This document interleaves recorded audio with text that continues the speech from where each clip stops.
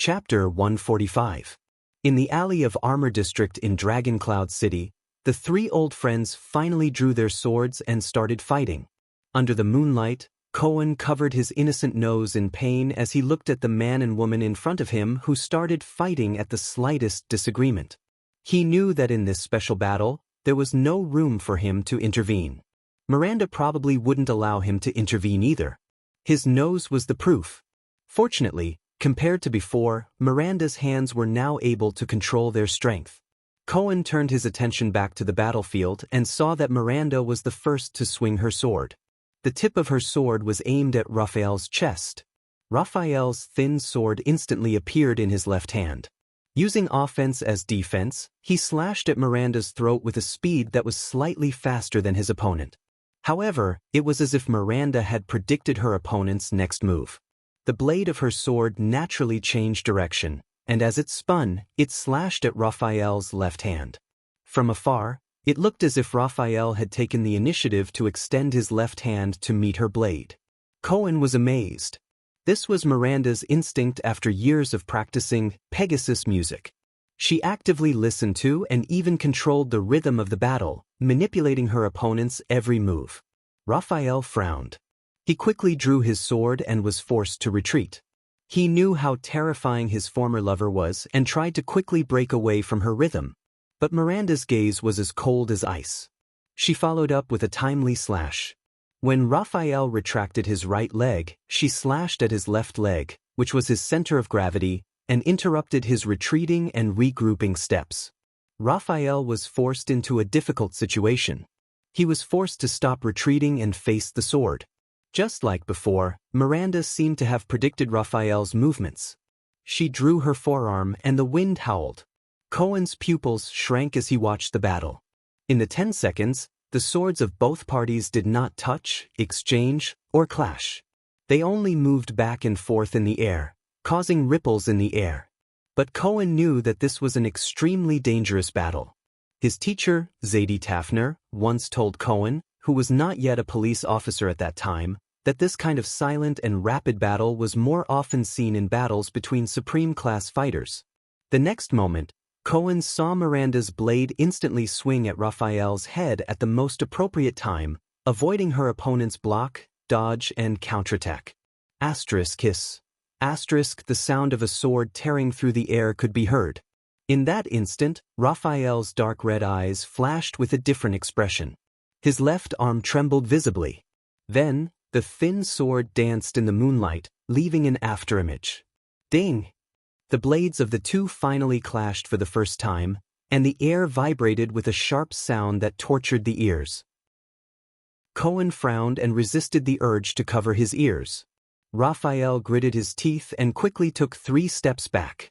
Miranda, on the other hand, stood in place and swayed. For a moment, the entire area fell silent. Miranda expressionlessly flicked her wrist, and a few strands of hair floated down from her blade. Raphael panted slightly and touched the right side of his forehead. A bloody scar had already appeared on his temple. As expected, Cohen sighed. True enough. Miranda was still the strongest. Raphael rubbed off the blood on his hands. With a resigned smile, he shook his head and sighed. When it comes to sharp observation, seizing the timing and rhythm of battle, you're still as good as ever, Miranda. Cohen coughed and carefully observed Miranda's expression. So, Raphael, let's call it a day. It's been a long time. Miranda still did not know about Raphael's power of eradication. However, if they continued to fight, the observant Miranda, they had to stop the fight.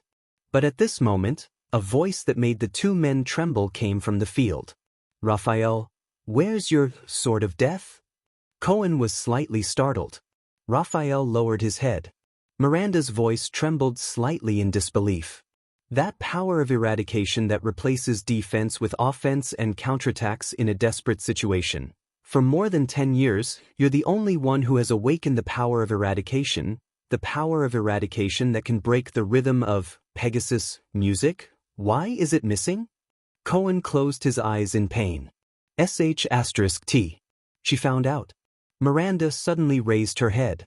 Under the moonlight, there was a hint of disbelief and panic on her cold expression.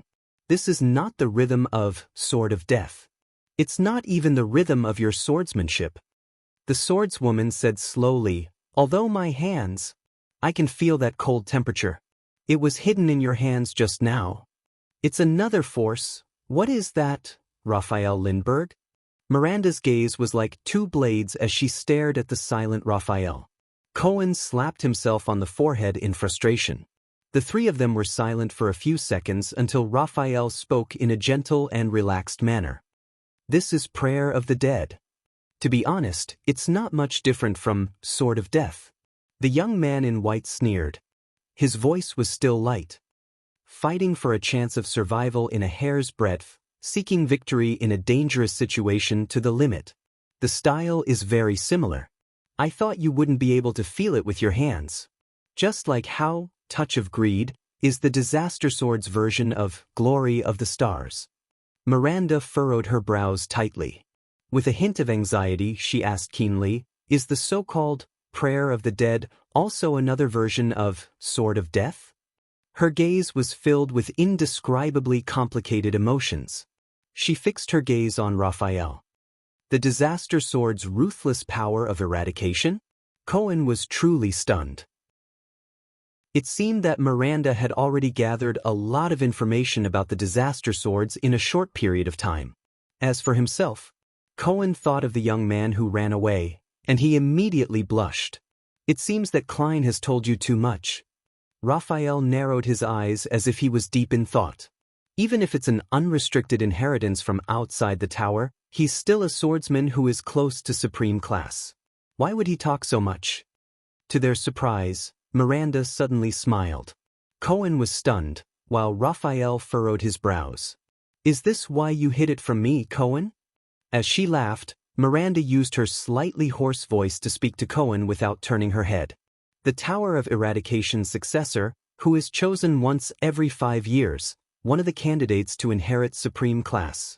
Raphael Lindbergh. You actually sided with the Disaster Swords? Cohen shut his eyes tightly when he was questioned. Raphael remained silent. The police officer opened his mouth to speak, but he hesitated when the words reached his lips. He opened and closed his mouth.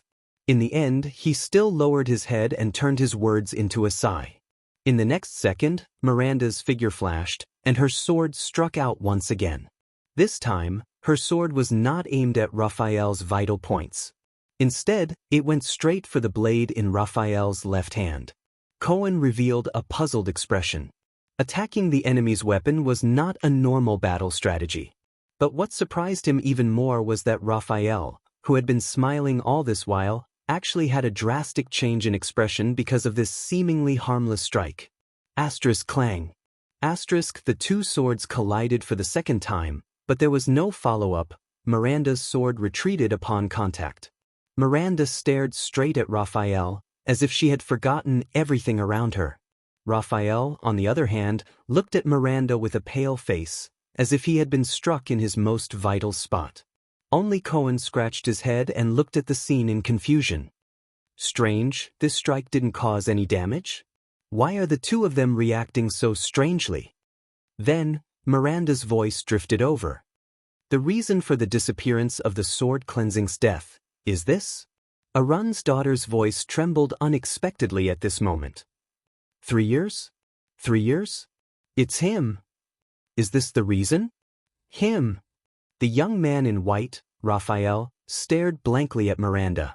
His expression was complicated. She still found out. This was the first time they met after 3 years. She found out. He lowered his eyes. In the next second, the swordswoman suddenly raised her head and shouted agitatedly, Raphael, you arrogant idiot. Raphael didn't say anything. He just looked at her calmly. Cohen stared in shock at Miranda, who seemed to have lost control of her emotions. This was, what's wrong? Wasn't she a strong and independent, strong woman just a moment ago? How did she become a grief-stricken ex-girlfriend in the next moment? In the next moment, the swordswoman turned around and stabbed her sword into the wall beside her. Swoosh! Raphael let out a long sigh. With a gloomy expression, Miranda let go of her hand, letting the hilt tremble in the air. I curse him. Miranda turned her head and gritted her teeth. Her expression was sorrowful and indignant. She sneered angrily. He deserves it. He deserves it. The swordswoman roared. Raphael gently sheathed his sword. Don't be like this, Mir. The young man in white shook his head and said softly, It's not worth it. Cohen's mouth fell open. He was almost driven mad by the situation in front of him. What was going on between the two of them? After fighting for a while, they stopped? Started crying and talking in riddles? Sword cleansing's death? Arrogant idiot? Deserved it? Not worth it? He was Cohen Caribbean, a Level 2 police officer of the Western City Police Station of Eternal Star City and also the captain of the City Defense Patrol Team. At that moment, his mind was a mess. I can't understand it at all. Cohen scratched his head in pain. As he approached the two of them, he interrupted, Can anyone explain to me what's going on? Miranda, even though Raphael has the disaster sword on him, you don't have to be so agitated. In the next moment, Miranda and Raphael raised their heads at the same time and shouted angrily. Shut up, Cohen. Miranda's face was full of anger. Not now, Cohen. Raphael's face was as cold as ice. Cohen, who was interrupted by the two of them at the same time, stopped in midair with his mouth half open. He stared at them innocently and at a loss. He raised his hands, smiled apologetically, and took a step back while nodding and bowing. All right, you guys talk. The police officer, who was completely unaware of the situation, silently criticized in his heart. People like me who aren't smart enough shouldn't participate. Damn couples. After Cohen's interruption, the three of them were silent for a while. Two of them were immersed in complicated and subtle emotions, while the third sighed in boredom. So, Miranda adjusted her emotions, lowered her head and sneered, The sword cleansing's death can't come back, right? Just like you? Raphael understood what she meant. He sighed softly and his gaze was complicated. The sword cleansing's death originated from the chaotic period of war during the era of multiple kings. The young man in white shook his head in a sentimental manner. A brave and loyal great knight was betrayed by the king he served, and his reputation was ruined. The great knight's son escaped from the siege. He washed the blood on his father's sword by the river and vowed to take revenge, Raphael said faintly. Many years later, he joined the enemy kingdom and became a knight. After many years of cruel battles where blood flowed like rivers and corpses were strewn everywhere, the new knight finally led the new king's army into the tyrant's castle and killed the enemy with his own hands. But this did not bring him satisfaction. The path of vengeance burned with only emptiness and sorrow. When he saw the fear and hatred in the eyes of a princess left behind by his enemy, the knight's heart softened, and he suddenly came to a realization. Raphael lowered his head with a gloomy look in his eyes and continued in a low voice, What's the point of this? Old vengeance was avenged, new hatred was born. The grudges between the kings were endless. Death and hatred were intertwined, and the tragedy never disappeared. The emptiness was bottomless. Miranda listened to Raphael's story quietly, while Cohen scratched his head in pain. He had had enough of these two. So, the knight carried the princess out of the castle that was covered in blood, corpses, hatred, and madness. The knight stood under the sun and wiped away the princess' tears of fear. There, the knight swore that he would end this chaotic world that bred hatred and death. From then on, his extraordinary power was called the sword cleansing's death. Raphael's story ended. Miranda stood where she was in silence. Cohen laughed dryly, wanting to push the progress of the mission. It sounds like a third-rate knight's novel. A tragic life, a noble birth, a powerful enemy, slowly becoming stronger, his legs turning to jelly at the sight of a woman, and then he swore to dominate this chaotic world. Shut up, Cohen. This time, a man and a woman interrupted Cohen. Surprisingly, both of them were of the same caliber and speed. Feeling wronged, Cohen shut up again. Look, Raphael turned to Miranda and said with an obscure smile, compared to a greater goal, these things are not worth caring about. Do you understand? Miranda looked at Raphael, her eyes full of hatred and sorrow. So, the Secret Intelligence Department? Raphael twitched the corner of his mouth and nodded. The two stared at each other in silence. It seemed that only the other could understand each other. Until Miranda looked away with a pained expression. I wasn't joking just now. This concerns the future of the two kingdoms. Dragon Cloud City will not be peaceful tonight. Raphael straightened his clothes and raised his head to look at heroic Spirit Palace in the distance under the moonlight. He put on a smile again. Chapter 146. Cohen exhaled. He did not understand anything from just now until now. The police officer almost began to doubt himself. He made up his mind that no matter what the adulterous couple said, he would force them to stop this guessing game that always frustrated him and made him feel isolated, even though this situation often happened when he was in the Tower of Eradication. So, Cohen said angrily, do you want to tell us the truth? Disaster Sword? Secret Intelligence Department? And the reason why you're here? Raphael looked at him, his gaze subtle. Hey! Cohen subconsciously patted his saber. I don't mind joining forces with Miranda to deal with you. Raphael looked at Cohen's expression and suddenly smiled. You know, Cohen, the young man in white resumed his usual optimistic tone, I've always envied you. A simple world, simple thoughts, simple happiness. As beautiful as a night novel. Cohen was stunned. Simple, a night novel. Cohen immediately furrowed his brows. This guy really knows how to pick the right time to scold me. Miranda snickered. Raphael looked at Miranda's smile and his eyes moved. Then he smiled as well. A sense of familiarity surged in Cohen's heart. It seemed that when the three of them were still in the tower, they were like this too. Remember, keep a low profile and hide. Raphael slowly turned around and whispered to them, find a good place to hide. Don't look for people like Gu anymore. In the next moment, Raphael's figure disappeared from the alley.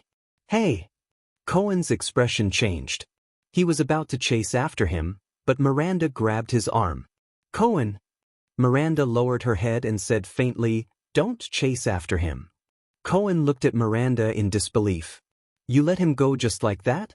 The police officer raised his hand in the air indignantly. It's the first time we've met in 3 years. Aren't you going to ask anything? Including about the disaster sword? Miranda did not raise her head, nor did she look in the direction where Raphael disappeared. She said absent-mindedly, there's no need to ask. After all, he still carries a mission from the Secret Intelligence Department. And, Arun's daughter's voice became softer and softer, I didn't let him go. Cohen looked at the swordswoman in confusion. Miranda sighed. I can't beat him anymore. Cohen was stunned. He stared blankly at the swordswoman who had her head lowered. He stared at the first seat of the Tower of Eradication's 8 seeds. Something was not right. Suddenly, Cohen noticed that Miranda's beautiful black hair should have been tied up in a ponytail. Unknowingly, they had already dispersed. Cohen suddenly thought of something and was shocked. He looked down and found Miranda's hair tie in the moonlight. The hair rope was broken. The cut was smooth, as if it had been cut by a sword. Cohen's expression changed. This was the first time Raphael and Miranda exchanged blows. Him? Cohen looked at Miranda in disbelief. Raphael, he held back just now? A battle between swordsmen was always unpredictable. It might be easy to kill a swordsman, but to show mercy to a swordsman, it meant that the swordsman must have superior swordsmanship and control over the situation. Cohen clearly remembered that although he ranked second in the overall assessment, Raphael was definitely one of the bottom 3 among the 8 seeds when it came to one-on-one duels. But now, Miranda said nothing. Cohen panted with difficulty. He looked at the hair rope on the ground and realized that his old friend had indeed become a stranger. Miranda, Cohen, whose thoughts were in a mess, said with difficulty, the story you told me at the end, about the knight and the princess, what does it mean?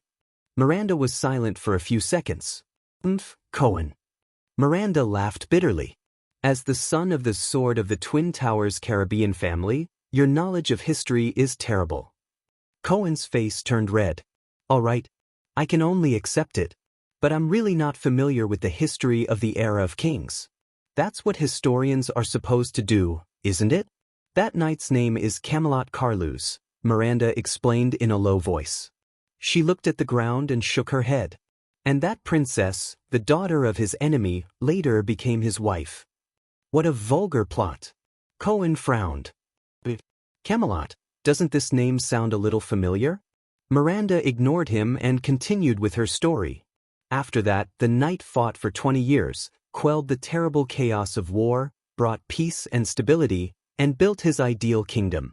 Cohen's frown deepened. Quelled the terrible chaos of war, built his ideal kingdom. Because his achievements were so great that they were unprecedented, even the patriarch of the Bright God Church could not find a suitable coronation ceremony for him. Miranda chuckled and said faintly, so, the knight's wife personally weaved a ring of jasmine flowers and crowned him. His subordinates and people gave him an unprecedented title. Miranda finished her story calmly. Supreme Emperor.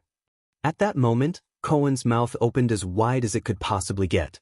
This is the story of the first emperor in history, Great Emperor Camelot, who conquered everywhere and built the ancient empire. Cohen's eyes were in a daze, and he kept scratching his head. Alright, it seems like my knowledge of history is really poor. So, Raphael means? Cohen asked hesitantly. At this moment, something unexpected happened. Miranda turned her head and suddenly stretched out her hands and put them on Cohen's broad shoulders. She hugged the police officer. Then she buried her face in his chest. Then she pressed her entire body weight against Cohen. Cohen instantly froze. 1 second. 2 seconds. 3 seconds passed. Cohen stared at Miranda in his arms in a daze. The next moment, when he came to his senses, he was immediately scared out of his wits. What's going on? Miranda, the fiendish Miranda, was actually in his arms. That's not right. That's not how the script is written. There's a Far Eastern proverb, a friend's wife is not allowed. If she comes to her senses, if Raphael finds out, I'm not, at this moment. I'm sorry. The swordswoman's voice was trembling and sobbing as it came from Cohen's arms. Cohen was instantly shocked. Sobbing? From now on, I'll treat you as a wall. Miranda's voice was a little muffled and distorted.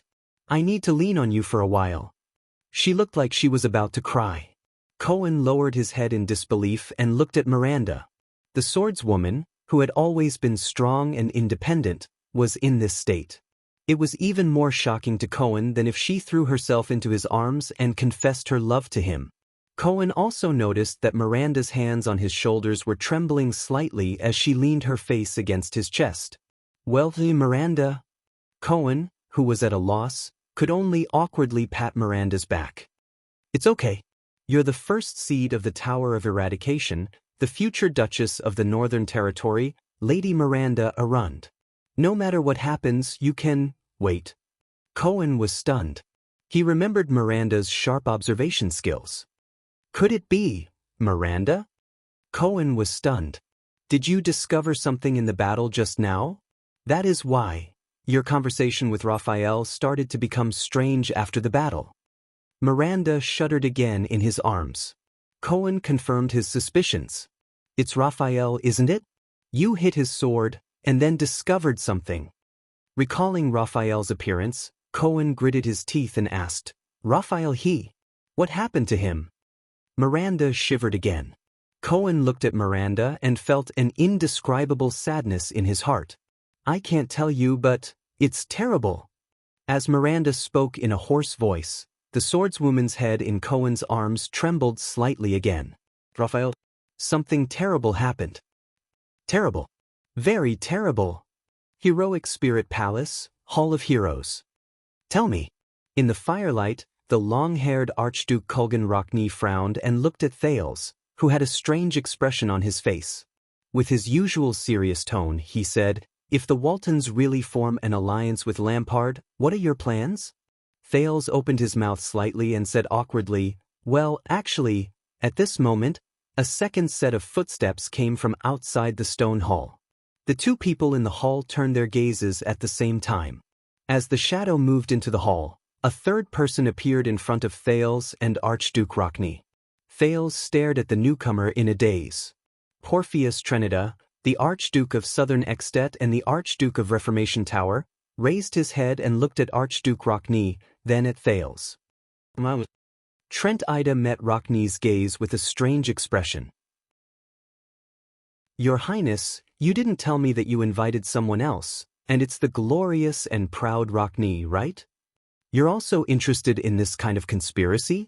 Archduke Rockne frowned deeply as he pondered about something. Thales smiled awkwardly. Please forgive me, these two people? Asterisk thud. Thud, asterisk another set of footsteps came from outside the hall. Rockne and Trent Ida glanced at each other and looked at the newcomer. Following the old footsteps, the bald Archduke Letko of Defense City in the north walked slowly into the meeting hall with a cautious expression. Thales exhaled deeply. 3 people? 3 archdukes? The elderly Archduke Letko could not help but be slightly startled when he saw the 3 people in the hall. It seems like it's quite lively here? It seems like someone is playing us like monkeys? Trent Ida stared at Thales with a complicated expression. This little prince of constellation promised me that we would meet alone, brat, Archduke Rockne said slowly with a fierce expression. You? Thales' face twitched as he squeezed out a smile. It's not what you think. I knew there was a problem. An obviously displeased voice traveled into the ears of the 4 people in the hall. Thales, Rockne, Trent Ida, and Letko turned their heads in unison. The bearded Archduke of Prestige Orchid, Rabian Alcius, strode heavily into the meeting hall with a gloomy expression. Thales heaved a deep sigh. 4 archdukes. Thales opened his eyes and said helplessly, It seems like all of you esteemed sirs, all of you are secretly overthrowing the Walton royal family, very interested. The 4 archdukes looked at each other. Very soon, they understood something. I got it. Archduke Alcius glared at the stiffened Thales with a furious expression. Brat, don't tell me that you said the same thing to every single one of them? Thales' face was filled with rage. I really admire you. The long-haired Archduke Rockne sighed and shook his head. You managed to attract all of us here with just a few words. Thales took a deep breath and endured the Archduke's hostile gazes. Why don't we wait a little longer? Wait until all 5 of us are here? Trent Ida said sarcastically. Maybe that brat Poffred is on his way here? Just as Thales was about to give in to the Archduke's questioning, more and more footsteps were heard. The 4 archdukes frowned at the same time and looked around. Many people dressed in the uniforms of guards and servants filed into the meeting hall.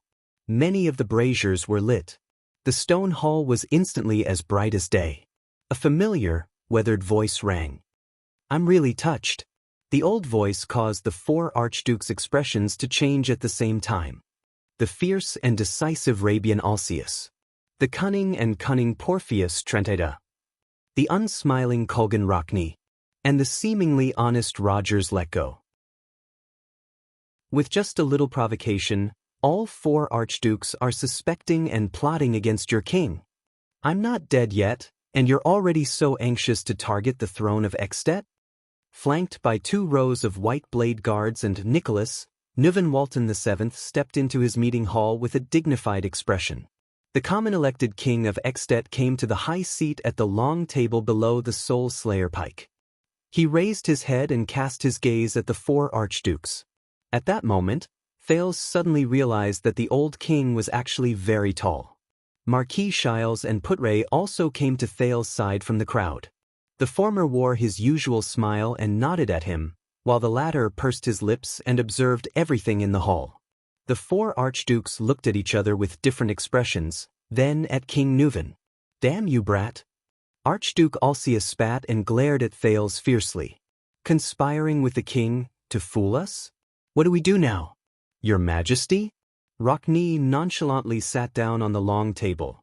Are you going to punish us just because the 4 of us gathered in the meeting hall? Or? Trent Ida glanced at Thales maliciously, sending a chill down the latter's spine. The brat over there wants to accuse us of plotting against the throne? Our attendants and guards are all up there, Your Majesty. Archduke Letko exhaled with a complicated expression. If they want to get rid of us, This is an unprecedented opportunity. H*T, Thales sighed. He suddenly realized that he seemed to have attracted a lot of hatred. Thales could only smile sheepishly and spread his hands. Actually, these are all King Nuven's. At this moment, King Nuven interrupted him. Porpheus is right. King Nuven slowly exhaled. His aged but dignified voice echoed in the stone hall. There is only one thing we need to do. Under King Nuven's sharp gaze, the four archdukes were simultaneously stunned. The old king spoke slowly in his old but powerful voice. Chapter 147. This was the first time Thales saw King Nuven with a dark golden crown on his head. Dressed in a golden-red outfit that was both solemn and imposing, he walked down the stairs with his ministers surrounding him. He walked towards the long table in the middle of the meeting hall and sat on the common-elected king's seat of honor. In Thales' eyes, the nearly 70-year-old old man was no longer as gloomy and obscure as he was when he first met him. Instead, it was replaced by an unprecedented majesty and boldness, like a silent and terrifying lion in a pride of lions. Nuven Walton VII stood tall and upright. He held onto the arm of the chair, his eyes shining brightly as he looked into the hall. Under the king's undisguised scrutiny and disdain, the four archdukes turned their heads or averted their gazes in an unnatural manner. Administrator Merk stood behind the king with a solemn expression. Dozens of elite white blade guards guarded every corner of the meeting hall, vigilantly pressing down on the hilts of their white swords. There were even more unfamiliar faces that Thales had never seen before. They were dressed in the attire of nobles and had different expressions on their faces as they stood on both sides of the king, exchanging glances openly. This was also the first time Thales saw King Nuven's close vassals, the court of Dragon Cloud City. Compared to the orderly and disciplined Constellation Palace, the Extension monarch and vassals exuded a fierce, boorish, dignified, and wild aura from deep within their bones in terms of their standing, posture, movements, and expressions. They appeared casual and crude, making anyone who saw this scene for the first time feel uneasy. It was as if they were standing among a group of dangerous carnivores that were ready to bite them at any time. Thales could not help but glance at Putre, who nodded slightly at him. Wait! In the meeting hall, the long-haired Archduke Rockney asked the question in his thunderous voice. What do you mean, Your Majesty? No one answered him. Hey, Your Majesty! Your Majesty, Archduke Trentida said with a pale face as he glanced at the few close vassals standing beside King Nuven. Some of them had grizzled hair, while others had gleaming eyes. I don't know what you're trying to do, but from Chief Administrator Sorb to Count Seiler, who is in charge of foreign affairs, and now you're bringing half of the Imperial Conference to us? Are you going to discuss with us why the wine at the banquet earlier was so sour? He asked in a sarcastic and accusatory tone. Beside him, Archduke Alcius also looked at the king rudely. Thales watched the scene worriedly. How is this going to end? It seems that His Majesty's long tolerance has spoiled all of you. Listen up, Your Excellencies, Archdukes of Extet. One of King Nuven's vassals, who was more than 50 years old, replied rudely to the Archduke of Reformation Tower. The king you swore to be loyal to, the lord whom the Northlanders swore to follow with their lives, is ordering you, wait.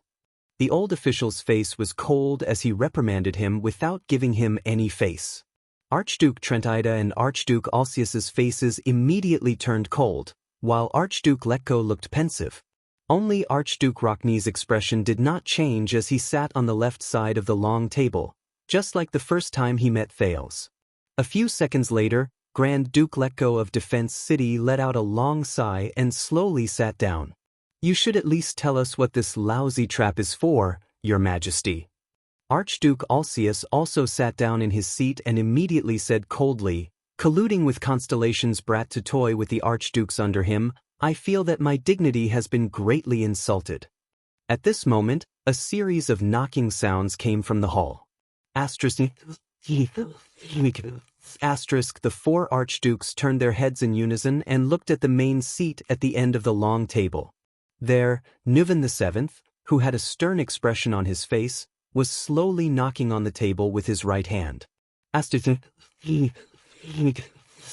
Thales narrowed his eyes. He noticed that King Nuven wore a peculiarly shaped ring on his right little finger. The center of the silver-white metal ring was inlaid with a black gemstone. The king was using that gemstone, seemingly absent-mindedly knocking on the table. Dignity does not give you the right to question the king, Rabian, King Nuven said slowly. His gaze was fixed on the table, as if he was particularly interested in the part of the table he was knocking on. There is only one thing you need to do, boys. Just like what you did more than 10 years ago. Obey me. King Nuven slowly raised his head. There was a stern glint in his eyes that left no room for argument. He looked at the archdukes. Just like a long time ago, when your father obeyed my father and later on he obeyed me, at least at that time, we lived in harmony. Do you understand? The archdukes held their breaths in unison. A few seconds later, Archduke Letko sighed and was the first to speak.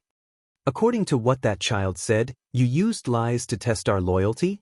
And we are far away from our own guards and attendants. This really makes me worry about my own safety. King Nuven suddenly raised his voice, causing Letko to be speechless. If I really want to take your lives regardless of the consequences, Old Baldy, do you think that you can walk out of Heroic Spirit Palace alive, or even Dragon Cloud City, with just those useless soldiers by your side and that supreme class axeman behind you? Do you think you can walk out of Heroic Spirit Palace alive? This is not your defense city. The archdukes frowned at the same time. At least tell us, what are you waiting for? Rockney pushed aside his long hair and snorted coldly.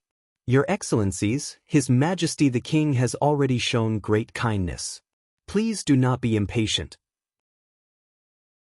However, if you have some understanding of each other's identities and duties. On King Nuven's left, another minister with a pondering expression replied with a smile and a profound meaning, find your own positions and sit tight. No one said anything else. The hall fell into a moment of silence. There was also an unknown wait. A few minutes passed.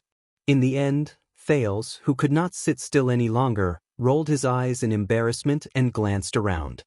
He attracted the attention of the bearded archduke. After this matter is over, brat. Alcius cast his gaze on Thales with a fierce expression. In an instant, the other archdukes also looked at him. I will dig out your heart as the price for challenging our dignity. Rockney, Letko, and Trentida also cast him different gazes. There was vigilance, contemplation, and suspicion. Thales closed his eyes and heaved a long sigh. Damn it. I thought this would be easy. Find out the mastermind.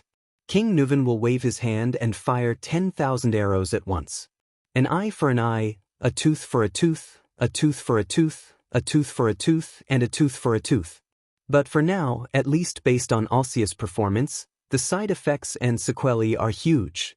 Save your energy, Your Excellency, Thales heard himself say listlessly. Don't always talk about things you can't do. He did not want to argue anymore. Alcius clenched his teeth. But just as he was about to speak, a newcomer joined the meeting hall. Following the sound of messy footsteps, a brown-haired young man wearing a heavy robe embroidered with a blood-red horseshoe walked into the crowded meeting hall. The Archduke of Beacon Illumination City, the young Concret Poffret, stood in front of the crowd, accompanied by his entourage. Thales took a deep breath and let out a heavy sigh. Finally, very good. Seeing Poffret's arrival, Archduke Trentida's eyes brightened. He looked around at the people in the hall and smiled brightly. Only Archduke Rockney furrowed his brows tightly, while Archduke Letko revealed a surprised expression. Now that we're all here, the 5 archdukes invited by your majesty are gathered here under the watchful eyes of the White Blade Guards. The Archduke of Reformation Tower raised his eyebrows. Here comes the question. What exactly do you want to do? Are you going to use the laughable crime of conspiring to get rid of us all, or? Trentida's voice came to an abrupt halt. The rest of the words were choked in his throat, like a crossbow arrow that snapped its bowstring when the trigger was pulled. The Archduke of Reformation Tower stared blankly at Poffret and his entourage, who were walking towards them. They did not look well, their figures were in a sorry state, and their hands were empty. A warrior beside Archduke Poffret even held his shoulder with a pale face. Blood seeped out from between his fingers. Around them was a circle of white blade guards with unsheathed sabers. Their blades gleamed coldly as they stared at them. The star killer, Nicholas, was the last to walk in with a chilling aura around him. He bowed to the king. Trent Ida came to a realization. Pofrit and his entourage were escorted in by the white blade guards after they were disarmed. Archduke Pofrit himself stood expressionlessly. His body was still cold, and snow dripped from his brown hair. Is that enough? The young Archduke's gaze was sullen. He raised his head and looked around at the people in the hall. A noble Archduke should not be treated like a criminal in the king's palace and castle. What are you trying to do by forcing me to come to the meeting hall by force? This is a challenge to our ancient Northland tradition and a disregard for Rikuru's joint ruling pledge. King Nuvan narrowed his eyes. The four archdukes had different expressions. Thales raised his eyebrows at an angle that no one could see. Tonight is finally coming to an end. Is this what you wanted us to wait for, Your Majesty? You used all kinds of means to gather the five of us here. Archduke Letko looked at the disheveled Archduke Pofrit and said flatly in a helpless tone, "Now, can you tell us the ins and outs of all this?" Alcius said angrily, "Don't tell me that we really have to wait for Lampard to come with us, just like that brat said." Trent Ida chuckled in a low voice. Under everyone's gaze, the old king of Extet paused for 3 seconds before he slowly opened his mouth. "Very well." King Nuvan clasped his hands. His expression was solemn, and his gaze was sharp. But what he said next made almost everyone reveal a surprised expression. "Little Thales, my clever guest." King Nuvan slowly turned to the side and looked at the Prince of Constellation beside him. Thales, who was ready to watch a good show, was completely stunned. "What? Little Thales? Do I know you that well? Come, tell my loyal archdukes why they are here." As King Nuvan's voice fell, his eyes flashed. "Tell them the so-called truth." Everyone's gazes were filled with hesitation, surprise, gloominess, and other different emotions. In that instant, they all turned to the second Prince of Constellation. Thales froze on the spot for a moment. "Damn it."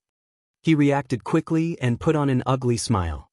He raised his hands and spread them out horizontally. "I don't want to get involved in Extet's internal strife, Your Honorable Majesty," Thales said with a smile. "You can settle the internal affairs on your own. This is—" But he could not finish his sentence. "You are already involved, Thales." Nuvan's deep and aged voice was accompanied by the king's profound gaze. He interrupted him. "You have been involved for a long time, unable to extricate yourself, future king of Constellation. And you promised to complete this task for me. It is your promise, isn't it?" Thales gritted his teeth. The Archduke's gazes on him slowly turned from doubtful to solemn. Thales gulped and furrowed his brows. "Nuvan, this damned old man. Is he trying to show the Archdukes that the heir of Constellation is on his side?" Thales' frown deepened. King Nuvan's gaze became sharper. "Go on. What are you waiting for, little prince?" Alcius continued to glare at him fiercely. "After you tricked us all with your ridiculous words. To be honest, I thought Lampard would come with us." Thales ignored him. Finally, after Putre reminded him in a low voice, he exhaled in resignation. "All right." Thales took a step forward as he met the gazes of almost everyone in the hall. "My apologies, Your Excellencies." Thales braced himself and said under the hostile gazes of the 5 archdukes, "Most of what I said to you tonight was a lie. Only one thing is true. Prince Maria was assassinated in Constellation." Thales sighed. "One of the masterminds behind the scenes is among you." The moment he finished speaking, the 5 archdukes frowned simultaneously. The close vassals beside the king began to whisper to each other. The second prince ignored the noise that began to increase in the hall. "And King Nuvan asked me to find the mastermind who conspired with Lampard to murder Prince Maria," Thales said expressionlessly. "Hey, I knew it." The bald Archduke Letko sighed. "He didn't invite us here just to deal with the Prince of Constellation." Archduke Trentida turned his head and shook his head disapprovingly. "The mastermind who conspired with Lampard? Ha, I get it. But this is not an easy task." Thales turned to the 5 archdukes and nodded. Almost all of you are suspects. The 5 archdukes turned their heads away unnaturally to avoid Thales and King Nuven's gaze. The facts have proven that all of you are indeed restless. Thales chuckled and continued, to be honest, I really didn't expect that my words would attract all 4 of you here. I thought it would be 1 or 2 at most. My loyal archdukes, the co-rulers of Extet, King Nuven said slowly, it seems that all of you have great ambitions. The hall was instantly filled with whispers again. Alcius and Letko's expressions became extremely awkward. Rockney still had a cold expression, Trentetta clicked his tongue and giggled, and the young Poffert's expression was still gloomy. King Nuven quietly watched everything in the hall with his hands clasped together. So, it's almost impossible to find the mastermind from you lot by following the rules. Thales sighed. I can only find another way out. I give up on starting from the suspects, and start from the truth of the matter, from how the murderer would react after knowing the truth. Thales nodded at Putray and smiled. Since we can't retreat, why not go forward with all our might? I see, Archduke Rockney of the City of Faraway Prayers said sternly. Everything you said was false. There was no secret meeting between Dragoncloud City and Black Sand region, nor was there any collaboration between the Waltons and Lampard, was there? Thales shook his head. Of course not, I made it all up. His Majesty will not form an alliance with an enemy who killed his blood kin. At the long table, King Nuven's gaze flickered strangely. I understand, Archduke Letko said with a lisp. The key lies in Lampard, right? Because the so-called mastermind who murdered Mariah is secretly collaborating with Lampard? Alcius snorted coldly. What a lousy scheme. To convince us and the mastermind at the same time that Lampard and His Majesty are collaborating? To make him think that Lampard will betray the identity of the mastermind to His Majesty? The trap is so straightforward. Archduke Trentetta leaned back and giggled. Will anyone really fall for it? Thales stared at the 3 of them. His gaze moved back and forth for a few seconds. Until the second prince chuckled. Thales' expression became solemn and he shook his head firmly. It's not that simple. Don't forget what I told you. Perhaps the innocent archdukes will believe me when I said things like, Lampard is not the murderer, but the kingdom's secret intelligence department has designated him as the murderer. Thales continued with a serious expression. But only the mastermind will definitely not believe this. As Lampard's accomplice, only he knows that Lampard is indeed one of the murderers. Lampard cannot be cleared of the suspicion of murdering the prince, so it is impossible for Lampard to collaborate with His Majesty. Hence, it is impossible for him to betray His Majesty. Only Blackhand himself knows. Thales turned around and looked around to observe the effect of his words. The so-called alliance between the Waltons and Lampard that I mentioned was simply an exaggeration to scare people. It is impossible for Lampard to seek an alliance with His Majesty. Then what exactly did you mean by what you said last night? The bald Archduke Letko's eyes shone brightly.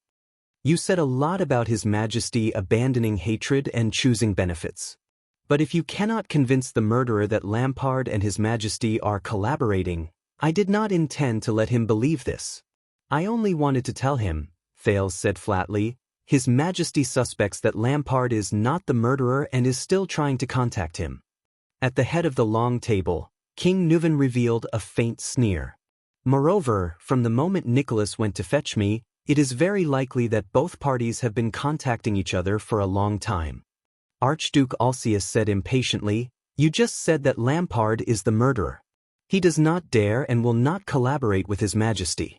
You cannot dig out the name of the mastermind from Lampard. I am not finished. King Nuven's investigation also discovered a key point. Thales interrupted him coldly, causing Alcius to be stunned. The mastermind also did something else. He also participated in the murder of me and the Prince of Constellation. The whispers in the meeting hall instantly stopped. During the game between him and Lampard at Broken Dragon Fortress, he bribed a group called Disaster Sword and used Lampard's Mystic Gun unit to assassinate me. He tried to frame Lampard with this. Thales sucked in a deep breath and enunciated each word clearly. This is what I want him to know. I want the mastermind to know that King Nuven already knows that the mastermind who murdered Prince Mariah is also the person who framed Lampard. Behind Thales, Putre sighed. Beside him, Marquis Shiles had a smile on his face. So, at the end of the day, I only wanted to tell you two things after talking so much nonsense to all of you tonight. Thales shrugged. 1. His Majesty is contacting Lampard. 2. His Majesty knows that the mastermind who murdered Prince Mariah is also plotting against Lampard. Under everyone's puzzled gazes, Thales nodded slowly. In that case, whether His Majesty can reach an agreement with Lampard is no longer important. The important thing is, when His Majesty contacts Lampard, in order to confirm the truth behind Mariah's murder, will he inform Lampard of this matter? The archdukes were instantly shocked. They had already figured out the cause and effect of the matter. And this is possible. After all, according to what I said, King Nuven has already contacted Black Sand region through Nicholas a few days ago. The mastermind not only murdered His Majesty's son, but also betrayed Lampard. In the face of such a possibility, he will definitely feel uneasy. Will His Majesty, in order to gain Lampard's trust, tell him that the person who framed Lampard is also the person who murdered Mariah? And Lampard happens to be the person who knows the truth behind Prince Mariah's murder and the identity of the mastermind. So, the key does not lie with His Majesty, but with Lampard himself. Thales looked at everyone's reaction and sighed deeply. If the answer is no, then he is lucky. But will this luck last forever? Will the next communication between the two parties bring up this matter? If the answer is yes, then Archduke Chapman Lampard will know that his longtime collaborator planted a mole in Black Sand region's army and framed him in Broken Dragon Fortress. This is a betrayal. At that time, if I were Lampard, the first thing I would do would be to immediately inform His Majesty of the identity of the culprit. Thales' eyes shone with an affirmative light as he said resolutely, Thales' eyes shone with certainty as he said resolutely, with the help of the Dragon Spear family, this collaborator who dared to betray, and frame him will pay the heaviest price in Dragon Cloud City. Hearing this, King Nuven suddenly threw his head back and laughed loudly in his seat. His laughter grew louder. However, the others in the meeting hall did not say a word. They just quietly watched the king laugh. Then, King Nuven stopped laughing and looked at one of the 5 archdukes. Continue. King Nuven's gaze was extremely sharp. He looked at the silent archduke and his aged voice was filled with murderous intent. We are all looking forward to him. Thales turned his head and nodded at the old king. He exhaled through his nose and raised his head. Once this happens, the identity of the mastermind and the things he has done will be exposed in front of Lampard and His Majesty. Once he thinks that his identity and crimes could be leaked by Archduke Lampard to King Nuven through correspondence at any time, once he thinks that the chances of him being exposed increase with every minute he stays in Dragon Cloud City, once he thinks that King Nuven has nowhere to vent his anger for revenge, Thales walked to the center of the hall and let out a long sigh. He looked at the Archduke who was different from the others and said slowly, "How can you sit still, eat well, and sleep soundly? How can you possibly sit still, eat well, and sleep soundly? How can you not rush back to your own territory as soon as possible and defend yourself behind the high walls?"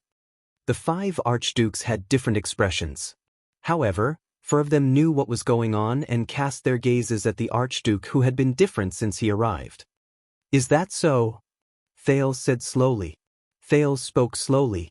He turned his gaze and looked at that person. The person who was gentle, fair, and warm-hearted when they first met in the meeting hall.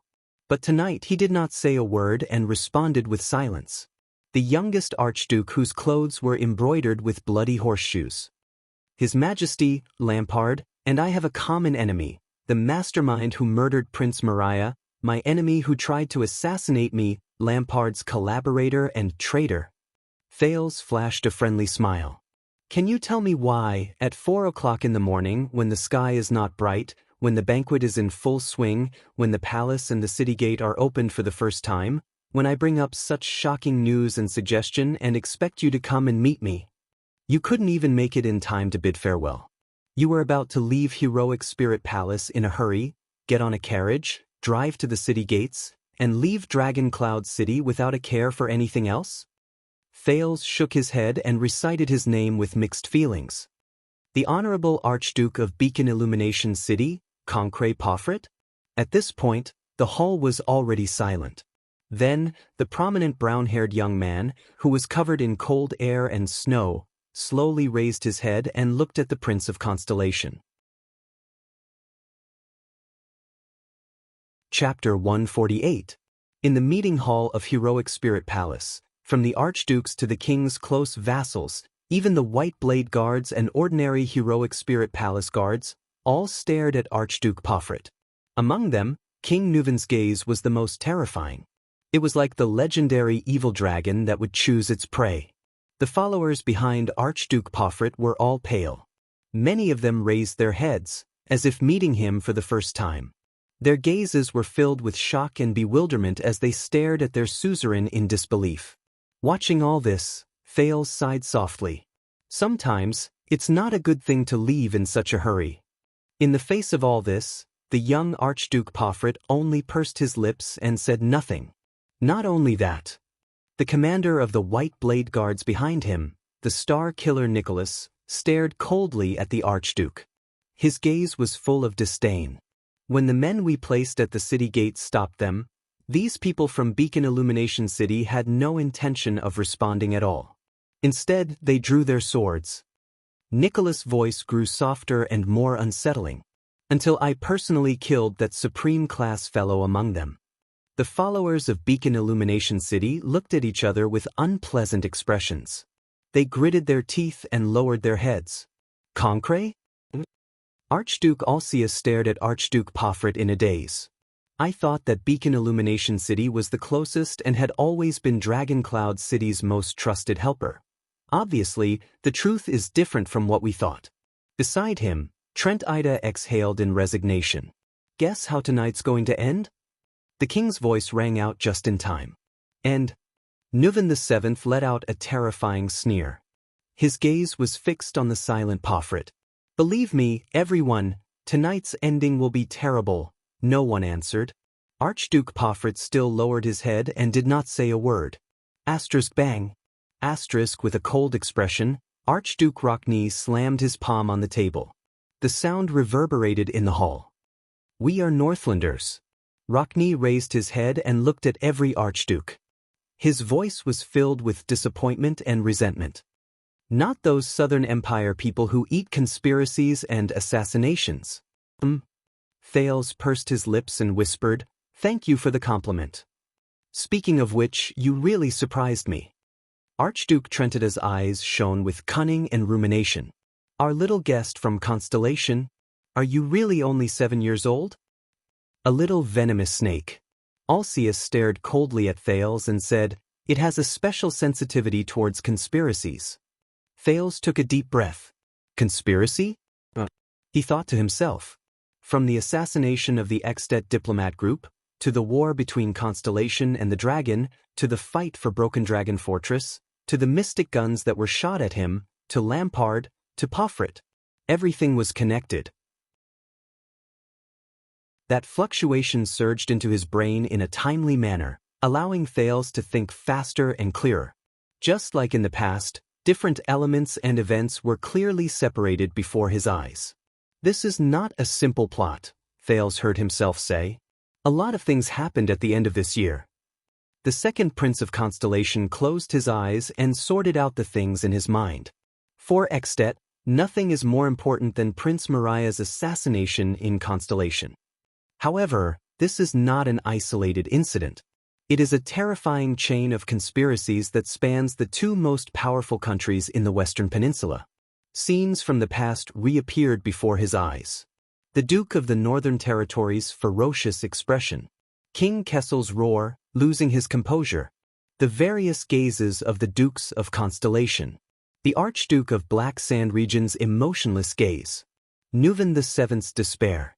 And now, the extensions in Heroic Spirit Palace. Thales opened his eyes gently. His gaze was solemn.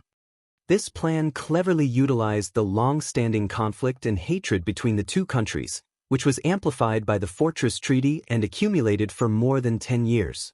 The executors of the plan turned it into a sharp blade that pierced into each other's countries, attempting to reshape each other's power structure amidst the turmoil and reshape the Western Peninsula's situation. Everyone in the Hall of Heroes fixed their gazes on the Prince of Constellation. Even their breathing slowed. Only the vice diplomat of Constellation behind Thales, Lord Putre Nemain, frowned slightly, as if worried about something. First, they killed Prince Mariah in Constellation, then instigated a war between Constellation and Extet. The Jadestar royal family suffered great losses in the internal conflict with the domestic nobles. King Kessel abdicated in defeat and condemnation. The Guardian Duke of the Northern Territory, Valarund, took over the authority and crown of the Supreme King of Constellation with the support of the people and the glory of fighting against Extet. Thales lowered his head and spoke plainly, as if he was narrating something that had nothing to do with him. Just like the two wings of a butterfly, this is only the wing in Constellation. As for the one in Extet, Archduke Pofrit clenched his fists without realizing it. Thales' voice continued to travel faintly. Prince Mariah's death deprived the Walton family of the hope of choosing a king. King Nuven's anger turned into nourishment for war. Archduke Lampard brazenly dispatched his troops in the name of avenging the king. In the chaos, with the cooperation of the spies, he conquered the northern territory of Constellation, obtaining unprecedented prestige and benefits. In the end, the Archduke of Black Sand region returned with the glory of the battlefield, and with overwhelming prestige, he successfully chose a king. After the plan was completed, Constellation and the dragon would replace each other in the midst of their mutual hatred and be reborn from the ashes. Thales paused for a moment and gently concluded. An ingenious, grand, risky, ambitious, creative, and daring terrifying plan. The 5 archdukes had different expressions. Rocknee's expression was solemn. Alcius pondered in shock, Trentida glanced sideways at the other people in the hall, and the bald old Letko blinked, his emotions indecipherable. Archduke Pofrit's breathing gradually became heavier. Young people, you think too much and have great ambitions. Archduke Letko's murky eyes moved slightly as he asked Pofrit, however, you made an unnecessary move to assassinate the Prince of Constellation and exposed yourself instead? Pofrit did not answer him. He only stared at the ground in a daze, as though everything around him did not exist. I think it was not an unnecessary move, he had no choice but to do so. Thales raised his eyebrows. I just figured this out. The scene of me being assassinated in front of the fortress was to completely destroy Lampard. Archduke Letko turned to him. According to the original plan, Lampard would ascend the throne and become King Chapman. I don't know how many generations this name is. Thales turned to Pofrit. And you, Archduke Pofrit, are his most secret collaborator in Extet. Finally, Pofrit raised his head, but he did not look at anyone. But the problem is, this plan failed at the first stage. Thales sighed. Prince Mariah was assassinated, but Constellation's spy failed. My appearance prevented the Duke of the Northern Territory from starting a war as planned. He furrowed his brows as he thought of all the things in Renaissance Palace, and Sonia and Araka in the fortress. Lampard also failed to gather the forces of the 3 southern archdukes to invade Constellation, and he also failed to take down Broken Dragon Fortress. The war between Constellation and the dragon could not happen at all. Archduke Lampard could not bring the glory of conquering Constellation's northern territory to take the crown that he aspired to get. Archduke Pofrit exhaled softly, and a low panting sound could be heard. What's worse is that, with Valarund's failure in Constellation, Chapman Lampard's conspiracy was exposed. Thales laughed bitterly.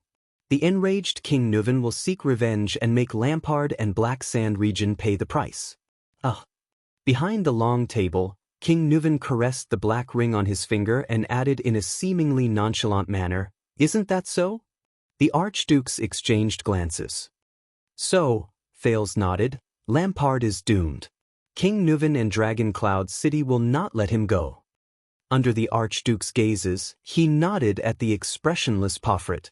Under such circumstances, if Lampard is really forced into a desperate situation, how can Lampard's collaborator remain unscathed? Based on Lampard's personality, he will definitely drag his collaborator to hell. Thales shook his head. For his own survival, Archduke Pomfret must act first. He must completely eliminate his former collaborator and future threats. The long-haired Archduke Rockney snorted coldly. Once the Prince of Constellation dies in Black Sand region, and Lampard is stained with the Prince of Constellation's blood. Thales walked back to Putre's side and sneered. For the sake of the throne of Constellation, even before King Nuven takes action, the Dukes of Constellation will swarm over and tear Lampard and Black Sand region into pieces. I think the other Archdukes will be happy to see that happen. Only then will you be completely safe. The Prince of Constellation's voice faded away. In the hall, many people sighed with different intentions. Some were contemplative, some were regretful, some were sad, some were indignant, and some were angry. In the next second, the young Archduke, Pomfret, finally turned his head slowly. With a cold gaze that was no longer gentle and friendly, he glared at Thales. Then he looked at Nuven VII again, who was sitting at the other end of the long table. Asterisk clap, clap, clap. Asterisk a slow and rhythmic applause rang from the other end of the long table. King Nuven clapped expressionlessly. But no one responded to him. This deserves applause. The old king applauded while speaking with an unsettling rhythm and tone. For our guest from Constellation. Thales rolled his eyes helplessly. He could feel that the gazes on him in the hall were filled with contemplation and fear. And for you, the Walton family's longtime ally, the leader of the Pomfret family, and my most trusted Archduke of Beacon Illumination City, Concret Pomfret. The common elected king and the Archduke of Beacon Illumination City's gazes finally met in the air. On one side was complicated and angry, while on the other side was numb and indifferent. Say something, Concret. King Nuven's voice became muffled and oppressive. It reverberated in the brightly lit meeting hall, making everyone feel strangely suffocated. Before you can say anything else, at least try to choose your own way of death. Archduke Pomfret suddenly curled up the corners of his mouth, revealing a sinister and terrifying smile. Way of death? He muttered. Behind Pomfret, a disarmed follower whispered worriedly, "Sir, perhaps we should." The next moment, Pomfret turned his face and said coldly to his subordinate with a furious expression, "Shut up. Shut up." The follower's words came to a halt. He sighed and stopped talking. Pomfret turned his head. His facial muscles twitched as he gritted his teeth. His expression kept changing between indignation and anger. "Mph," the young Archduke sneered. "What do you want me to say?" The young Archduke's laughter grew longer. Thales furrowed his brows. King Nuven's expression did not change. "Ha ha." Pomfret shook his head mockingly. "What else can I say?" The next moment he turned around abruptly. His eyes were as sharp as an eagle's as he scanned the entire hall. "I don't know what you are talking about." Pomfret's cold words caused everyone's expression to change. "I received an invitation from His Majesty to come to Dragon Cloud City to discuss the relationship between the two countries." Pomfret looked around with a sneer and extended his hand towards Thales. Then, the common elected king whom I respect the most and cannot resist joined forces with a prince from an enemy country who has a blood feud with him to accuse me of being the murderer of Prince Mariah? And the reason? Pomfret turned around abruptly. His expression was ferocious, which startled Thales. "Just because I wanted to leave the banquet early? Because I wanted to rush back to my territory earlier? Because my people had an unnecessary conflict with the White Blade Guards at night? And I sacrificed a supreme-class bodyguard." Pomfret panted and hammered his chest. "This is shameless slander. F***CKU Pomfret."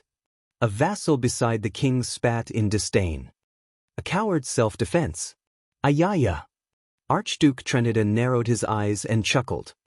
"This really isn't the young Concret I know. What a pleasant surprise. We all heard that child's words and saw your reaction. Even now, are you still going to quibble?" Alcius furrowed his brows. Don't forget, you are a Northlander. Quibble, Pomfret retorted loudly. He widened his eyes as if he had gone mad. From the beginning until now, this damn brat has been spouting nonsense alone. Pomfret pointed at Thales and roared loudly. And you fools have been fooled by him alone, by a prince of Constellation, a remnant of the Empire. Thales shrugged helplessly and exchanged a glance with Putre behind him. Beside them, Marquis Shiles whispered with a face full of smiles, "Wow, to be able to see this scene in the Extet Palace, it's really worth the trip back." Pomfret turned around and glared at King Nuven angrily. I murdered Prince Mariah? I cooperated with Lampard? I orchestrated the assassination of this brat? The Archduke roared angrily with a twisted expression. Is there any evidence? Everyone knows that Mariah and I are of similar age, and we are close friends. What reason do I have to murder him? The young Archduke's words made the others frown and whisper to each other. As you said, Archduke Alcius, the Pomfret family is the most powerful ally of the Walton family. King Nuven watched Archduke Pomfret's actions without saying a word, but his gaze grew colder. And you, the great and fatuous King Nuven VII, are you going to execute me here? Pomfret yelled at everyone. With this ridiculous and absurd accusation? Just because I want to return to my territory earlier? Just because of this damn brat's nonsense? Archduke Pomfret panted heavily and raised his right index finger. Gritting his teeth, he said, "If I die here, Pomfret will not forget, Beacon Illumination City will not forget, Northland will not forget." Amidst everyone's frowns, Pomfret roared madly. Everyone will know that the king without heirs, the Walton family, who has reached a dead end, has gone mad. He believes in treacherous officials and enemies, persecutes loyal ministers and friends, accuses me without reason, evidence, and justifiably, and publicly massacred archdukes in Dragon Cloud City. Everyone will know that this is a violation of Raikuru's joint ruling pledge. The other archdukes looked at his performance in silence, their eyes filled with sorrow. Pomfret adjusted his breathing, and there was a hint of threat in his words. After I die, my younger brother will inherit the archduke's position, and the Pomfret family will treat Dragon Cloud City, but at this moment, King Nuven's applause rang out again. He interrupted Pomfret, causing him to be slightly startled. Not a bad attempt. There was a deep chill in King Nuven's old and deep voice. To think that I always thought you were a polite sissy. I've underestimated you. It seems like you're still a good actor. You should go to Dragon Kiss Academy or Dark Knight Temple, not here. Bah, this is your deliberate plan to kill me and weaken the archdukes, Archduke Pomfret fiercely retorted to his king. Other than guesses and slander, do you have any evidence? King Nuven sneered. Of course, maybe you've long lost your mind. You don't care about evidence or who the murderer is. You only want to weaken us archdukes. Pomfret raised his hands and bared his chest. He gritted his teeth and stared at the king. Then what are you waiting for? Come kill me. Let the Extensions see what kind of king they have. When we reach Hell's River, I will tell Mariah. Pomfret gritted his teeth and enunciated each word. After his death, his father went mad. The Walton family died in this generation. Asterisk thud. Asterisk upon hearing his deceased son's name, King Nuven slammed his fist on the table. Pomfret ignored him. Pomfret turned around and swept his gaze across all the archdukes. His eyes were burning with fury. And all of you who sat and watched this trial without any evidence, who sat and watched all of this, will be next. Archduke Rockney shook his head in disdain. His gaze was filled with disgust. Lady-headed Trentida gave him a friendly smile, showing 8 teeth. Alcius stared back at the young Archduke without saying a word. Archduke Letko did not even raise his head. He seemed to be particularly interested in the long table in front of him. The close vassals and advisors around the king revealed contemplative expressions.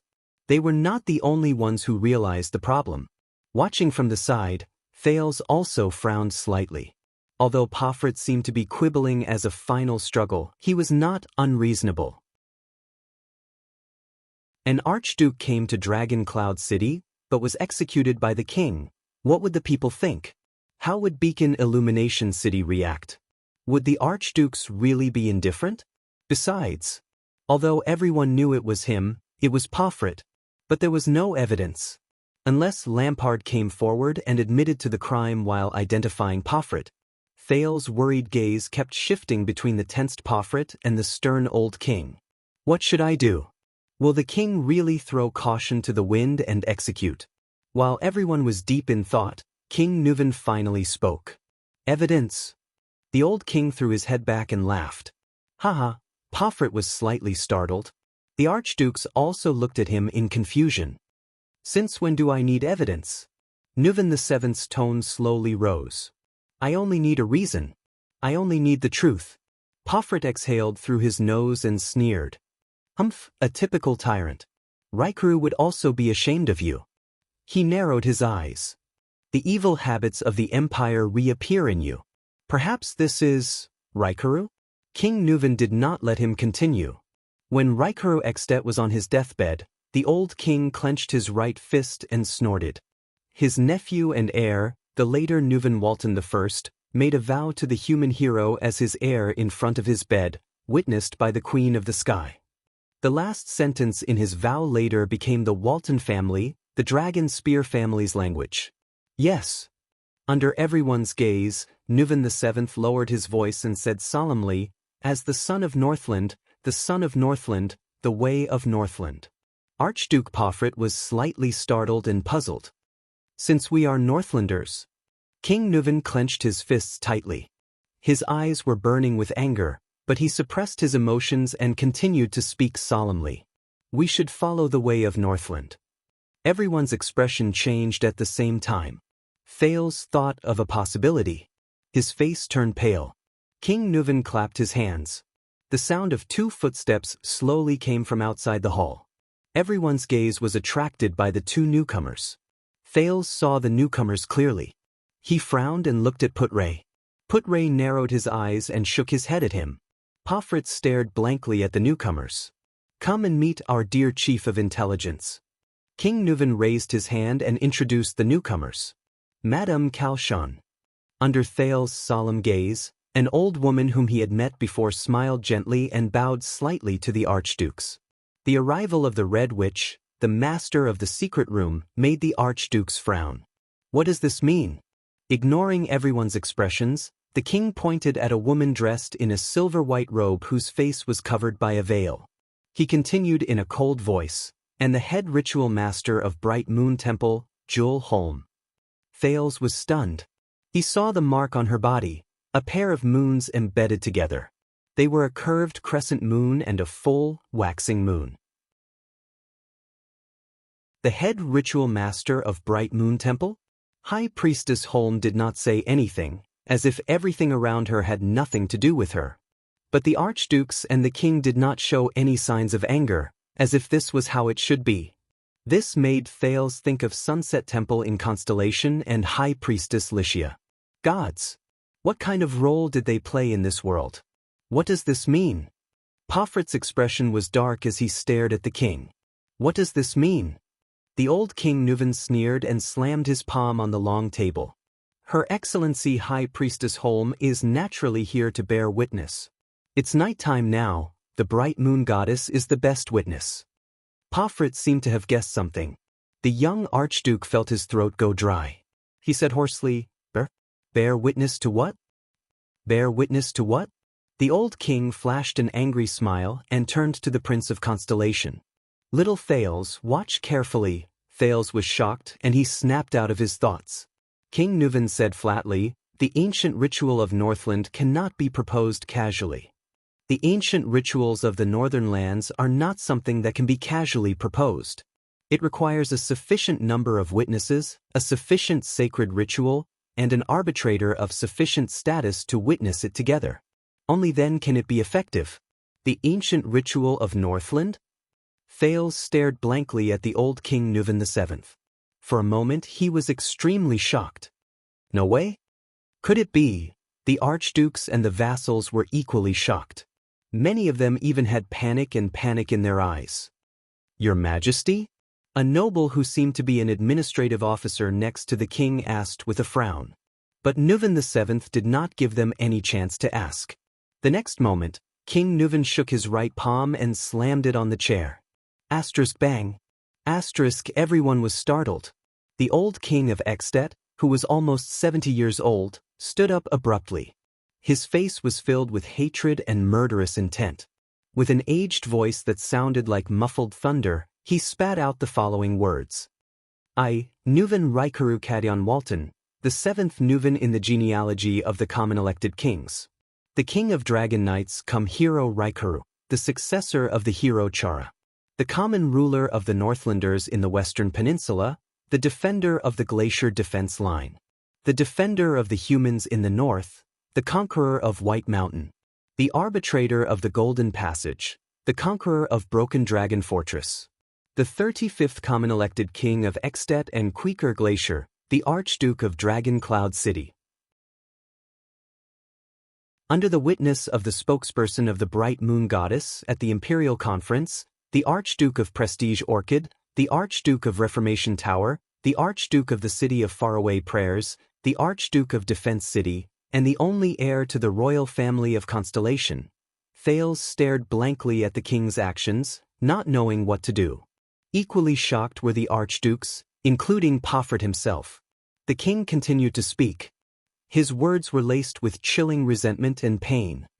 For my son, the last heir of the Walton family and Dragon Cloud City, Mariah Bertram Nuvan Walton, and for the despicable assassination he suffered. Under the glorious tradition of Northland, in the name of blood vengeance, to you, Concret Poffret of Beacon Illumination City, to issue a sacred duel challenge. The old king's words were resolute. He looked at the stunned young archduke and spat out his last words. The duel is issued in the name of the king. Chapter 149. The king's voice faded away. The meeting hall was silent. For a moment, only the crackling of the braziers and the people's uneven breathing could be heard. At that moment, almost everyone was shocked by the king's decision.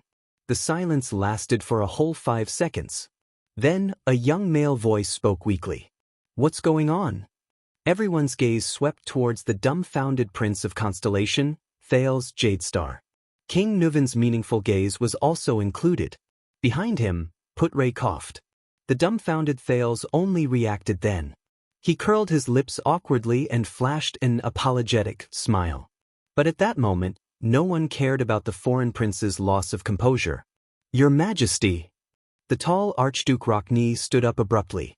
With a stern expression, he said what most people were thinking, you must reconsider your decision. This does not only concern your family's revenge, but also the future of all of Extet. The members of the Imperial Conference beside the king looked panicked. The expression of the administrator behind him, Lord Merk, changed several times. He tried to whisper something into King Nuvan's ear, but the latter just waved his hand casually. The words of the close vassal and Merk were stuck in their throats.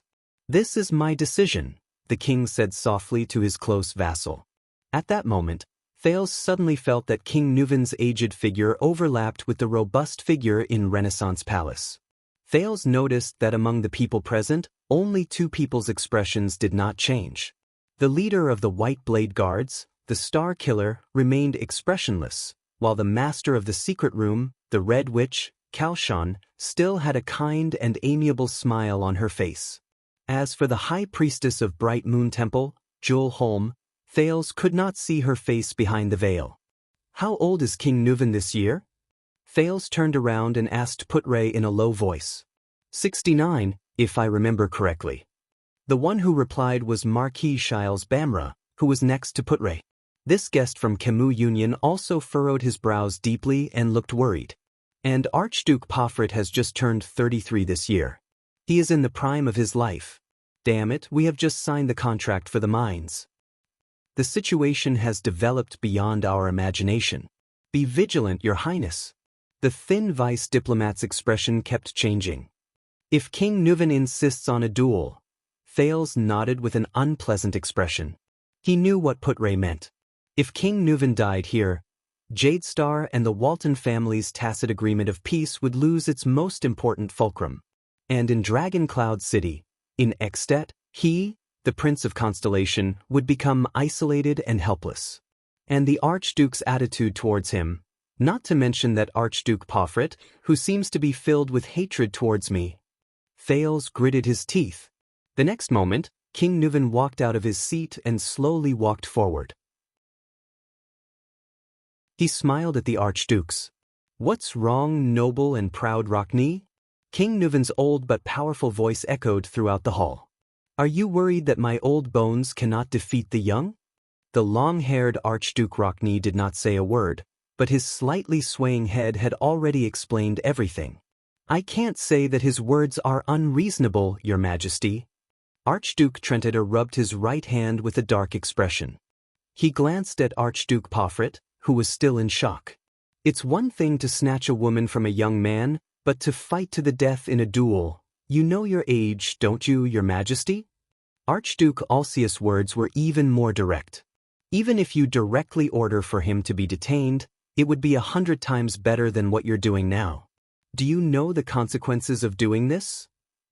"This is the consequence." Nuven suddenly raised his voice and bellowed angrily under the gazes of the entire hall. "This is the unavoidable consequence when the Walton family is invaded." Everyone in the hall was instantly shocked. "Not good." Thales watched their interaction worriedly. Has Nuven VII been dominated by hatred and impulsiveness? The old king's furious gaze swept across the three archdukes. "You know, if you provoke the Dragonspear family, you have to pay the price. You are willing to bet everything for revenge. This is how the Walton family is." The three archdukes were momentarily speechless. Their expressions changed. Under the king's threatening gaze, they turned their heads away and did not speak. They were like lionesses in a pride of lions who lowered their heads to show their submission to the leader. "That's not right." Thales came to a realization. He thought to himself, this is not as simple as an irrational revenge. This is a warning. From the king, from Dragon Cloud City, from the Walton family. Archduke Letko, who was sitting further away, laughed awkwardly. "Our king likes to joke, doesn't he?" King Nuven turned his head and glanced at him. Archduke Letko's smile froze on his face. "Joke?" King Nuven snorted softly and slowly walked up to Pofrit. His eyes seemed to burn with endless flames. "You tell me, Concret Pofrit, do I look like I'm joking?" Everyone looked at Archduke Pofrit, who was being challenged. You're crazy. A duel?" The young Archduke's face was filled with disbelief. His lips trembled as he sized up King Nuven's frail body. He murmured, "For the sake of even your own family's life," but King Nuven quickly interrupted him. "Then why are you so surprised?" The old king said coldly, "This is also your best chance. Kill me and you won't have to face all of this. All of your crimes will be erased." Pofrit was shocked. He raised his head and looked straight at King Nuven. "Of course." Nuven sneered. His eyes were full of hatred. "You can also admit defeat at the beginning of the duel and then admit your crimes." Without waiting for Pofrit's response, the king turned around and looked at the remaining four archdukes. "And isn't this also the result that you've been hoping for the most?" King Nuven was like an angry dragon. He said loudly, "If I die here," the expressions of the archdukes froze. "Then you can save those overt and covert tricks, right?" King Nuven looked around and laughed. "And it'll be time for Extet to hold another king selection congress. It might be a little rushed." The old king narrowed his eyes slightly. "But isn't the chance for you to ascend to the common elected throne and command the entire kingdom right in front of you?" The archdukes did not speak. Almost everyone was motionless. Only their breathing grew heavier. "Of course, you're the king." Archduke Rockney sighed. "It's your choice." King Nuven responded with a vigorous laugh. He then turned around and looked at the High Priestess of Bright Moon Temple. "High Priestess Holm?" Under the veil, the High Priestess nodded slightly. She raised her arms in a dignified manner. Her left hand supported her right elbow, while her right palm faced up, as if she was holding a plate. High Priestess Holm closed her eyes and lowered her head. Everyone shut their mouths and watched the high priestess movements solemnly. At this moment, a strange ringing sound rang in Thales' ears. Thales was shocked. He had experienced this feeling before. It was in the Hall of Stars, in front of Wuxia, the high priestess of Sunset Temple, before the bloodline ceremony. But this time, it felt much better. At least, he did not have a violent reaction like the last time. Could it be that prayers and rituals related to gods will affect me?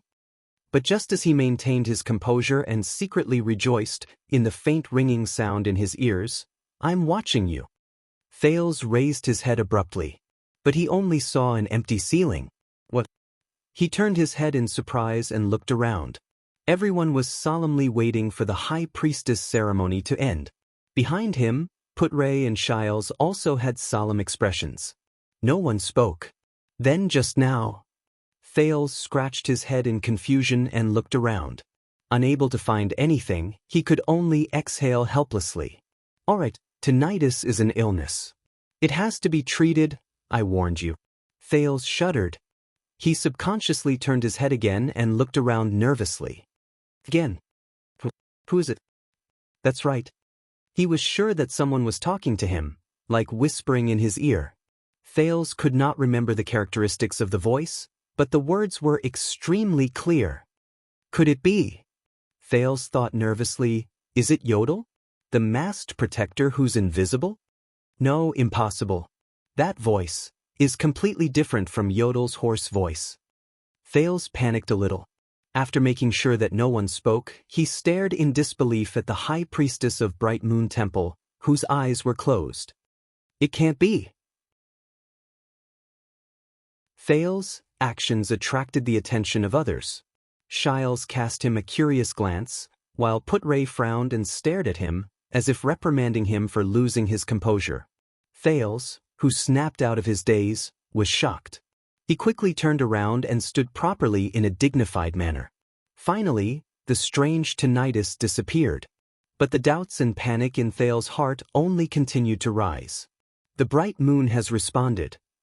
High Priestess Holm opened her eyes. There was no fluctuation in her clear eyes. The gods did not object. In the hall, many people sighed. The archdukes remained silent. In that case, the duel is inevitable, the high priestess said flatly in a deep voice, and I will bear witness on behalf of the gods. No one had any objections. The old king revealed a satisfied expression and his gaze returned to his opponent. In the silence, Archduke Pofrit gradually calmed his emotions and eased his rapid breathing. Then he stared at King Nuven with a strange look in his eyes. Very good. The young archduke revealed a strange smile. You said it yourself, didn't you? The duel is issued in the name of the king. I cannot and have no right to refuse. Pofrit raised his head and revealed a sinister gaze. Then what are we waiting for? King Nuven also revealed a smile. His eyes shone brightly. But Thales' mind was in a mess. I'm watching you. I warned you. What does this mean? Thales forcibly suppressed his thoughts and stopped thinking about the abnormality he just heard. He shook his head, as if he could shake these words out of his head. He had enough troubles. He had to deal with them one by one. Thales raised his head and watched in a daze as the white blade guards personally moved the heavy long table in the center of the hall. The crowd retreated and spread out, leaving enough space for the duel. As the crowd retreated to a brazier, Thales realized that there were 5 to 6 steps along the wall of the Oval Hall of Heroes, and there was an empty space in the center. Just like the Colosseum in my previous life, Thales suddenly thought of something. Could it be that this meeting hall in Heroic Spirit Palace was originally prepared for a duel? I don't know if it's fortunate or unfortunate. Wuxia exhaled through his nose and said with no discernible emotion, you get to witness a rare duel on your first visit to Extet. Thales flashed a rather unpleasant smile. Does the king have to personally fight? According to the rules, duels during the Age of the Empire can be fought by proxy, Wuxia said in a low voice. But this is Northland, the Northland after the collapse of the Empire. A duel must be fought personally, even as a king. Beside them, Marquis Shiles sighed. Even though I've heard of the duel customs in Northland, It's also my first time witnessing one. God, a 70-year-old king against a 30-year-old archduke. No matter what the outcome is, when I go back, this is enough to be a topic of conversation for a whole year. Duels don't happen often? Isn't the King's Selection Congress supposed to end with a duel? Isn't every archduke who aspires to become king prepared for a duel? Thales continued to ask. The duel in the King's Selection Congress is only limited to when the number of votes is the same and it's hard to decide. That hasn't happened for a long time. Putre shook his head. I heard that in the King's Selection Congress more than 30 years ago, Nuven VII obtained the support of 6 archdukes. I heard that Archduke Lampard of Black Sand region once defeated his elder brother in a duel and seized the right to inherit the throne? Thales asked with a grim expression as he watched the two men take off their robes and Lord Merk solemnly decorate the place. Putre nodded. That duel made him famous. From then on, Chapman Lampard's name spread throughout the kingdom, and even Constellation heard about it. Putre's expression was solemn. There are very few suzerains in Extet who are so bloody, violent, and terrifying, but who can make his followers' blood boil. Lampard was then entrusted with an important mission and sent to Constellation. At the same time, it also made the other suzerains wary of him. After all, he's a terrifying person who can even kill his own brother. Marquis Shiles pursed his lips. This is the conclusion I obtained after visiting all the cities in Northland. But this duel is too hasty. Are all Northlanders crazy? Thales gritted his teeth. Didn't he think about the consequences of losing? At this moment, a cold voice traveled into the hall. In Northland, duels are sacred rituals. The star killer, Nicholas, appeared beside them at some point in time. He stared intently at the two men facing each other in the hall. It can prove whether you are a selfish villain who only dares to hide among the army and guards, or a valiant hero who is willing to gamble with his life for the goal in his heart. Thales exhaled and shrugged. In the center of the hall, King Nuven was only left with a convenient, tight-sleeved battle robe embroidered with the emblem of the Cloud Dragon Spear. Opposite him, Pofrit was the same. The emblem of the blood shoe could be seen on his left shoulder. I was the one who suggested the duel. King Nuven fixed his gaze on Pofrit. As for the weapon, it's up to you to choose. Pofrit took a deep breath and paused for a few seconds. Great axe. The young archduke raised his head and looked at King Nuven with a calm gaze. The double-sided great axe. Just like this. King Nuven's pupils contracted slightly. The people in the hall burst into a cacophony of hisses. Ah! Archduke Trentida laughed at Archduke Alcius.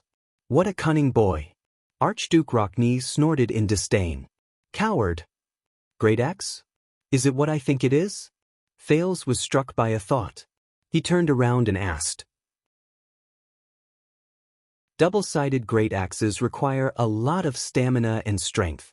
The destructive power of its slashes is astonishing. It was once very popular during the war against the orcs, Nicholas said calmly.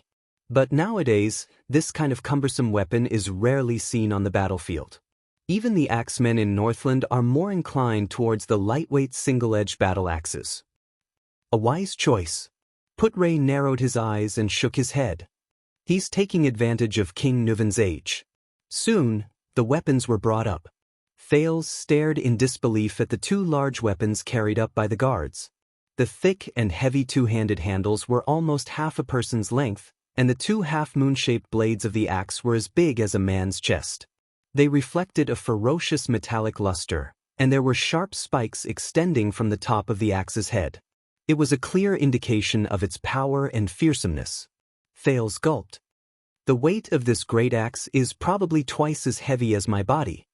He remembered that on the battlefield at Broken Dragon Fortress, one of the opponents Araka faced used a great axe like this. However, in the end, the kingdom's wrath snatched away his weapon and even slashed his opponent's face with the great axe. Pofrit shifted his gaze and glanced at King Nuven opposite him. He chuckled. He grabbed the great axe handed to him by the guard with one arm and tested its weight.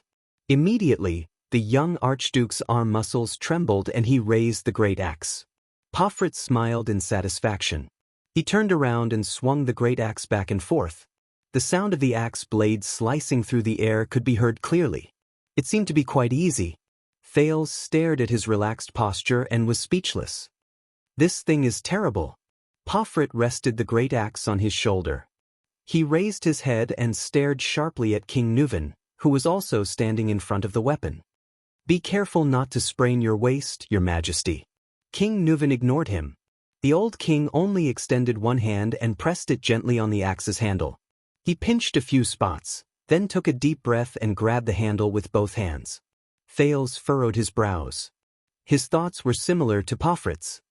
After all, King Nuven is already 7. Before he could finish his train of thought, he saw the old king clench his teeth and raise his giant axe steadily. King Nuven even gently tossed the axe. The blade flipped in the air and returned to his hand along with the handle. Thales stared at the old but vigorous King Nuven. His jaw dropped in shock. Like Pofrit, King Nuven placed the great axe on his shoulder. It seemed to be the standard posture of holding an axe. He let out a long sigh. His gaze seemed to be brewing a storm. Don't worry about it. When I was fighting with the orcs on the battlefield, your father was still suckling in your grandmother's arms. King Nuven lifted the great axe onto his shoulder like Pofrit. King Nuven flashed a sinister smile. Brat. Pofrit's expression darkened. It seems that our king is still as graceful as ever. The bald Archduke Lekko sighed. If it were me, that axe would have. Don't celebrate too early. Archduke Trentida shook his head with a strange expression. In case something happens to our beloved king, isn't that what you want? Archduke Rockney unceremoniously mocked them. That damned king selection. Trentida turned his head away, inviting a rebuff. Archduke Alcius combed his beard and furrowed his brows tightly. He recalled the Black Sand region succession duel 12 years ago. While Thales was still worrying about what if King Nuven lost, High Priestess Holmes slowly walked to the center of the arena and attracted the attention of the entire hall. Everyone's mood became tense at this moment. High Priestess Holmes stood between the two men. Behind her veil, she glanced at the two dueling men with her clear eyes. She raised her right hand and extended it towards King Nuven. The priestess's cold voice rang out slowly. In the name of blood vengeance, this man challenges me to a duel. King Nuven stared coldly at his opponent. The high priestess raised her left hand again and extended it towards young Pofrit. For honor and glory, this man will accept the duel. Pofrit exhaled with a solemn expression. In the name of the holy bright moon goddess, I will bear witness. The high priestess began to retreat slowly. Her posture was light, and every step she took was accompanied by a sentence. The weapons dance in the moonlight. Blood reflects the glory of the gods. Courage burns a great life. Death is but a long-awaited homecoming. King Nuven and Archduke Pofrit's expressions turned solemn at the same time. Both of them removed the great axes from their shoulders and held them in their hands. King Nuven lowered his body and widened the distance between his hands. His left hand pushed further and further, even grabbing the joint between the handle and the blade of the axe. Archduke Pofrit pulled the axe diagonally to his side. The blade of the axe brushed past his face and stopped in midair, assuming the most suitable posture for wielding it. Both of them stared at each other with solemn expressions. Thales narrowed his eyes. From their gazes, he read all the negative emotions humans could have. The high priestess slowly retreated to the edge of the arena. She took a deep breath and raised her arms towards the sky, as if making a final prayer. Everyone held their breaths at that moment. In the next second, the high priestess retracted her arms and gently placed her palms on her shoulders. She lowered her head and uttered her final words.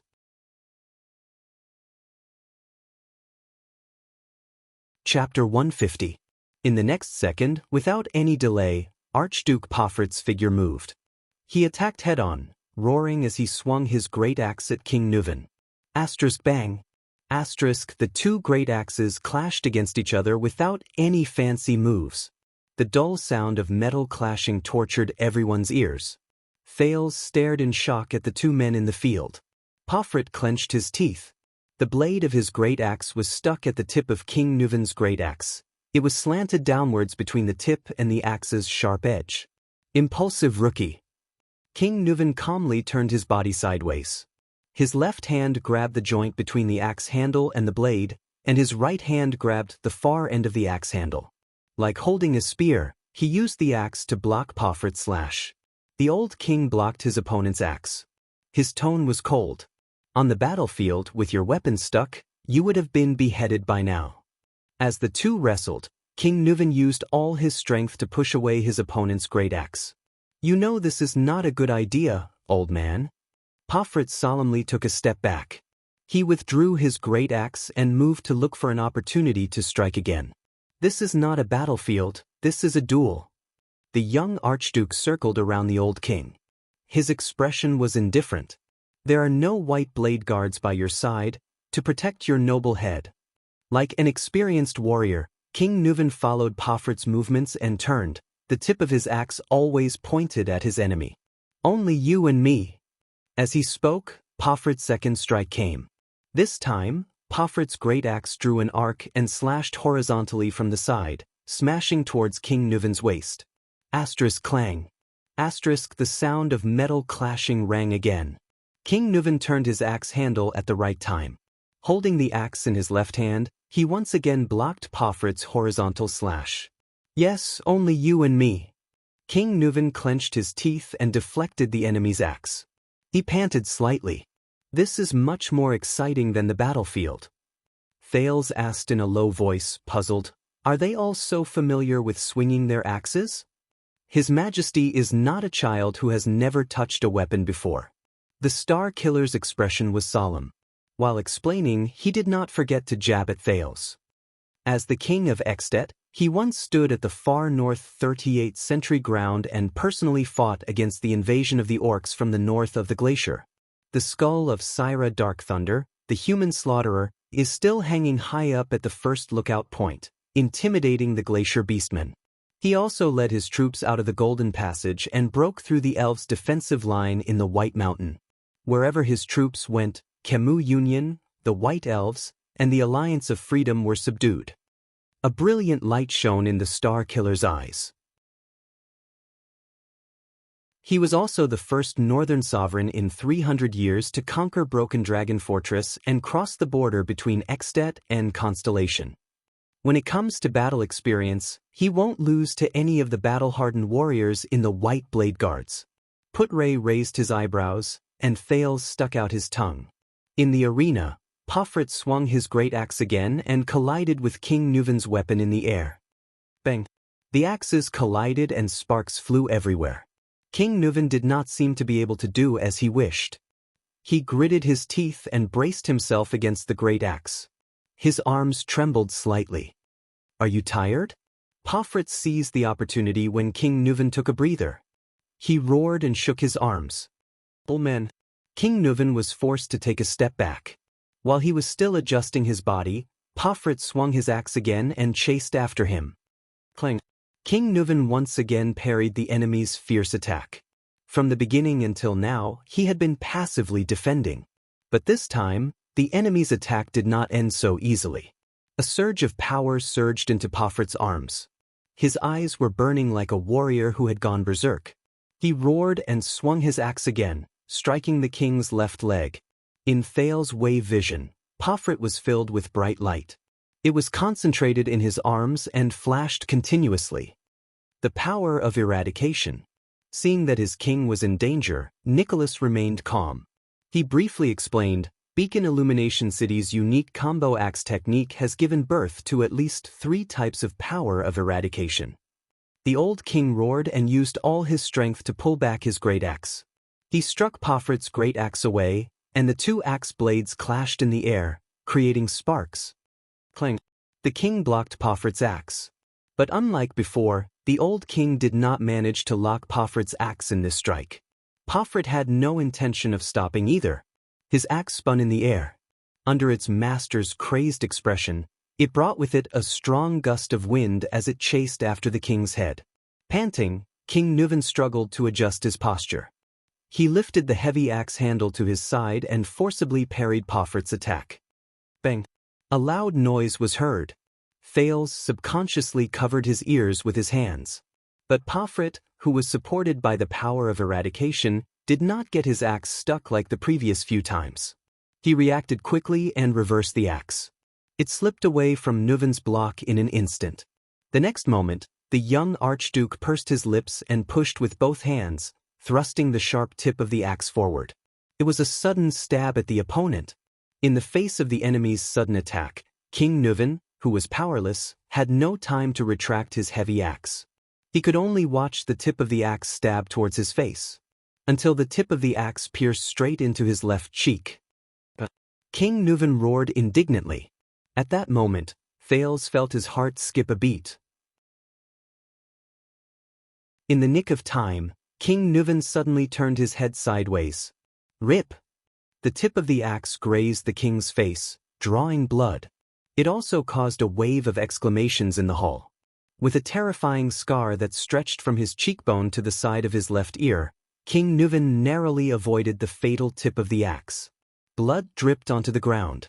The king then gritted his teeth, mustered all his strength, and swung his axe horizontally, forcing Pofrit to retreat.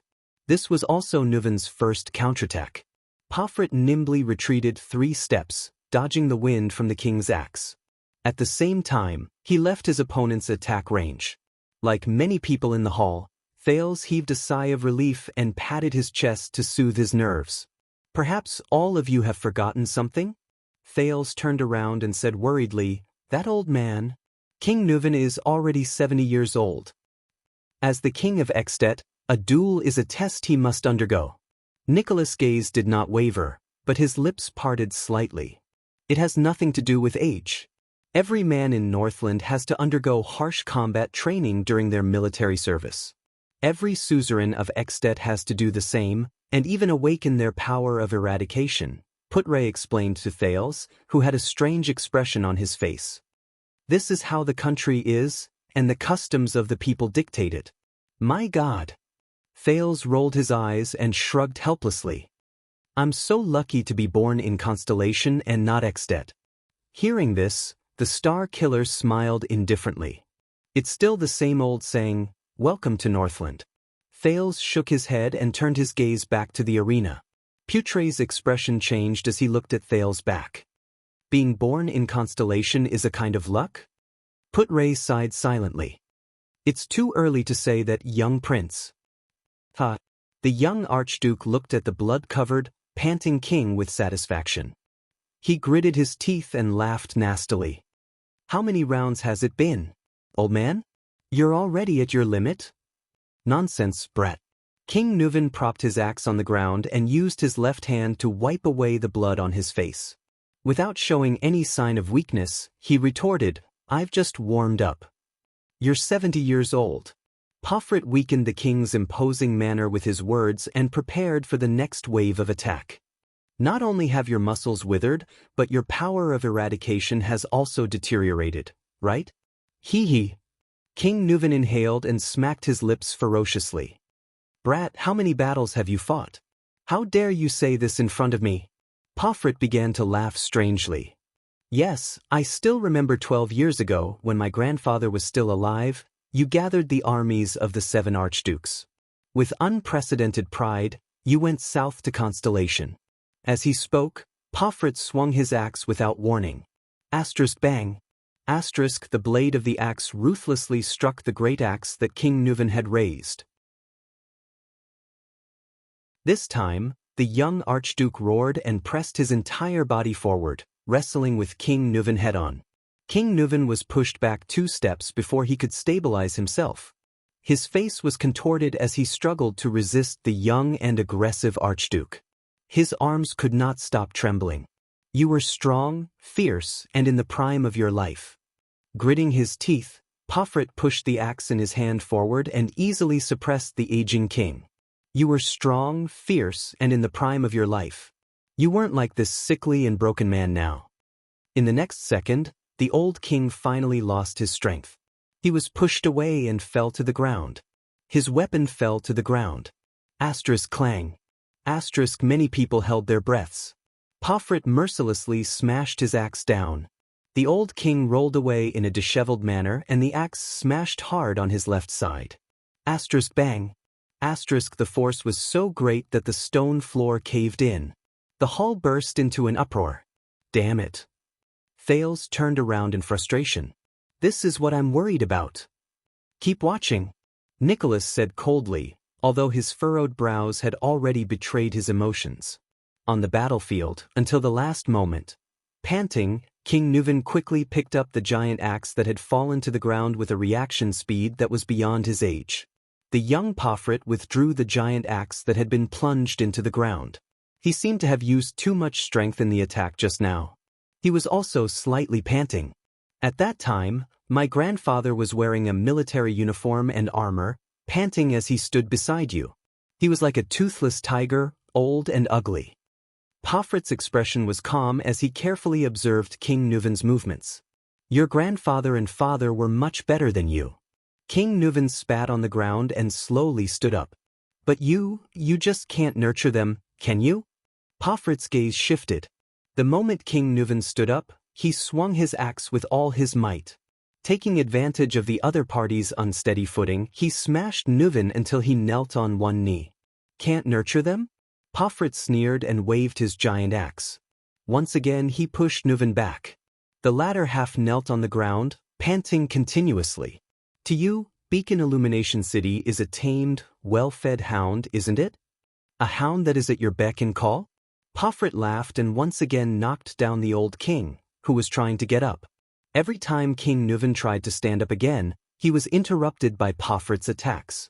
The common-elected king of Extet could not even get up to face the enemy. In front of Constellation's broken dragon fortress, my grandfather's army could not stop that damned sword of reversing light. Beacon Illumination City's defense line collapsed. I still remember you softly saying to my grandfather, "You're old." Is Beacon Illumination City also old? Pofrit's tone was cold as he recovered from the huge exhaustion caused by swinging his axe. The next day, my grandfather obediently returned to Beacon Illumination City to retire, and my father became the next Archduke of Beacon Illumination City. What? Kneeling on the ground, King Nuven, who was at an absolute disadvantage, laughed nonchalantly. Don't tell me that you're going to betray Dragon Cloud City because of this? As he spoke, the old king swung his axe and struck Pofrit's leg close to the ground. The three archdukes of the south are arrogant and unruly. Pofrit took a step back in a relaxed manner to avoid the strike. He looked at King Nuven, who was kneeling on the ground. Their supplies are lagging and their progress is slow. Hence, the war with Constellation is all on Beacon Illumination City's shoulders. The supplies, military expenses, reinforcements, suicide squad, and even the nearby prostitutes in the camp. Don't you think something's wrong? Pofrit said through gritted teeth. That's the responsibility you've been assigned. King Nuven's gaze was frightening. His voice was laced with anger. It's also the king's order.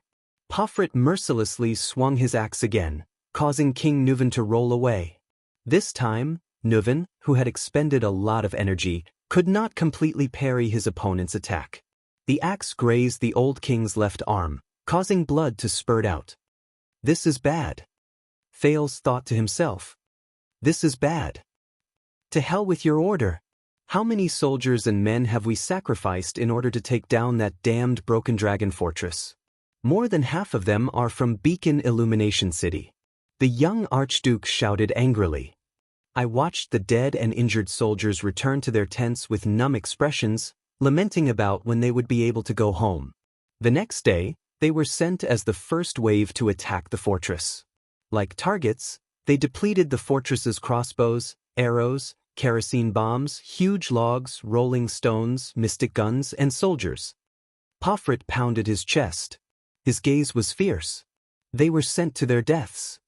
On the other side, the elite soldiers of Dragon Cloud City were laughing and singing, enjoying the best wine, food, and women, and the privilege to attack the fortress at the most critical and relaxing moment. After Father took office while trembling with fear, what else could he do in front of you?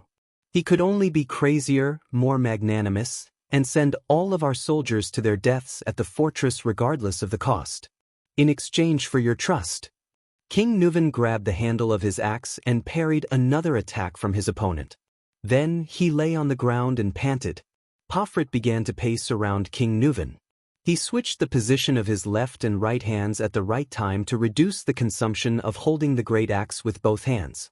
You actually sat in the tent, under the protection of the White Blade Guards, and righteously questioned grandfather and father why Beacon Illumination City couldn't stop Horus Jadestar.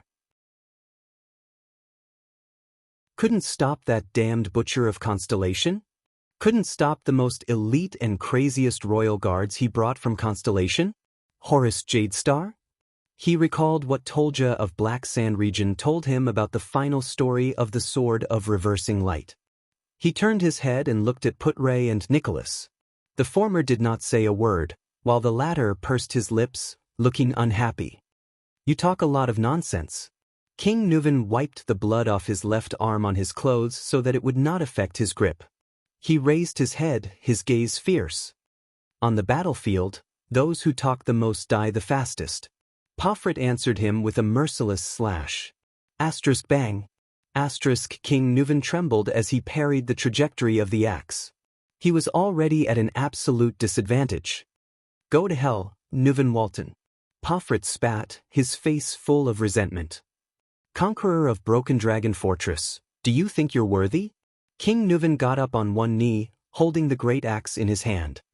He looked at Pofrit ferociously, as if he was preparing for the most crucial counterattack. Once again, Pofrit did not stop. His axe struck the handle of Nuven's great axe. Asterisk clang. Asterisk King Nuven struggled to resist his opponent's great strength. The two terrifying weapons were locked in a stalemate in the air. You told everyone to pack up and go home just because of the Fortress Treaty. At least you pretended to comfort and explain to the other archdukes. And to us, to Beacon Illumination City? No land, no spoils of war, no rewards, no consolation. You told us to leave with a wave of your hand. Pofrit gritted his teeth, looking crazy. I personally sent your grandfather and your family to the position of Archduke of Beacon Illumination City. I trusted him. King Nuven clenched his teeth, his expression furious. I ignored them because they were my most capable assistants. Bullsh asterisk T-Trust, they're not even worth a penny. Pofrit roared. Countless corpses of Beacon Illumination City soldiers are buried in the fortress, in Constellation. If you have the guts, go and tell them. Assistants? Why don't I see you sending people from Dragon Cloud City to their deaths? However, in the next moment, the eyes of the seemingly disadvantaged old king flashed, and the muscles on his arms suddenly bulged. In the unique vision provided by the fluctuation, the old king's arms suddenly erupted with a dazzling light.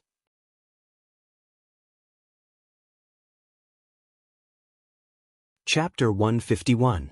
Pofrit's expression froze and his pupils constricted. King Nuven, who had activated his power of eradication, raised his arms and forcefully pushed his great axe to the side. Pofrit held onto his great axe with all his might and stared in disbelief at the old king who had suddenly attacked. Within a second, King Nuven's movements became swift and powerful. He decisively let go of the great axe in his hand and pounced on Pofrit like an eagle. The old king ruthlessly struck Pofrit's chest with his right elbow. Caught off guard, Pofrit grunted in pain and took a step back. Clang. Two great axes fell to the ground. In the hall, the spectators' moods were instantly stirred. Thales could not take his eyes off the king. He almost forgot to breathe. The king's counterattack had arrived. Without the great axes restraining him, King Nuven's movements became as fast as lightning. He did not stop after the elbow strike. Instead, he steadily hugged his right arm and did not stop his feet. With a terrifying momentum, his right shoulder crashed into Pofrit's chest. Pofrit instantly lost his balance. The young archduke felt a tightness in his chest. He gritted his teeth in pain and kept retreating. Beautiful! Marquis Shiles clicked his tongue in admiration. The tables are always turned in an instant. With a ferocious expression, King Nuven stepped forward. You talk too much, Ush. King Nuven clenched his right fist and swung it violently in the air, causing the wind to howl. Never a good ending. Amid the king's low growl, the heavy punch hit Porphyrit's abdomen. The muffled sound of fists hitting flesh reverberated in everyone's ears. Many archdukes frowned. These blows are really unlike a 70-year-old man. Trent Ida watched the king's counterattack in disbelief. Don't underestimate him. Archduke Alcius's expression was solemn. He is the sentinel of the glacier defense line. He has fought countless life and death battles with the terrifying orcs. With a pained expression, Porphyrit instantly crouched down. His entire body suddenly shrank into a ball, as if he could not withstand the strength of the punch. King Nuven immediately raised his left fist. His expression was calm but full of anger. Beacon Illumination City? Unfair? King Nuven was like a lion that had successfully hunted its prey. He stared coldly at the young opponent before him. You caused the death of Mariah. The next moment, the king punched again with his left fist. With the terrifying force of the power of eradication, he hit Porphyrit's heart on the left side of his chest. Bang! A terrible dull sound came. Porphyrit's body shook violently under the punch, like a leaf floating powerlessly in the water. As he watched his opponent tremble, King Nuven spat viciously. Coward! It was only then that Thales relaxed. Phew! You scared me to death, at this moment. Wait! Nicholas said warily. Something's wrong. King Nuven's expression changed drastically as he punched. The next second, Porphyrit roared and raised his head, straightened his chest, and stretched out his curled body. His gaze was fierce. Only then did everyone see the battle situation clearly. The punch that King Nuven used to land on the Archduke's chest was being held tightly by Porphyrit's hand. There was no solid hit at all. Thales immediately felt a chill in his heart. In the next moment, Porphyrit grabbed King Nuven's fist with his left hand and abruptly pulled it backward, pulling King Nuven towards him at lightning speed. Then he raised his right elbow and aimed it at King Nuven's face. Porphyrit's elbow landed heavily on the old king's skull. A terrible dull sound echoed in the hall. However, this time, the two parties engaged in a hand-to-hand fight had switched to offense and defense. King Nuven seemed to be dizzy from the ferocious elbow strike. As he swayed, he fell backwards. King Nuven fell hard on the ground. His head landed solidly on the stone bricks. Some of the spectators could not help but cry out in surprise. Thales stared blankly at the reversal of the battle. I've been waiting for this strike for a long time, Your Majesty. Porphyrit laughed and rubbed his chest, which had just suffered a heavy blow. His tone turned cold. To think that I said so much nonsense to lure you into taking the bait. King Nuven shook his head strenuously, as if he had lost his sense of direction and vision. You're used to fiercely counterattacking when the enemy has the upper hand, playing to your strengths and avoiding your weaknesses, and subduing the enemy with one strike, right? The young Archduke angrily raised his leg and kicked King Nuven's chest. Amidst the gasps in the hall, he kicked him back to the ground. Your Majesty! King Nuven trembled. He dragged his aged body and tried to stand up again. However, the blow just now seemed to be too heavy, or perhaps he had used up too much energy. The old king actually could not struggle to get up. My grandfather always told me stories about you, from your fighting habits to your footsteps. Archduke Porphyrit panted and flashed a ferocious smile. My grandfather? Do you still remember him? Panting in pain, King Nuven flipped over and tried to grab his fallen great axe. But Porphyrit was faster than the king. He abruptly stepped on the two great axes on the ground. The Archduke then kicked King Nuven back to the ground. Many people in the hall were so shocked that their mouths were agape. Although they had expected it, when it really came to this, when I was young, my grandfather always said that there was a generous and just king in Ekstedt. He said that you clinked glasses with him and Archduke Stustel in the camp of the sentry. Porphyrit picked up a great axe from under his feet. His gaze was bleak. But what did I see? They were the Archdukes of Beacon Illumination City for 2 generations. They were subservient, fearful, and lived worse than dogs in front of you. Grandfather died of depression on the way back to his hometown. Father trembled in fear and wore a distressed expression all day long. He was afraid that he would disobey you and lose Dragon Cloud City's support. Even on the way back, he had to prepare camp prostitutes for you. Pofrit looked at the king and growled indignantly, "They all lived in your shadow. They suffered humiliation, fear, and pain." The young Archduke swung his axe at him. King Nuven panted. He had no choice but to abandon his weapon and roll away from Pofrit's attack range. Asterisk bang. Asterisk the axe hit the ground with a loud bang. Stone chips flew everywhere.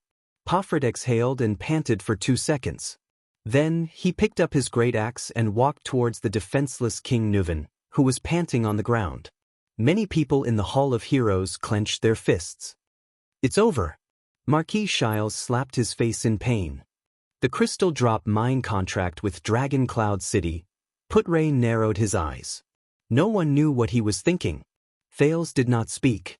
His heart was heavy. Now, he truly began to think about what would happen after Nuven's death. Shiles only had to worry about his contract. What he had to worry about was his own life. Pofrit walked towards the king step by step with the footsteps of death. "Hey!" Archduke Letko, who was watching the battle, sighed. "Is this the end?" Archduke Rockney pursed his lips tightly. Alcius had a complicated expression on his face. Trent Ida rolled his eyes, deep in thought. No one answered him. At this moment, to everyone's surprise, King Nuven suddenly laughed strangely. "Haha, I've figured it out." Panting, King Nuven threw his head back and laughed. "Your father's death was because of you, wasn't it?" Pofrit's gaze suddenly froze. The sudden death of the former Archduke of Beacon Illumination City?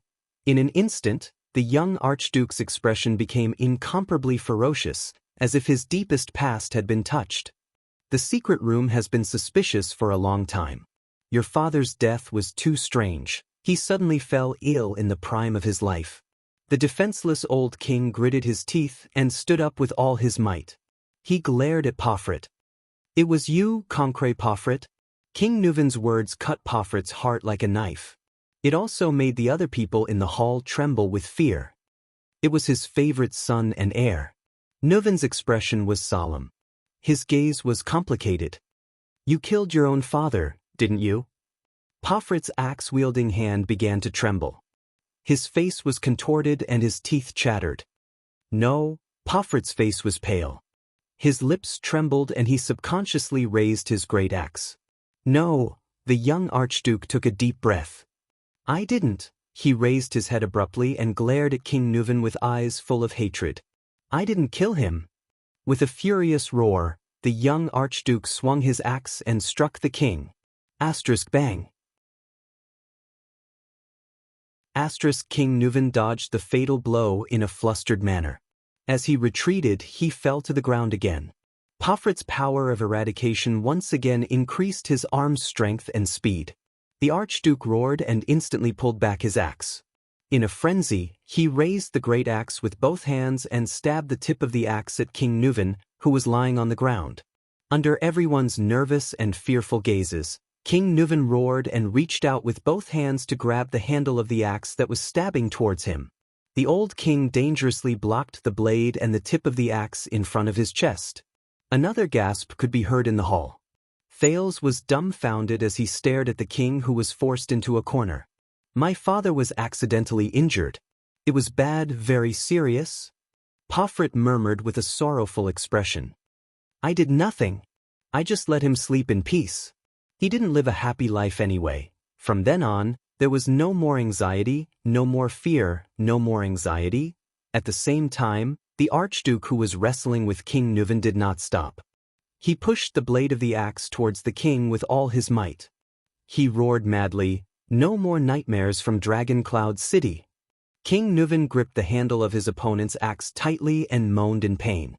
But his face was flushed and his arms trembled more and more violently. After roaring, Pofrit came back to his senses. His gaze gradually focused, becoming firm and numb.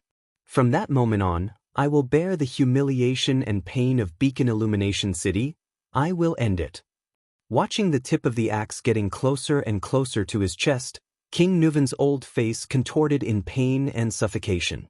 "Ha, even if you kill me, you are still a coward." The powerless old king refused to show weakness. He gritted his teeth and said, even if you kill me, you are still a coward. Pofrit shuddered. He raised his head sluggishly and looked at King Nuven. He slowly narrowed his eyes. Yes. Pofrit continued to exert more force, causing the old king to moan again. This is all our fault. We are too weak. The muscles on Pofrit's arms swelled to the limit. His eyes burned with indignation. Look at the 3 archdukes in the south. None of them are obedient. Trent Ida of Reformation Tower always obeys your orders and cuts corners. Alcius of Prestige Orchid Region has a special identity given to him by Riker. He ignores you.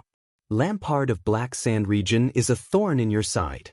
The spectators tensed up, especially the 2 archdukes whose names were called.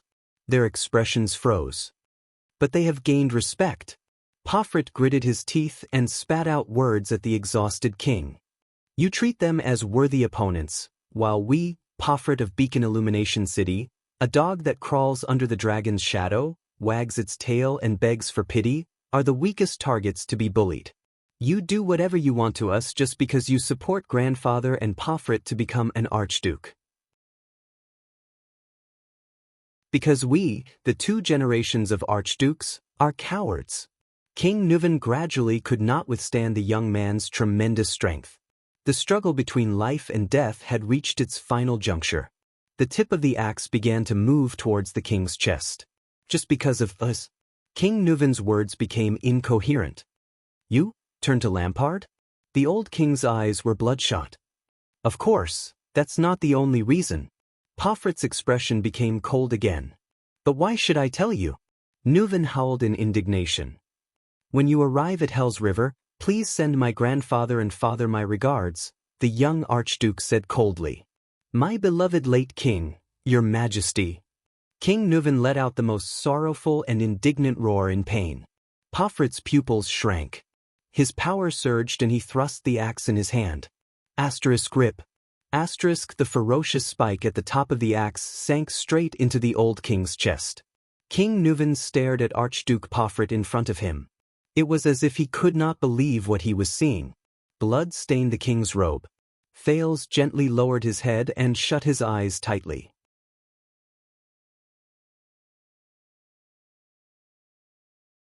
Chapter 152. King Nuven lay quietly on the ground.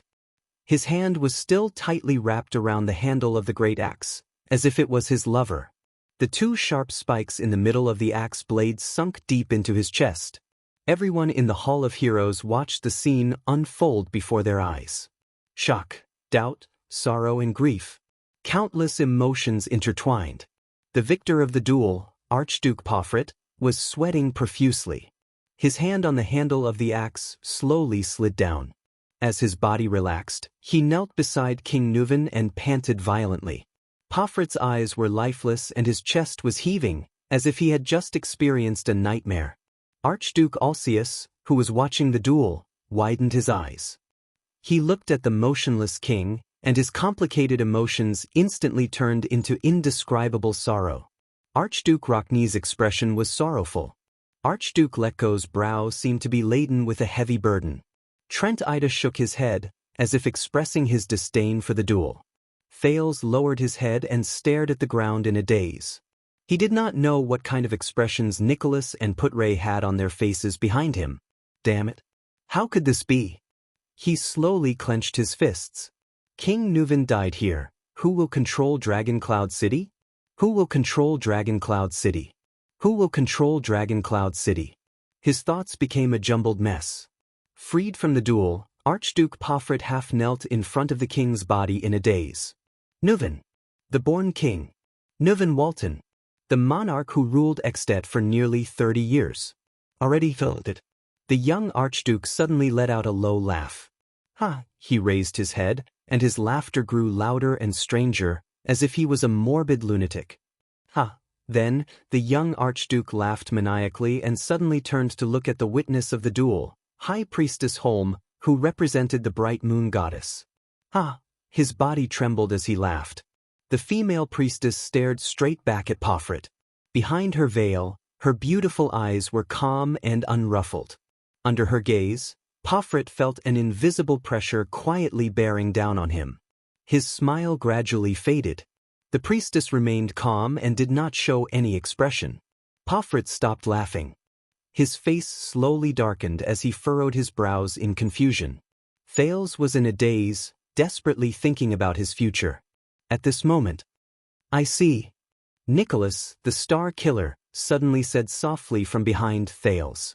In the next moment, two loud sounds of collision resounded. Bang!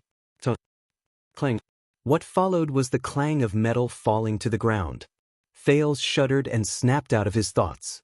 At the same time, many people in the Hall of Heroes exclaimed in disbelief. Thales raised his head swiftly. Then his eyes widened and he frowned. He saw the most unbelievable scene. It couldn't be. The shocked Thales even forgot to breathe at that moment. King Nuven, who was supposed to be lying dead on the ground, had somehow struggled to his feet. Instead, he pinned Pofrit face down onto the ground. The great axe which had pierced through the king's chest lay at their feet, still trembling. Like the others, Thales stared fixedly at the scene before him in bewilderment and confusion. The old king of Extet had a fierce and aggressive expression on his face. His left arm was in the shape of a ring, tightly gripping Pofrit's right forearm from behind. His right hand was firmly pressed against Pofrit's upper right arm, and his left knee was pressed against Pofrit's back. King Nuven had locked Pofrit's right arm and pinned him to the ground. Thales widened his eyes in disbelief and shook his head subconsciously. How could it be? That injury? Thales was not the only one who thought so. Everyone in the hall, from the archdukes to the vassals, from the servants to the guards, were shocked to see this unbelievable and incomprehensible turn of events. "No, you clearly..." Amidst the intense pain, panic, and fear, Grand Duke Pofrit, whose right arm was locked and whose head and face were pressed to the ground, desperately exerted his strength in an attempt to break free. At the same time, he shouted with a face full of fear, "No, impossible!" He could not believe that the king, who had been pierced through the chest by his axe, could stand up in an instant, as if he was unharmed. The old king's right chest and the front and back of his robes were soaked in blood. It looked extremely terrifying. But at this moment, it was as if the injury did not exist. It did not affect the king's movements at all. It was as if King Nuven had just been pricked by a needle. Thales turned his head abruptly and anxiously asked the only supreme class elite here, "How could..." Silence. Nicholas interrupted him in a hurried tone. The star killer stared at the scene, unwilling to let go of any detail. "Finish looking at it? It's not over yet." Putre, on the other hand, was astonished, as if he could not accept this fact. Impossible? Nuven VII's face was flushed after being resurrected from the dead. The king pressed down with his right hand and retracted his left. His muscles trembled as he slowly exerted force and tightened. Using Pofrit's elbow as a fulcrum, he began to pry Pofrit's locked forearm in reverse. The old king gritted his teeth and his face was ferocious. On the battlefield, you'd better believe in impossible. As King Nuven exerted force, Pofrit's locked right arm began to slowly deform. His forearm moved in the opposite direction of his elbow joint in a frightening manner. The distinct sound of muscles snapping rang out in the field. Pofrit's face contorted in pain as he let out a heart-wrenching howl. The Archduke's left arm desperately reached behind him towards the crazed King Nuven, but it could only scrape the air in vain. He kept scratching in the air. He could not break free from such a fatal lock at all. "I killed you, I clearly killed you." Pofrit's neck was pressed against the floor, and he could not stop twisting in inhuman pain. He screamed in pain, "You're dead." "Is that so?" King Nuven, who was firmly suppressing his opponent, revealed a ferocious expression mixed with hatred and madness. His words were as piercingly cold as the wind. "Perhaps I'm not completely dead enough?" As he spoke, Nuven VII continued to exert force with his hands methodically. The frightening cracking sound from Pofrit's forearm continued to ring out. It sent a chill down Thales' spine. The young Archduke struggled frantically. He could not reach his enemy's left hand, so he desperately slapped the ground. But under King Nuven's experienced and ruthless strangulation, all of Pofrit's struggles seemed to be in vain. He could not exert the strength in his young body at all. He could only frantically twist the other parts of his body that could still move. He was like a fish waiting to be slaughtered on the chopping board. The next second, a crisp sound rang out from Pofrit's arm. Pofrit's head, which was pressed against the ground, could not be raised any higher. His face was contorted, and tears flowed uncontrollably from his eyes. His mouth was widened to its limit in pain, and he let out an unprecedented, frenzied howl. His right forearm, starting from the elbow joint, had been forcefully bent in the opposite direction. Under the intense pain, Pofrit trembled as he resisted King Nuven's strength. He even lifted his chest an inch off the ground. But Pofrit's nightmare was not over yet. King Nuven suddenly raised his right hand, which was pressing against Pofrit's upper right arm. He abruptly clenched his right fist and hammered the back of Pofrit's head. Pofrit's head was smashed to the ground again by the punch. His forehead hit the floor with a dull thud. But King Nuven did not stop. He let go of Pofrit's crippled right arm and extended his right hand to grab Pofrit's left arm. Then, using the same posture, he switched his left and right arms. His right hand clasped Pofrit's forearm while his left pressed against Pofrit's upper arm. King Nuven took a deep breath and continued to exert force. Pofrit recovered from the brief dizziness. Panic struck him in an instant. Feeling the intense pain and numbness in his right arm, as well as the sensation of his only intact left arm being tightly locked, the young Archduke realized something. He turned his head in despair. Tears of pain rolled down Pofrit's face as he asked his opponent indignantly, "Why?" King Nuven stared into Pofrit's eyes and sneered in satisfaction.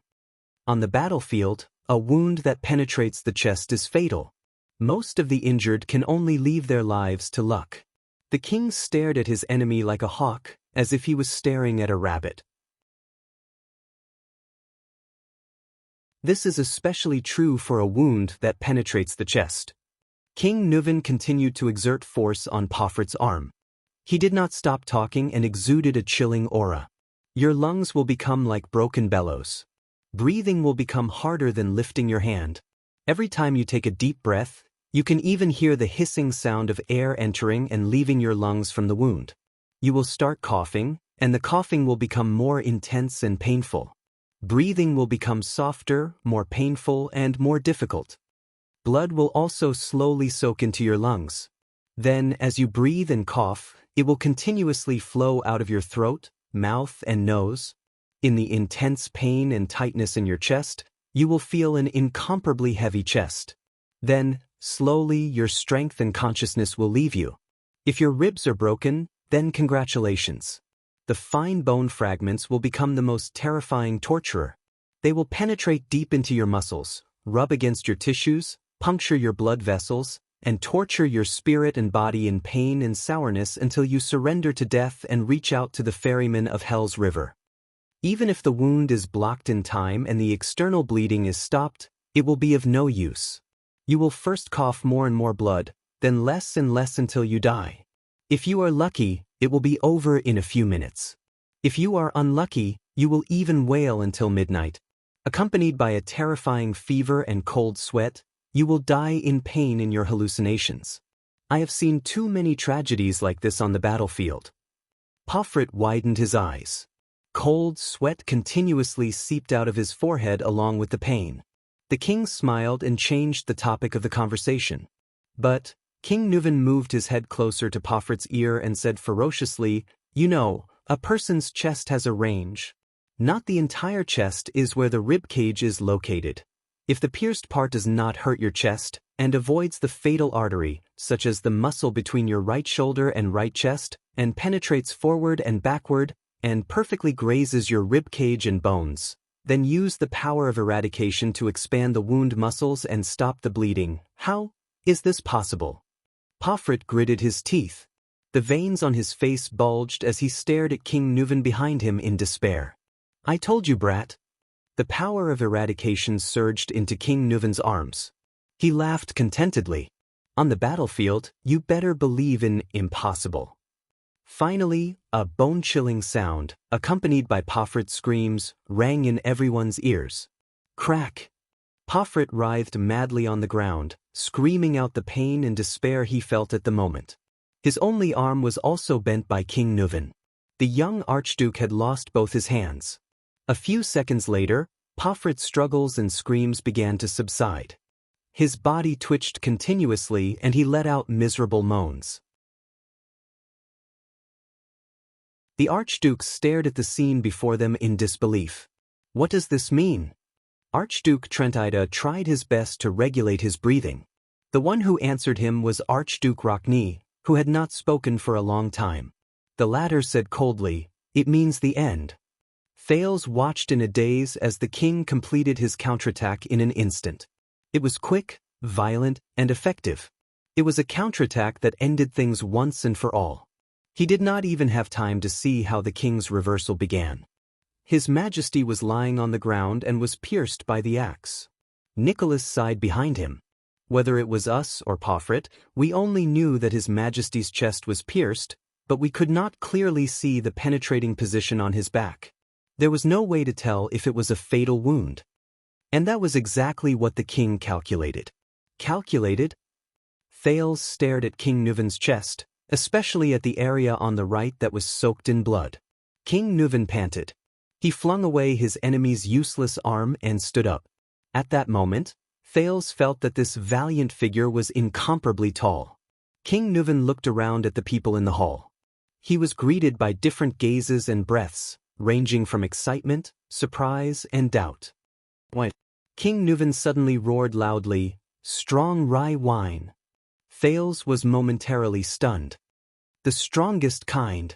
The servants and guards in charge hesitantly looked at the High Priestess of Bright Moon Temple and the Archdukes. However, High Priestess Holm was still unmoved. The Archdukes only stared at the king in a daze. Pofrit, who was on the ground, stopped moaning.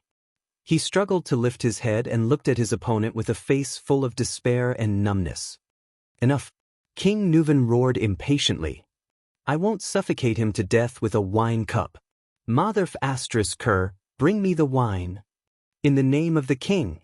The king's administrator, Lord Merk, sighed and waved his hand, granting the king this privilege. A wooden barrel full of rye wine was quickly carried to the hall. King Nuven grabbed the metal wine cup that was brought over, opened the lid of the barrel, scooped up the wine, threw his head back and poured it into his mouth. Wine seeped from the corner of his mouth and flowed through the king's short beard that stretched from his chin to his neck. The old king downed the wine in the cup in one gulp, wiped his chin happily, and scooped up another cup. This time, King Nuven tore off the clothes on his right shoulder, revealing his aged but still firm muscles. The wounds caused by the axe just now were obvious. There was one on his chest and one on his back, but they were all away from the center of his chest and even close to his shoulders. The wounds had already been filled up by the compression of his muscles. Gritting his teeth, King Nuven raised the wine cup and poured the wine on his wounds. The muscles on his right shoulder trembled and shivered under the strong wine. However, King Nuven's expression was as cold and indifferent as usual. It was as if the wine that had soaked his wounds was not strong wine. Everyone in the hall watched this scene in silence. No one interrupted him. On the ground beside him, Archduke Pofrit, whose arms were broken, growled in a low voice. Once again, his eyes were filled with indignation and hatred.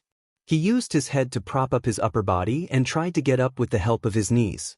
What welcomed him was a heavy, merciless kick from King Nuven on the Archduke's back, forcing Pofrit back to the ground.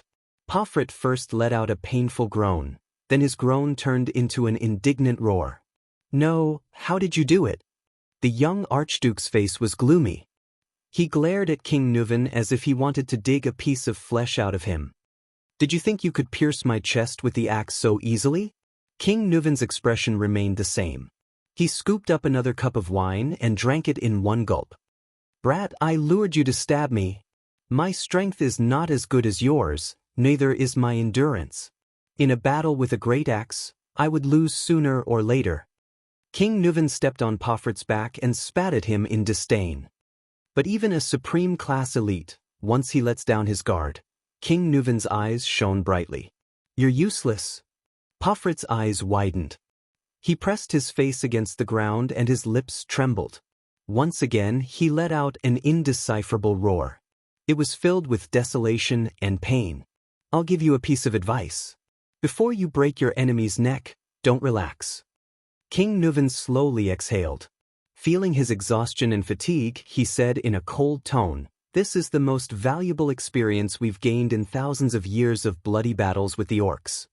King Nuven raised his head again and drank the third cup of wine in one gulp. Behind Thales, Putre asked faintly, "Is this what the army often talks about, the so-called fighting instinct of a warrior?" Instinct? Nicholas, the star killer, replied with a cold chuckle.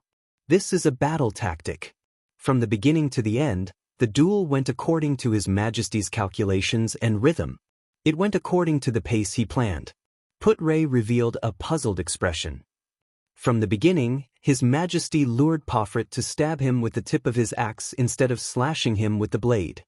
The star killer crossed his arms. There seemed to be a smile in his eyes. His Majesty seemed to be passively defending with his axe, unable to counterattack, and retreating step by step. In fact, with every blow they exchanged, the distance between them unknowingly shortened. When His Majesty fell in the end, the distance between him and Poffret was so close that they were face to face. It no longer allowed Poffret to slash him with the blade of his axe. Thales thought of something. He looked at the distance between the two men in the field and the position of the two great axes. Poffret was led by His Majesty to end the duel with the thrust of the axe. The leader of the White Blade Guards replied faintly. His Majesty, on the other hand, was lying on the ground. He used both hands to control his opponent's axe to stab into the muscle gap between his chest and his shoulder blade. That was an injury His Majesty inflicted himself. It would bring him terrifying pain, but it was definitely not a fatal blow. Thales took a deep breath and looked at King Nuven in the field. A shrewd and ruthless hunter, huh? The only thing left to do was to wait for his opponent, who had been incited into a frenzy by his words, to think that he had won the duel. Putre added to the Star Killer's answer in a sentimental tone. Then he would seize the opportunity to take advantage of an opening that could completely restrain Poffret's advantage in endurance and strength, and launch a decisive counterattack. "I hope that you will watch this rare duel carefully and benefit from it, Your Highness," the prince's vice diplomat said faintly to his prince. Thales could only shake his head slowly. Poffret claimed that he understood His Majesty's fighting style from his grandfather, but he did not understand anything at all. Nicholas' pale face shone in the firelight. This is the real, fierce counterattack, subduing the enemy with one strike. Deep impression, the Marquis of Camus Union exclaimed by the side. "You are not surprised by this, are you?" Nicholas nodded slowly. Yes, every step Poffret took was within His Majesty's expectations. There is a saying in Constellation's Western Frontline. Putre sighed. On the battlefield, even a dying veteran is 10,000 times stronger than a rookie with boundless strength. A veteran meets a rookie. The leader of the king's personal guards snorted coldly. The outcome of this duel, from the beginning.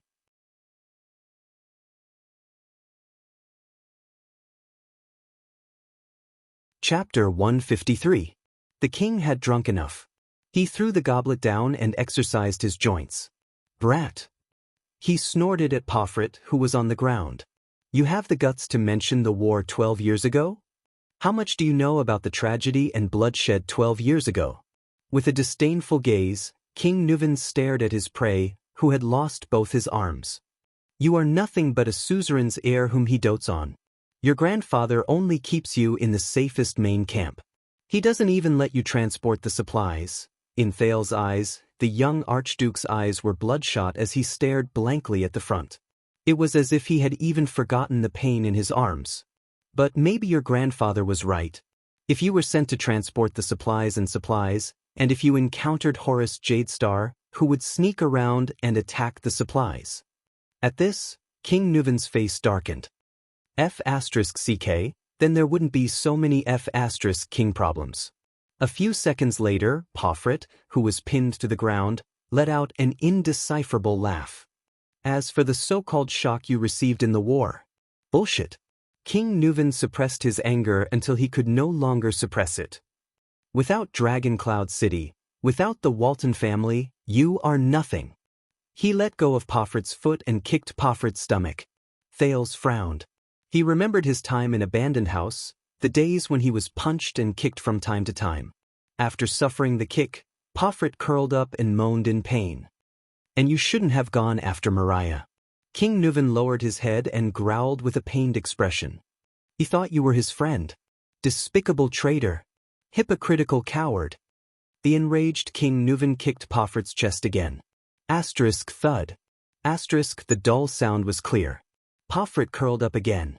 Under the heavy blow, he could not help but cough. Pofrit's cough gradually eased. Then, his curled-up body stretched out again. His two folded arms looked extremely hideous. The Archduke laughed strangely, as if he was crying. Haha. Pofrit suppressed his laughter, but in Thales' ears, it sounded so miserable and tragic. King Nuven's expression became increasingly hostile. He looked at his enemy and gritted his teeth. His expression was terrifying. The young Archduke abruptly stopped laughing. He raised his head and glared at King Nuven with eyes brimming with anger. That's right, I did it. Pofrit glared fiercely at the old king. Panting, he said, Mariah only told me about his secret mission, to visit Constellation and renew the treaty. What an honor. You admit it. King Nuven's expression was solemn. His eyes burned with hatred and pain.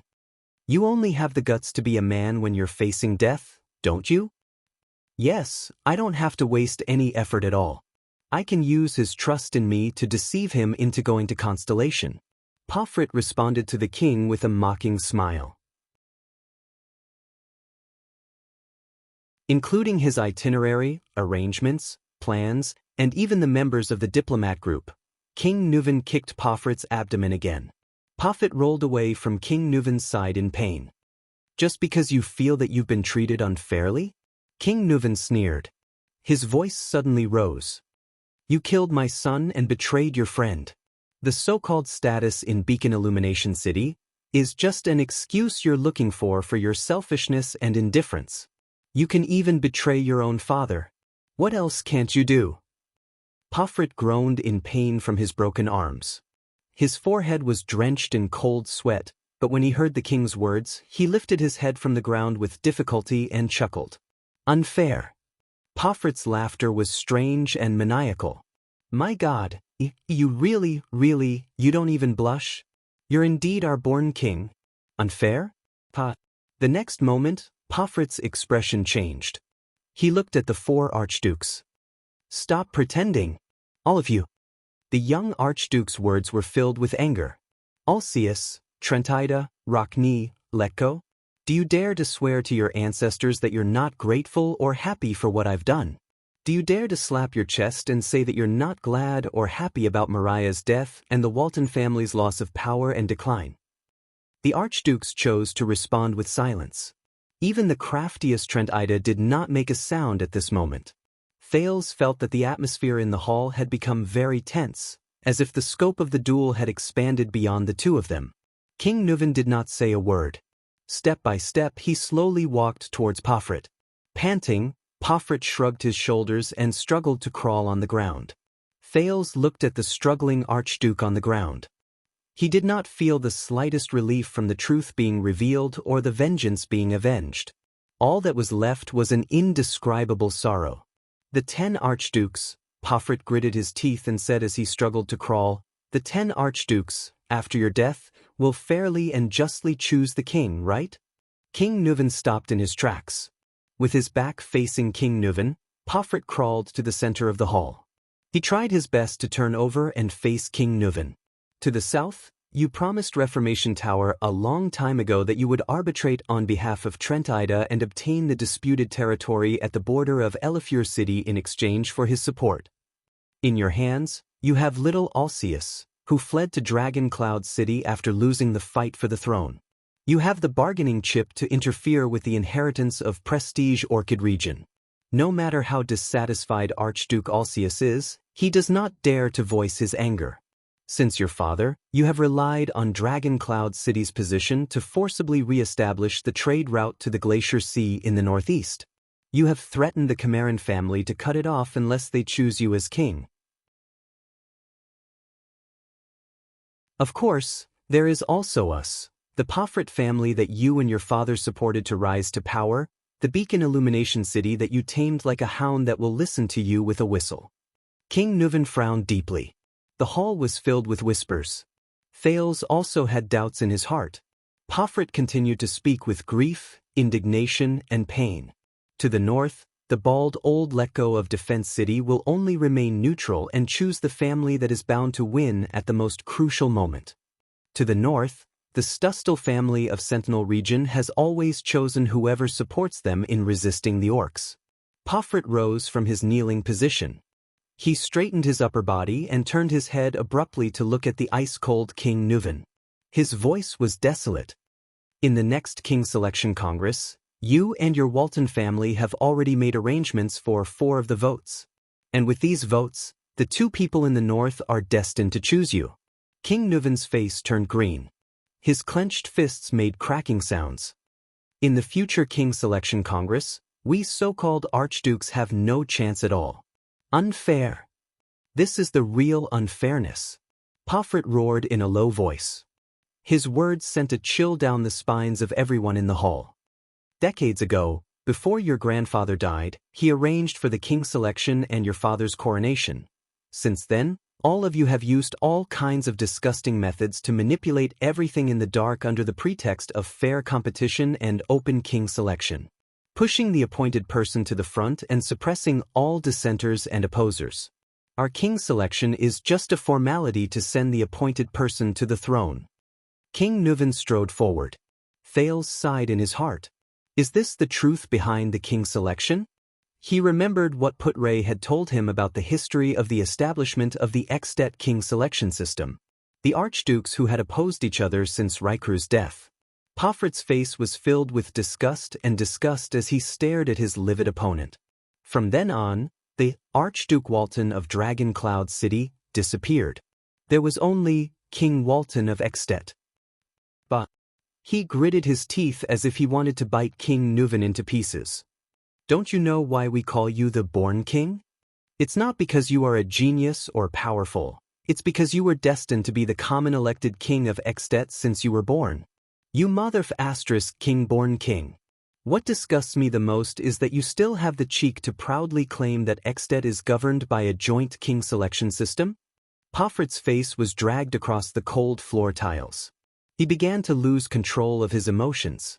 Under the suppression of the Waltons, what difference is there between us and the rotten hereditary royal family of Constellation and the tyrannical system of the Empire? Sooner or later, a madman like Constellation's 82nd will appear and drag his entire country to hell. Hearing this familiar name, Thales' heart sank. That's my grandfather. Drag his entire country to hell? Suddenly, he felt someone pat his shoulder lightly. It was Putray behind him. Thales exhaled through his nose with difficulty and shifted his attention back to the scene. King Nuven stepped forward with a cold gaze and mercilessly tripped him. Thud.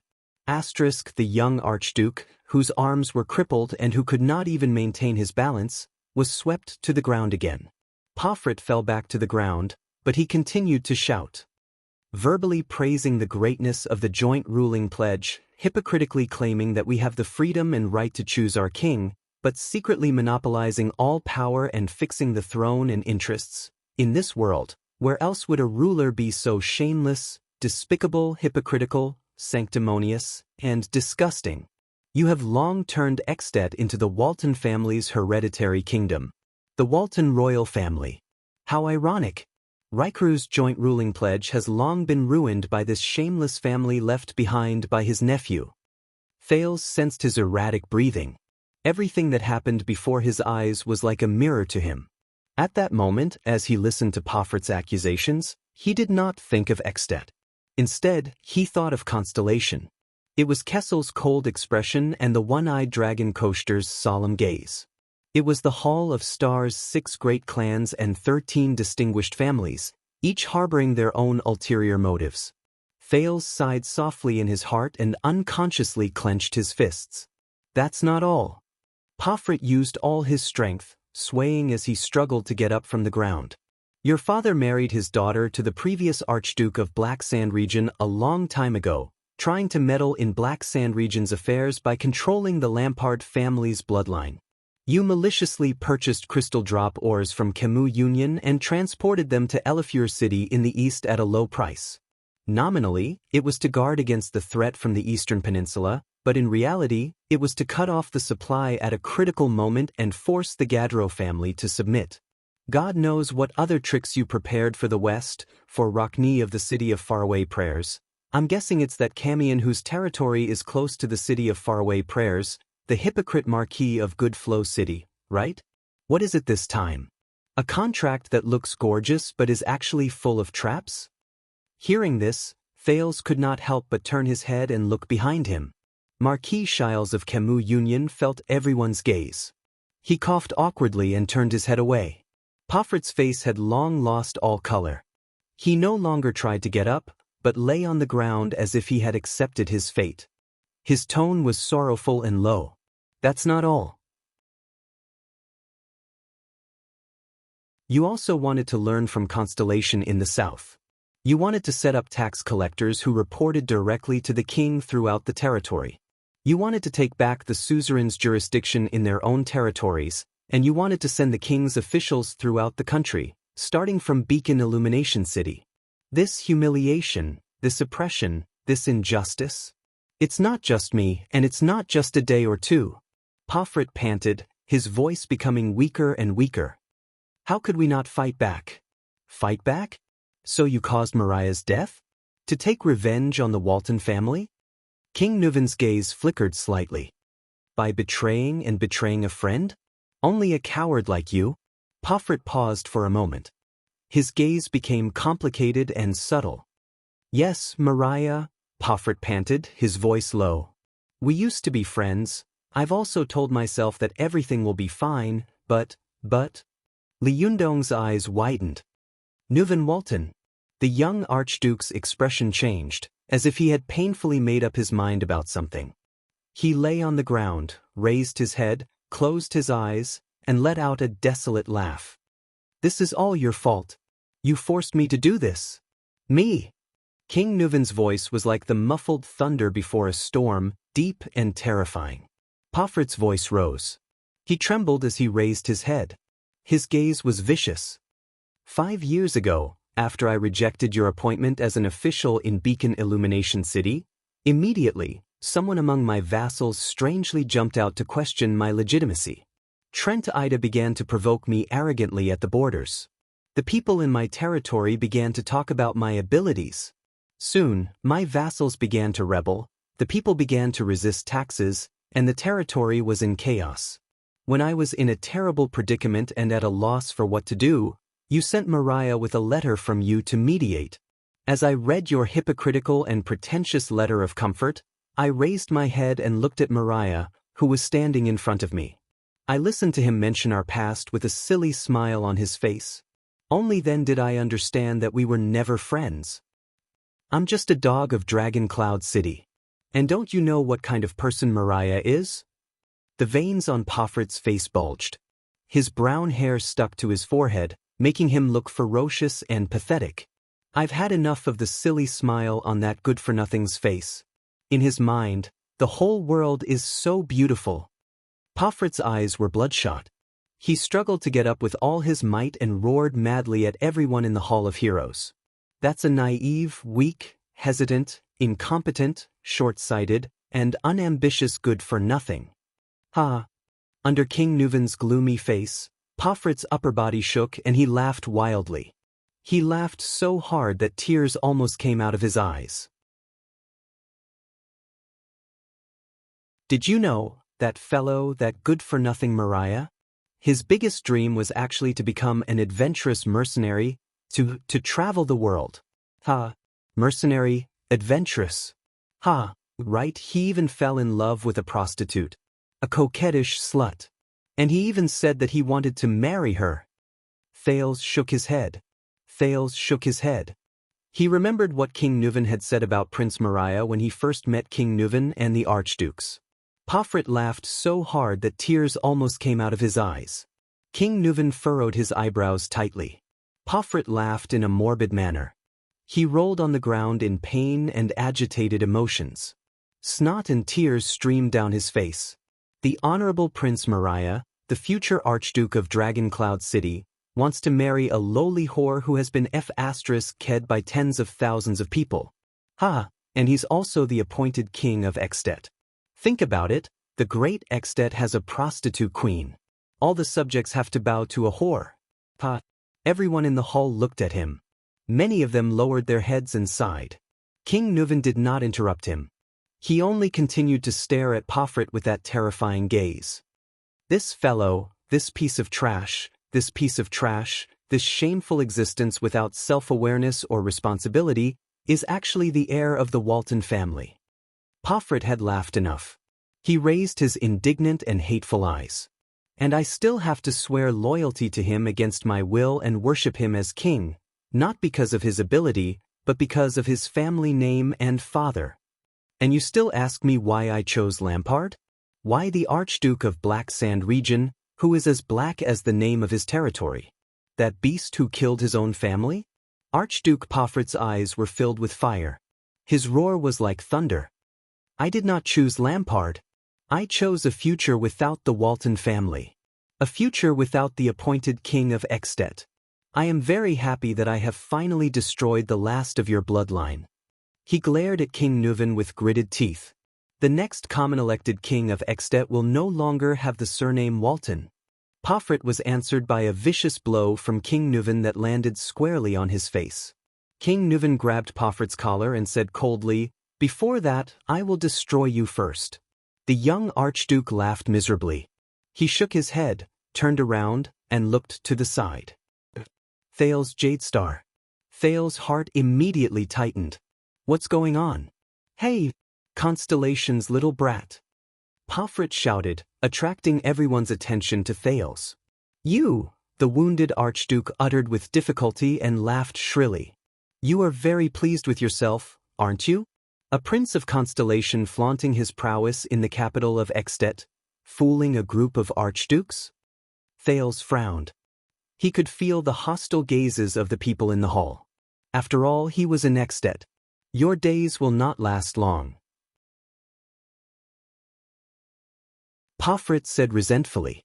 Did you think that assassinating you was just an act of self-preservation? Thales could not help but be stunned by the Archduke's next words. You don't know how much they want your life.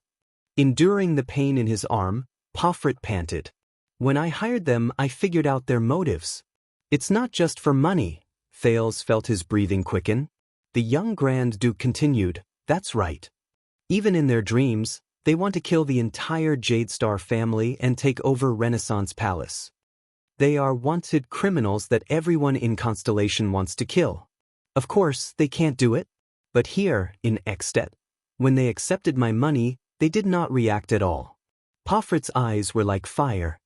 But those killers, when they heard that the target was you, the heir to the Jadestar royal family of Constellation, the expressions on their faces, how excited they were. What? What killers? Thales stared at him in a daze. A few seconds later, he reacted. Poor they. Who else? Pofrit yelled with a delighted expression.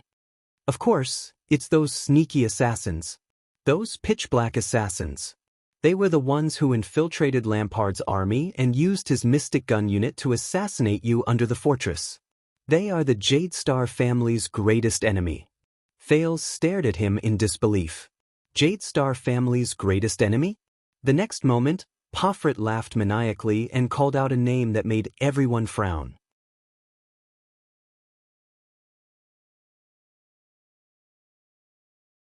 Chapter 154.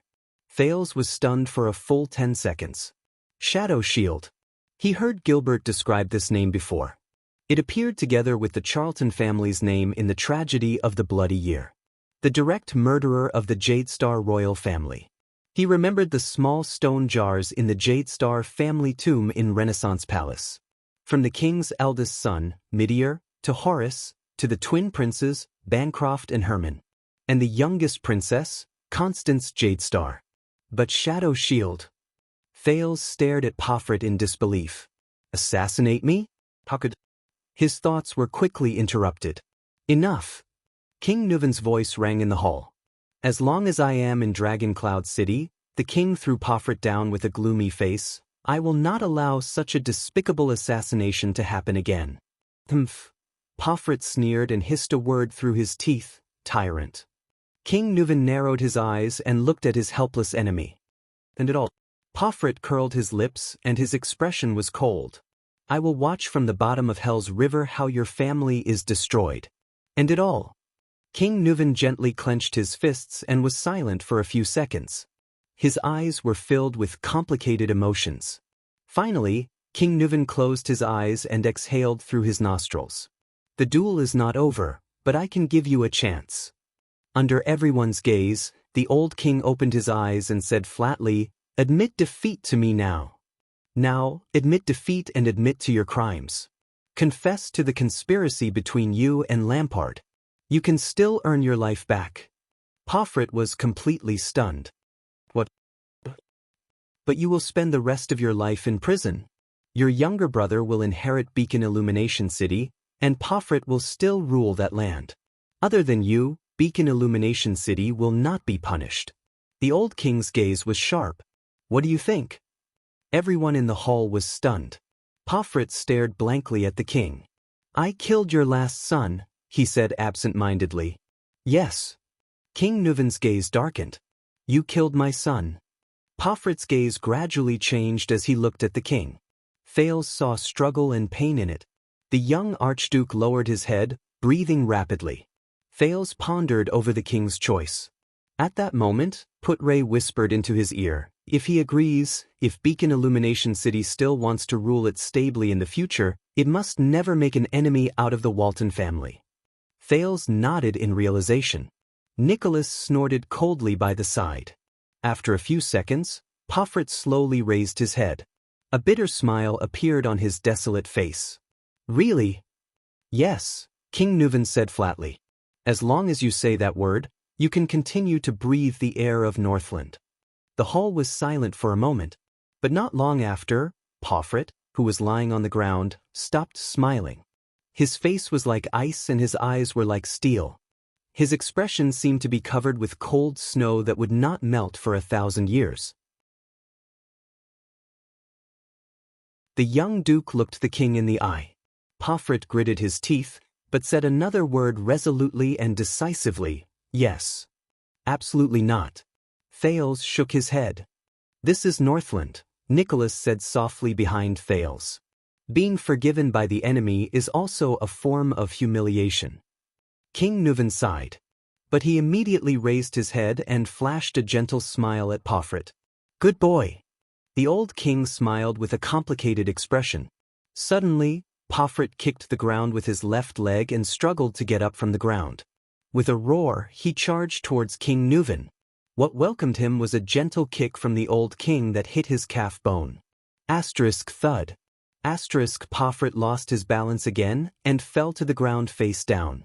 Pomfret let out a final howl of indignation. King Nuven shook his head slowly. He stood up and knelt down on Pomfret's back. Then he reached out with both hands and grabbed Pomfret's head tightly, lifting him to a place where the 4 archdukes could see. The 4 archdukes, Alcius, Trentida, Rockne and Letko, all stared at their king with solemn expressions. The next moment, the common-elected king of Extet, Nuven Walton VII, roared loudly in his old but heroic voice. Look! His roar echoed in the hall. King Nuven's face was filled with anger. He roared loudly. This is the enemy of the Walton family. Pomfret's face was mournful, but he smiled as if he had been released. As many people inhaled, the old king twisted his hands forcefully. Asterisk crack. Asterisk the crisp sound of a neck bone breaking reached Thales' ears. Asterisk plop. Pofrit fell to the ground. But this time, his head was facing upwards, staring blankly at the ceiling. King Nuven sat on the ground and stared expressionlessly at his enemy's corpse. No one spoke. The only sounds in the hall were the howling of the snow outside the window and the crackling of the braziers, along with the uneven breathing of the crowd. The dead silence lasted for a few seconds. Then, a light and moving trill traveled faintly from the other side of the hall. Death, it's just a long-awaited homecoming. High Priestess Holm of Bright Moon Temple said flatly.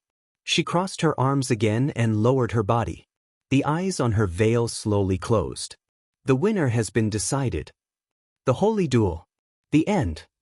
As soon as she finished speaking, the High Priestess of Bright Moon Temple turned and left. The Red Witch smiled and turned to follow her. In the hall, many people finally exhaled slowly. It's over. With a wave of Lord Merk's hand, the servants and guards hurried to catch up. The doctors and healers who had been on standby rushed to King Nuven's side and bandaged the wounds on his chest and face. The king's vassals and the 4 archdukes left the spectating area. They left absent-mindedly with different moods. I was wrong. I can't brag about this duel for a year. Marquis Shiles sighed. It's enough for me to brag about for a lifetime. Nicholas glanced at him coldly and walked down the field. He began to instruct the White Blade Guards to deal with the aftermath. It's been a complicated day, my dear highness. Shiles adjusted his hat and bowed politely to Thales. Forgive me for taking my leave. I have to go back immediately to estimate the possible business losses we might suffer in Beacon Illumination City. I hope it doesn't exceed the returns King Nuven has given us. Thales shrugged and watched the Camion leave. It's been a fruitful day. Thales turned around and said sarcastically in a low voice, we have to talk about Shadow Shield. Not only that, but he also had many other things, including many doubts, that he wanted to ask this experienced and knowledgeable deputy. I agree. Putray nodded cautiously and solemnly. At this moment, the 4 of you. The old king's aged voice came from afar. Do you have any opinions about this duel? King Nuven raised his head. His gaze pierced through the crowd and fixed on the 4 archdukes. The hall fell silent again. Everyone looked at the 4 archdukes. The archdukes had different expressions, but Thales could feel the solemnity and vigilance on their faces. After all, a colleague had just died here. No. The one who answered the king was the cold Archduke Rockney. He only said softly, this is a holy duel. It is a righteous vengeance. It is fair and just. Pofrit also confessed to his crimes. Trent Ida was still smiling. Alcius did not say a word. Letko looked elsewhere, his expression indecipherable. King Nuven stared at the long-haired archduke for a few seconds and suddenly sneered. It'd be strange if you didn't. King Nuven sneered. Your dissatisfaction has been going on for a long time, right? Thales suddenly felt the atmosphere in the hall become tense again. Until King Nuven's next words. You don't have to worry anymore. King Nuven sighed slowly. I will send a messenger crow tomorrow. The Archduke of Beacon Illumination City has died gloriously in the duel. Beacon Illumination City will be inherited by this fellow's younger brother. He must have been looking forward to it for a long time. The archdukes were slightly stunned. The Walton family has no hope in the next king selection, the old king said desolately with his head bowed. We don't have a candidate who has enough prestige and legitimacy. Archduke Alcius frowned. Your Majesty, King Nuven did not stop talking and interrupted Alcius. But at least, before I die, I can still do one last thing for my family and Dragon Cloud City. He raised his head. His gaze was piercingly cold. The archdukes shuddered. Such as? Archduke Alcius asked softly in his most cautious manner. King Nuven smiled. War, the old king said softly. It's going to be the new year soon. After next spring, I will enlist Dragon Cloud City's army. Hearing this, Thales felt a chill in his heart. No way? The 4 archdukes held their breaths. Constellation? Archduke Alcius glanced at Thales with an unfriendly expression, causing him to shudder in fear. Fortunately, King Nuven's next words made the Prince of Constellation exhale. No. I want to go for a stroll in Black Sand region. King Nuven, who was sitting in the middle of the hall under the care of a healer, patted his thigh in a relaxed manner. To visit my dear nephew, Chapman Lampard. The Archdukes frowned. So did Thales. I miss him. The old king's eyes shone brightly. I miss him to death. Archduke Alcius and Archduke Trentida, whose territories were near Black Sand region, frowned simultaneously. But I don't like being alone. I don't want to go alone. King Nuven stared at the 4 archdukes with a sharp gaze. What do you say? The 4 archdukes did not speak. Until the king's second sentence. After visiting him, shall we discuss the king's selection? The old king said meaningfully. The 4 archdukes glanced at each other. This time, they quickly made a decision. Defense City will respond with all its troops. We will always stand on the king's side. The bald Archduke Lecco was the first to sigh. Archduke Alcius nodded solemnly. Prestige Orchid region has no objections. We will also send reinforcements. This is a legitimate revenge, a warning to those who are plotting in secret. Archduke Rockney's eyes shone. The city of faraway prayers is willing to send reinforcements. Since all of you have said so, if Reformation Tower still doesn't send troops, Trentida said in annoyance, I won't even be able to walk out of Dragon Cloud City. Hearing this, Thales criticized in his heart, the king will take the lead and help you eliminate a competitor. Why not? King Nuven looked at them and laughed out loud. At this moment, Archduke Alcius could not help but ask, what about Black Sand region? Are you going to let Chapman's son inherit the Archduke's position? King Nuven stopped laughing and shook his head gently. I have a candidate in mind. He's definitely a good candidate for the Archduke's position. He stretched his newly bandaged right arm. Caslin Lampard, Chapman's uncle. He used to be the captain of my personal guards. Thales was stunned. He thought of the sturdy old man in Hero Tavern. I heard that he has no interest in power and that he hates his family, Archduke Rockney said flatly. Yes. King Nuven laughed softly. But it's not up to him. The archdukes were slightly stunned. All right. The old king pushed the doctor aside and stood up boldly. He shouted angrily, Everyone, go up. The banquet is still going on. King Nuven looked around at everyone and laughed. Don't spoil the mood. The 4 archdukes looked at each other. With different expressions on their faces, they bowed and left. The members of the King's Imperial Conference also left. Thales noticed that when everyone turned around, the old king's smile disappeared from his face. All of you should leave too. King Nuven shook his head and said to his white blade guards, just stand guard outside the hall. Nuven the 7th sighed and grabbed the wine barrel. He walked to the stairs where the battle was held and sat down. His expression was desolate. I'll sit here alone. Nicholas and Merk looked at each other and nodded. Thales and Putre looked at each other. Both of them carefully left with the crowd. Tonight is long enough. And fulfilling enough. At this moment, King Nuven's voice rang again. Thales. My dear guest. Thales jolted violently. The people in the hall who had yet to leave looked at the Prince of Constellation. Especially the archdukes, such as Archduke Lecco, who seemed to be deep in thought.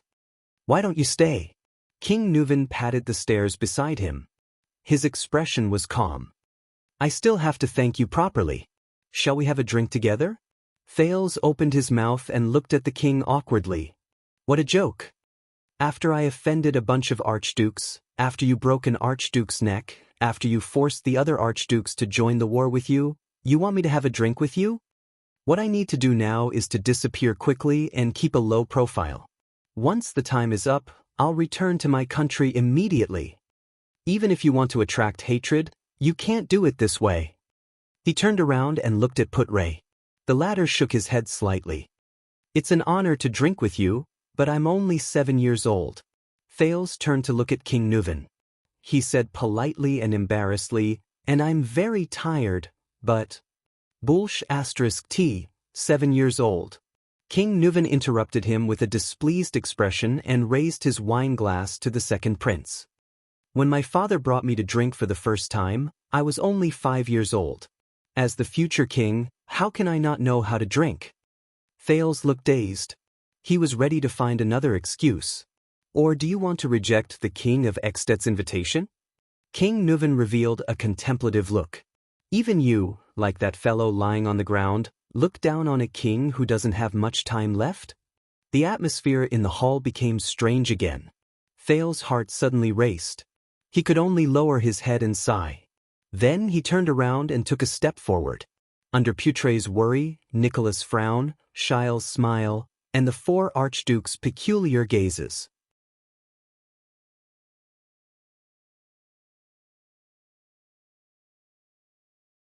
Chapter 155. Everyone retreated from the meeting hall. Only 2 figures, one big and one small, were left, sitting side by side on a flight of steps at the edge of the hall. Thales felt slightly uneasy. This old man, why did he keep me here? It can't really be for a drink, right? King Nuven was draped in a thick cotton robe, revealing his wrinkled but well-defined muscles. He looked at the bandages on his body with an unpleasant expression and raised his goblet. I'm old after all. King Nuven gulped down a mouthful of wine and moved his left arm. A pained expression appeared on his face. In the past, I could have fought a battle of this intensity for a day and a night, but now, the old king snorted coldly and poured the rest of the wine down his throat. Thales did not speak. He was trying his best to calm his slightly nervous breathing. It was not that he did not have the experience of being alone with a king. In fact, his nominal father, King Kessel of Constellation, gave him more pressure. However, when Thales sat next to Nuven VII, he always felt extremely uneasy, especially when the smell of the mixture of potion and blood wafted into his nostrils. Perhaps it was because King Nuven had just killed someone with his own hands. Perhaps it was because the old king had lost all his blood relatives and lived alone in the unpredictable world. Perhaps it was because, your plan is very risky. Thales' thoughts were interrupted. King Nuven scooped up another goblet of wine from the wine barrel and slowly said in his old voice, if the murderer, Pofrit, faced with such a situation, remained calm and did not react at all, what would you do? Thales exhaled. What should I do? There is still a way. The Prince of Constellation tried his best to put on a warm smile. Then, you can announce to the archdukes that you want to bring them along to meet Chapman Lampard openly and sincerely, shake hands, and make peace. I guess the murderer will definitely not be willing to go. He knows that if you and Lampard combine the information you have, it will be enough to force him into a corner. King Nuven swirled the wine goblet in his hand and listened quietly. Of course, there is no need to take such a risk. We can completely set up the plan slowly and reveal the 2 pieces of information to the archdukes bit by bit. Thales shrugged. But there is no other way. Marquis Shiles Bamra informed me that the 2 archdukes will be leaving in the morning. We only have 1 night left. We can only think of a way during the banquet. At this moment, King Nuven suddenly snorted. The laughter went on for several seconds. The old king's cryptic smile stunned Thales, and he stopped talking. Suddenly, a thought flashed in Thales' mind. It couldn't be. Wait, don't tell me. Thales looked at King Nuven with an incredulous expression mixed with surprise and dissatisfaction. You, King Nuven tilted his head and looked at Thales with a playful expression. Hidden in his green eyes was an emotionless, cold, and scrutinizing gaze. Thales felt a chill run down his spine. Thales thought it through. None of the archdukes wanted to leave, right? Thales closed his eyes and heaved a long sigh in indignation. That was false information you deliberately gave us. As Grand Dukes, it's impossible for them to just take a quick look at me before leaving. A bit of appropriate urging. King Nuven nodded nonchalantly. It seems to be very effective. An appropriate urge? Very effective? Thales recalled how panicked and flustered he was today, and he resisted the urge to ridicule them. He adjusted his emotions. After all, this was Heroic Spirit Palace, and the Prince of Constellation was just a weak guest. But I have to say... King Nuven put down his wine cup and stared at Thales. His gaze was complicated. Well done. Thales was slightly startled. Thank you, but... Thales turned his head and snorted softly. That plan was actually thought of by Putray, my vice diplomat and instructor. He reminded me that I could also use Lampard as a bargaining chip. Thales turned his head around and snorted softly. But you are indeed the one who carried it out, King Nuven interrupted him, his gaze sharp. You deserve this praise. For someone your age, it's practically a miracle to have such a performance. Thales flashed a fake and ugly smile. He did not want to appear like a monster, it was all forced by this world. Perhaps, the Jade Star royal family really produces such geniuses. King Nuven let out a long sigh. Thales' gaze shifted. The Jade Star royal family's geniuses? Thales asked keenly. Who else? King Nuven chuckled. A reminiscent expression appeared on his face. Your father's elder brother, your grandfather's eldest son, Meteor Jade Star, the old king said flatly. He was also a precocious genius. Thales' eyes brightened. Meteor Jade Star. Thales recalled Gilbert and Lady Jine's attitude towards the late king's eldest son, the wise prince who was praised by everyone. But at the same time, he also recalled Arund, the Duke of the Northern Territories' despairing evaluation of Meteor in Renaissance Palace, the gloomy eldest brother of the king. When he was 13, he came to present his credentials. Before the two sides started fighting, he mediated the dispute over the hunting range of Pine Forest between Prestige Orchid Region, Black Sand Region, and Overwatch City. That was a year before I was crowned. It was also in this hall that he faced my father and the two archdukes of Prestige Orchid Region and Black Sand Region. King Nuven sized up the Hall of Heroes, which was flickering in the firelight, and slowly said, I saw the previous Archduke of Prestige Orchid Region, poor old Alceus, being choked speechless by a child in front of everyone's eyes. I see. Thales nodded awkwardly. No wonder Alceus, that bearded man always found me an eyesore. It seems that we are indeed enemies. Yes, I guess. King Nuven smiled. My father passed away a year later, and Meteor also played a part in it. Thales awkwardly did not reply. Do you know, in the past, a strange so-called genius like you would have made me extremely fearful? The old king tightened his robe again. His gaze was subtle. Especially when you are the first, no, the only heir to the throne of Constellation. Thales frowned slightly. King Nuven's gaze made him a little uncomfortable. Meteor's death was really a pity. I have always been curious about what kind of king a man like him would become. King Nuven sighed, turned his head and stared straight at Thales. But you still have a chance. And a great chance. I believe that once you are crowned king, Constellation will be reborn. King Nuven's gaze began to become fierce. Extet will welcome a terrifying opponent. Thales quivered. His nerves, which had just relaxed, tensed up again. No way. What are you talking about? What is this guy trying to do? He could not figure out King Nuven's intentions. Thales endured King Nuven's gaze and tried his best to calm his increasingly rapid breathing. King Nuven suddenly laughed in a strange manner. You don't have to be so nervous, he said flatly. His tone was filled with the unique dignity of a king. I am not a man-eating beast. Thales suppressed his desire to refute and forced an ugly smile. He glanced at the center of the hall from the corner of his eyes. It was where Pofrit's neck was broken. King Nuven noticed Thales' gaze and could not help but laugh. As the heir of a king, you will have to see blood sooner or later. The king took a sip of wine. His gaze was sharp. This will help you. Thales furrowed his brows. See blood. The look in Quide's eyes before he died appeared before his eyes. He remembered the feeling of the dagger in his hand piercing through flesh, and the young psionic assassin who could make a piercing demonic sound, and his wet, warm, beating heart. Thales forcibly suppressed a wave of discomfort. King Nuven put down his wine goblet and asked slowly, What are your thoughts after watching the duel just now? It left a deep impression, the uneasy Thales answered honestly. Especially when I saw how an old veteran defeated a young and energetic rookie. King Nuven sneered. And the heroic duel customs of Northland were also an eye-opener for me. Thales carefully chose his words.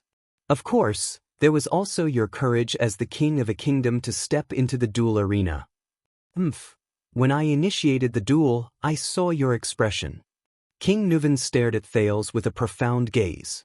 You didn't think much of it, did you? Thales was slightly startled. King Nuven continued to stare at him intently.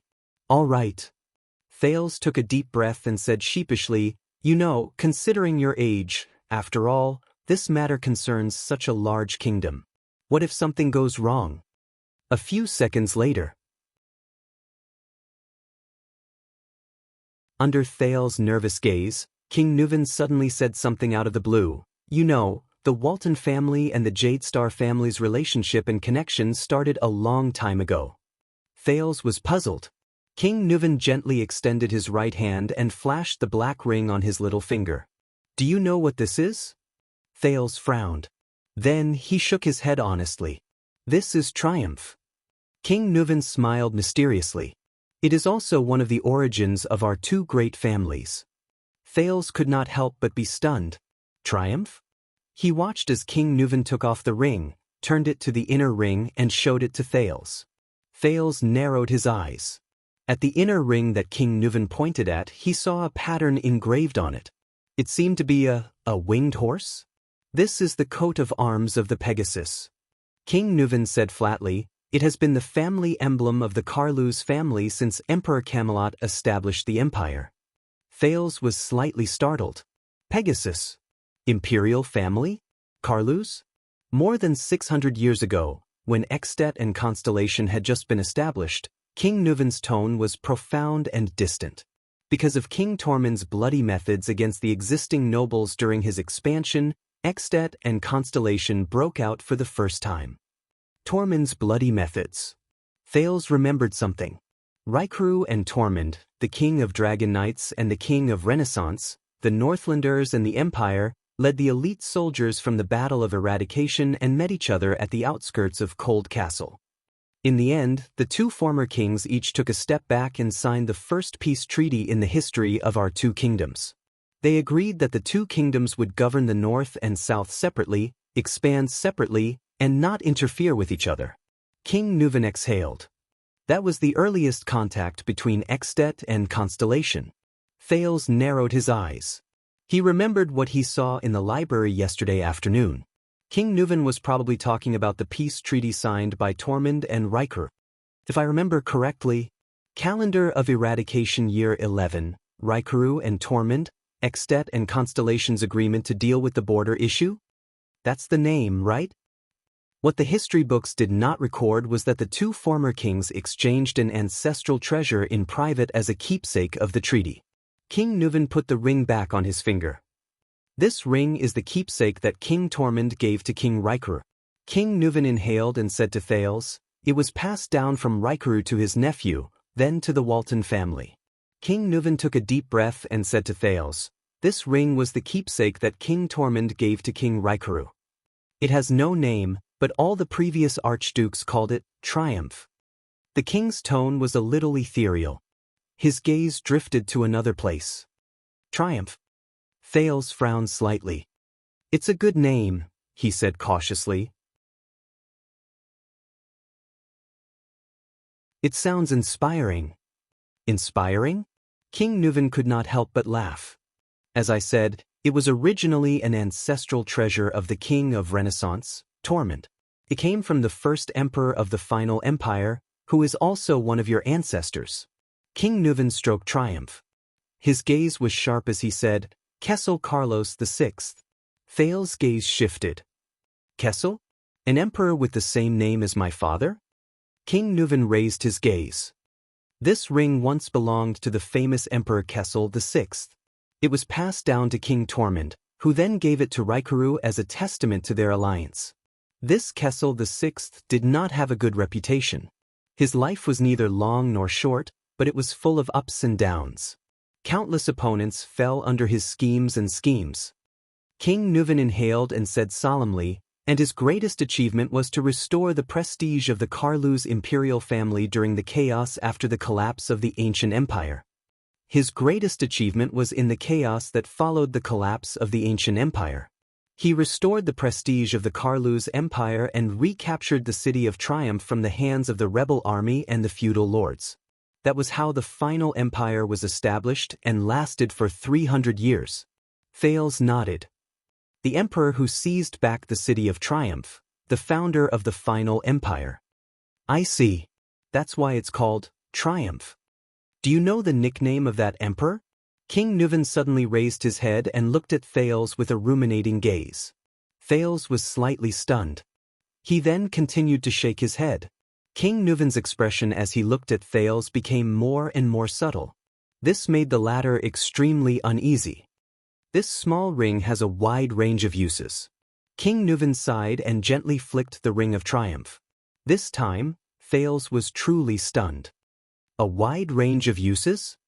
Thales stared at the ring in a daze. A terrifying thought crept into his mind. As expected, King Nuvan's next words sent a chill down his spine. The ring can hide 3 different types of medicinal foam, 2 different gases, and even a poisonous needle. Hidden. Poisonous needle? As he listened to the old king's narration, Thales almost forgot to breathe. However, King Nuvan continued to speak. For example, when 2 people in a duel are in a stalemate, Thales shuddered violently. With a gentle turn of the mechanism, Triumph can release the prepared sire grass poisonous gas at close range. King Nuvan's gaze was extremely cold at this moment. His tone sounded extremely terrifying. The cost of refining it is very expensive, but it can unknowingly anesthetize the poisoned person's muscles and mind. During intense exercise, this poison will spread through the bloodstream. The poisoned person will feel a decline in strength, numbness in their muscles, and irritation and unease. Decline in strength, numbness in muscles, irritation and unease. The second prince was stunned. Thales turned his head and looked at King Nuvan in disbelief. King Nuvan also turned to look at him. In the next second, the old king finally confirmed Thales' terrifying guess with a suspicious smile. What? Nuvan Walton VII, the supreme king of Extet, the most respected ruler of the Northlanders, stared at him with a profound gaze. Do you really think that I, an old man who is almost 70 years old, can do such a thing?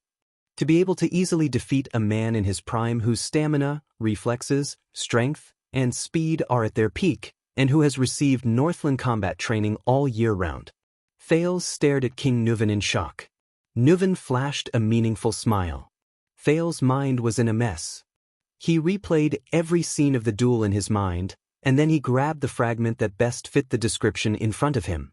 Pofrit gasped for air. He missed his axe almost every time. There was also the young Archduke's final hysteria. Seriously? Thales did not know what kind of expression he should have at that moment. He did not know what kind of expression he should have. He only stared intently at King Nuvan. Did I forget to tell you? The nickname of the founder of the final empire, Kessel VI. King Nuvan smiled. His expression was mysterious as he softly uttered 3 words.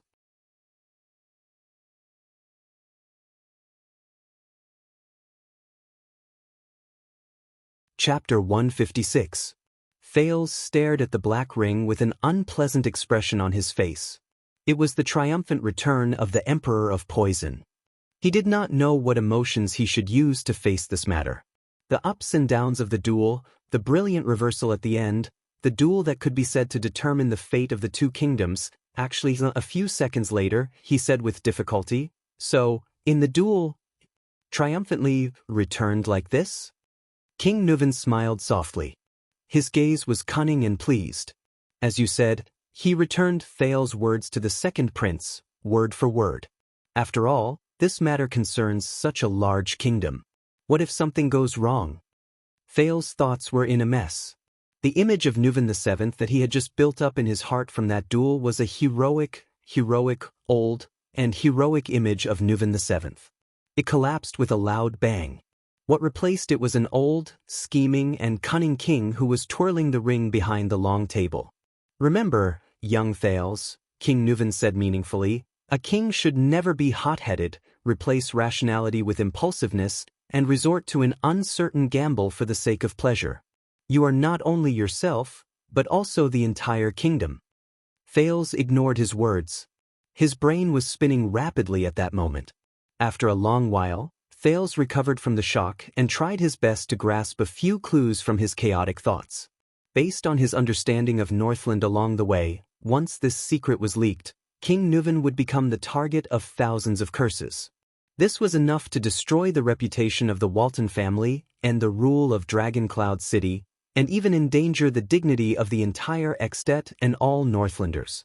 But Thales turned his head and looked at King Nuven, who was silent and had a complicated expression on his face. He asked in disbelief, "Why tell me? Shouldn't this be a top secret that will rot in my stomach forever and be brought to my grave? Do you know how serious this secret is?" Thales felt his heart beat faster. He unconsciously clenched his fists. However, King Nuven only looked at Thales calmly and flashed a happy smile. He did not show the slightest hint of nervousness or seriousness after his secret was exposed. "Of course." King Nuven snorted lightly and said nonchalantly, "This is the greatest stain to the way of Northland. It is even disrespectful to the gods and belittling the archdukes.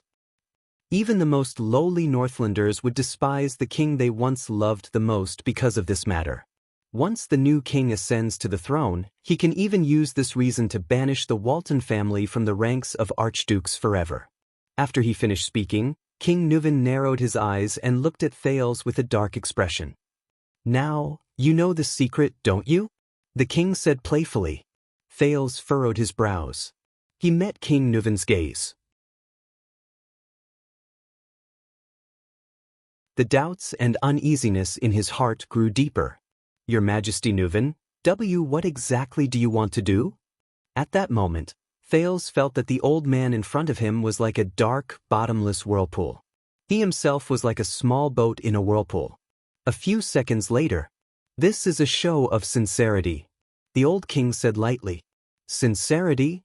Thales repeated doubtfully. King Nuven scooped up a goblet of wine and calmly took a sip. "I gave you a bargaining chip." King Nuven's expression was calm and his tone was calm.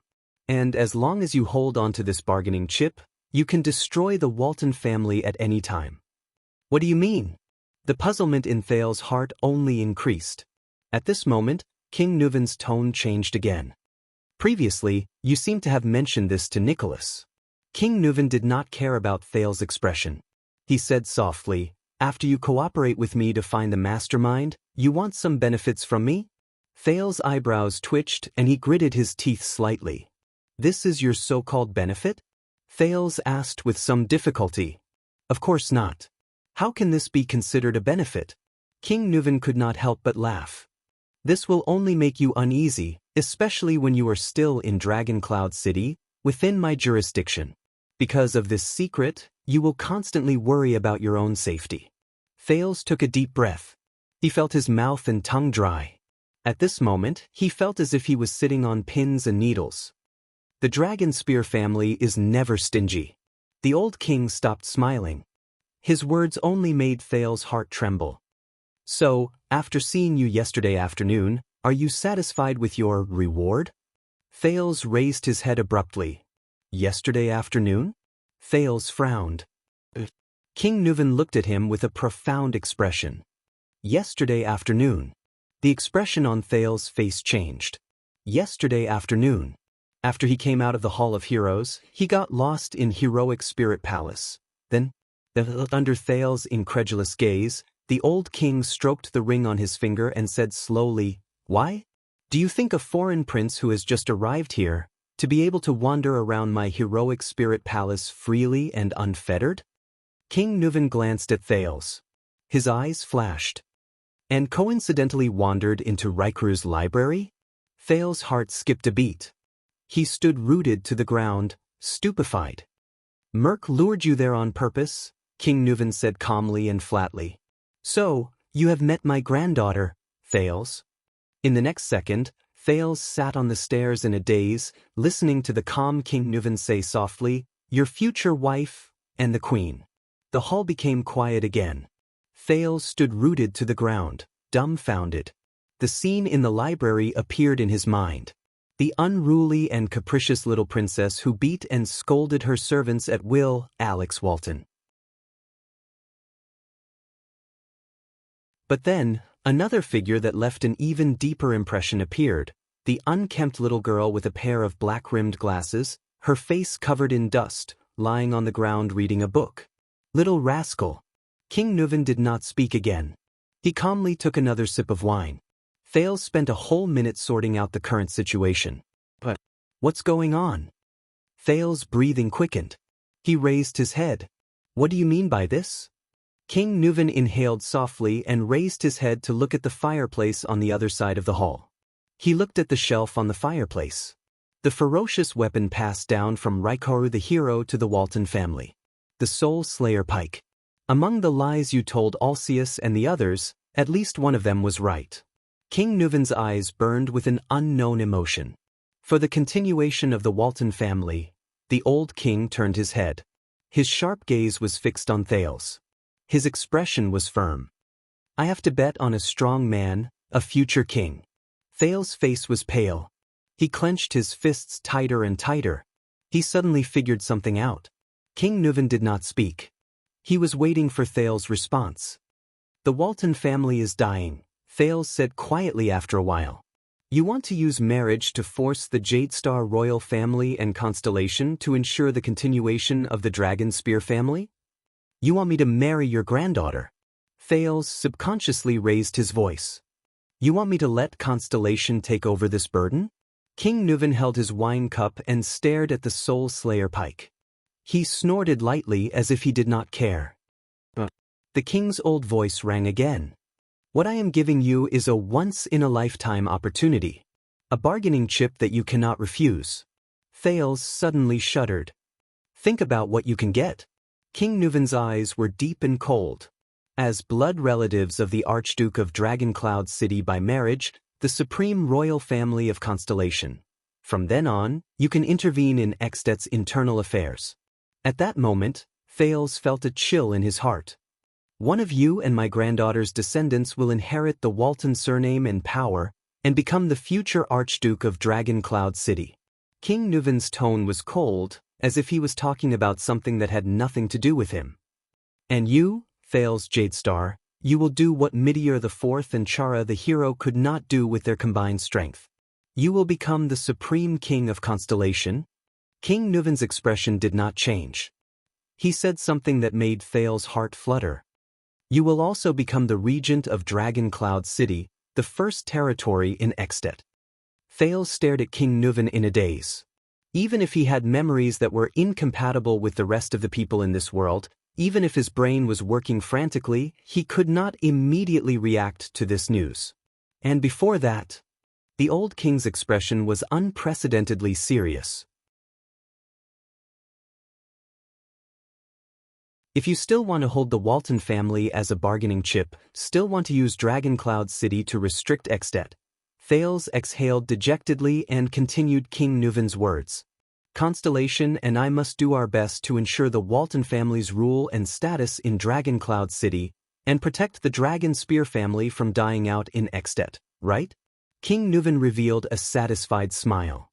If the future king intends to use the reason of no male heir to deprive the Walton family of its power, he will have to think twice. Nuven VII continued.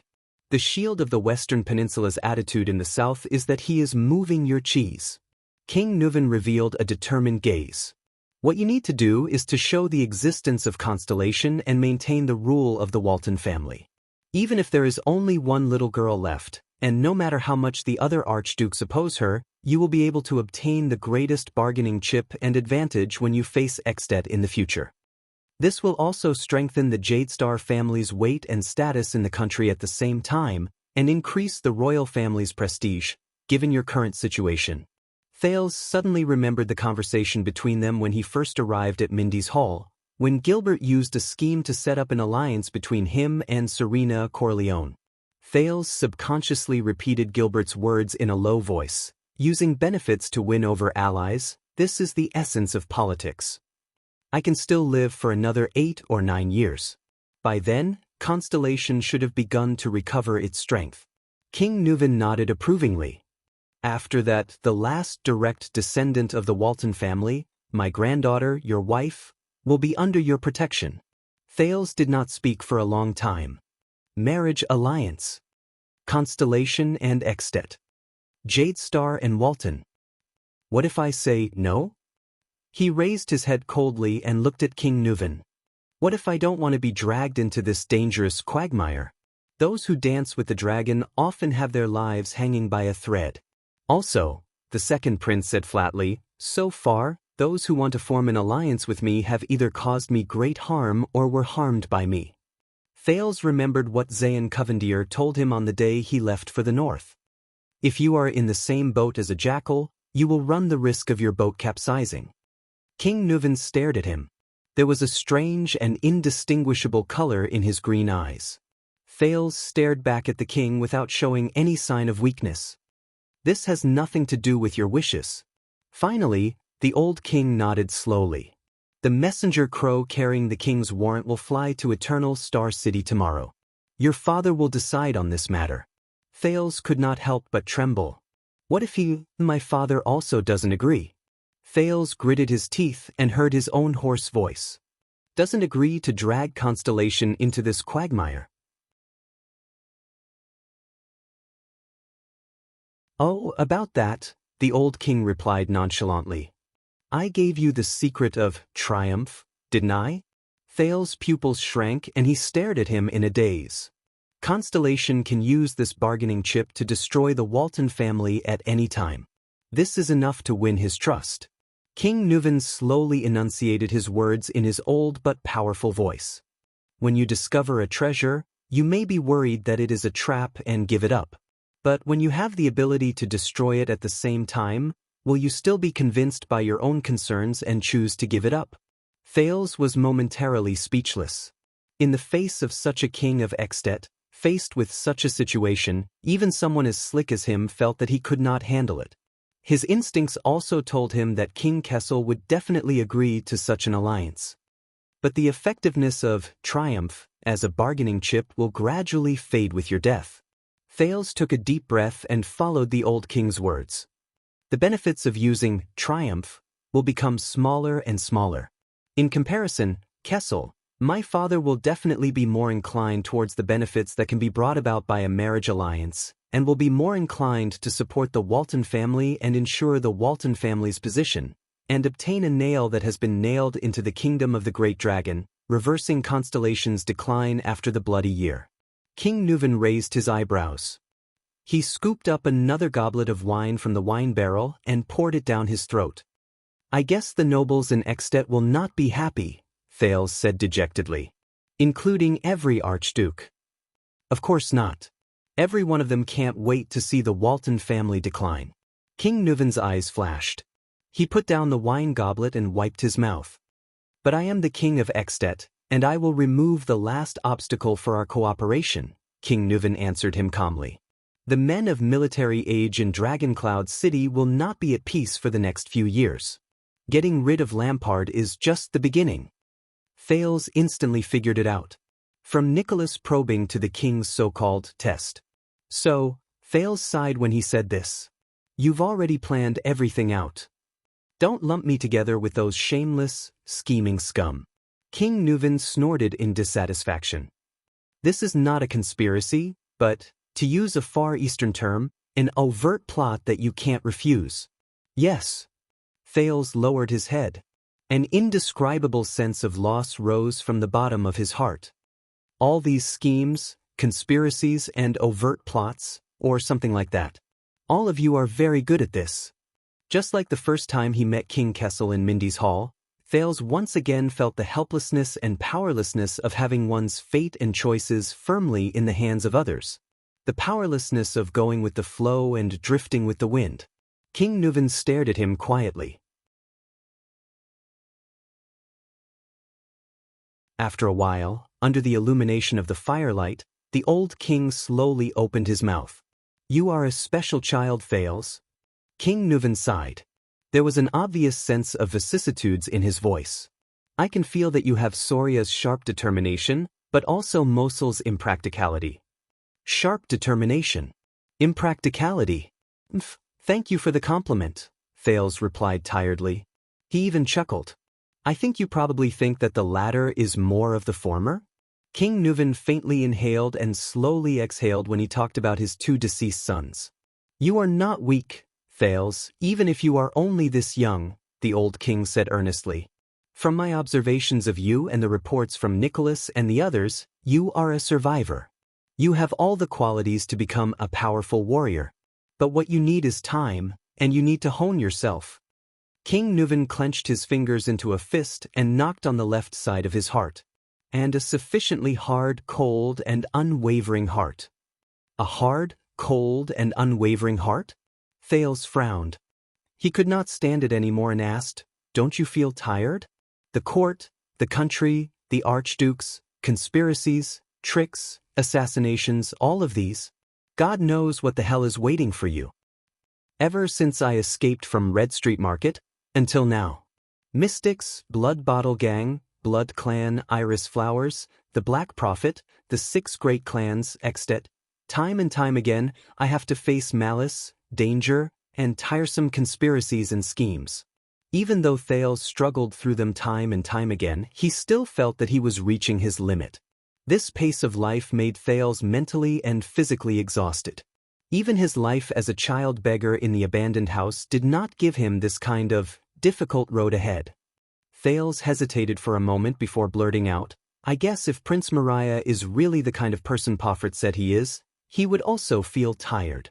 King Nuven's expression slowly froze. His eyes were filled with deep emotions. There was a few seconds of silence. It's normal for you to feel tired. Everyone feels tired, King Nuven finally spoke slowly. But for us, when you feel tired and want to stop, or even want to give up, you will feel. He clutched his injured shoulder and panted heavily in pain. Whether it's the pain of being swept into the tide and losing control of yourself, or the pain your enemies give you when they see that you are weak and easy to bully. King Nuven pursed his lips, as if he was recalling something. That kind of pain that penetrates deep into your bones pushes you back to the tired battlefield. You will continue to go back and forth between exhaustion and pain until you get used to it. This is what we are born to carry, not just us, the old king continued expressionlessly. Before he became an archduke, Alcius was poisoned twice by his half-brother. Trent Ida married the daughter of a mountain barbarian tribe leader just to open up a wasteland in the Sighing Mountain for his barren Reformation Tower. The old bald Letko once reluctantly married off his youngest daughter to Camus Union in order to maintain his finances until she died miserably in a foreign land. On the day Rockne became an archduke, he personally ordered the execution of 6 domineering counts and viscounts in his territory. They were all his father's most trusted people when he was alive. And Lampard was a ruthless existence who stabbed his own brother's heart in front of everyone to seize the archduke's position. But time and time again, they all returned in pain and exhaustion. You too? Returned from pain and exhaustion? Thales lowered his gaze. Like your son? King Nuven did not speak for a whole 10 seconds. After a moment of silence, King Nuven raised his head and stared at the famous Soul Slayer Pike. Do you know Soria? My eldest son, the man most likely to inherit this position. He died 12 years ago. Thales was slightly stunned. Lady Alex's father? He hesitated and carefully asked, I heard from Lord Merk that he died in a hunting accident. No. This time, King Nuven quickly interrupted the second prince. His face was ashen. An accident is just what we say to the outside world. Thales frowned slightly and held his breath again. During the hunt, he died of an assassination with ulterior motives, the old king said in a normal tone. To be precise, it was an assassin from Constellation.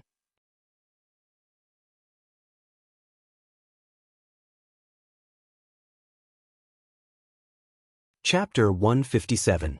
The second prince of Constellation stared at the old king in astonishment. But I am here now. King Nuven turned to look at him. His tone was flat, but his gaze was complicated. I am betting the future of my family on a prince of Constellation like you. Thales suppressed the anxiety in his heart and heaved a long sigh. My 2 sons.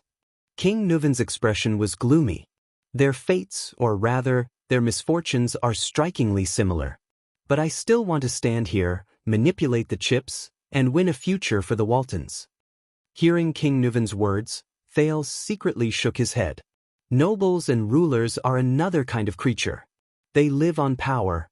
This is what Putre told me. So you better get used to it. King Nuven put away his gloomy expression and revealed his tough and cold face again. For your own good. Thales gently closed his eyes. King Nuven's expression suddenly changed. He narrowed his eyes and looked at Thales mysteriously. Speaking of which, they didn't tell you, did they? The old king clasped his hands together. About the truth of your bloody year? Thales opened his eyes in surprise and looked at King Nuven. The first thing he recalled was Queen Kia's hysteria, followed by the names of Charlton and Shadow Shield. Lastly, the Jade Star family tomb in Renaissance Palace. The second prince shook his head slowly. They didn't say much. King Nuven snorted softly. Then maybe I shouldn't say too much. King Nuven turned his head back. It's best not to interfere with the education of the Jade Star family. You've interfered enough already, Thales secretly criticized. But Extet was a direct participant in the bloody year, these invaders from the north. Thales thought, maybe he knows something? Do you have any special news for me, Your Majesty? Thales carefully used honorifics and shrugged. If you really treat me as your future grandson-in-law. Hearing the way Thales addressed him, King Nuven revealed a thought-provoking gaze. Then the old king laughed out loud. See? The old king winked at him. Actually, you will soon get used to it. Thales responded with an ugly smile. You will learn about everything else from your instructor, from Constellation, and from your father. King Nuven stretched his elbow. His expression was subtle. But I can tell you one thing, as one of the bargaining chips I will give to my allies. Something that even your kingdom's secret intelligence department doesn't know about. Thales' expression changed. Even the secret intelligence department doesn't know? His breathing quickened. Who do you think would kill the Jade Star royal family? King Nuven smiled mysteriously. The real mastermind. Doubts arose in Thales' heart. The real murderer? That mysterious assassin organization, the Shadow Shield, that Pofrit mentioned just now.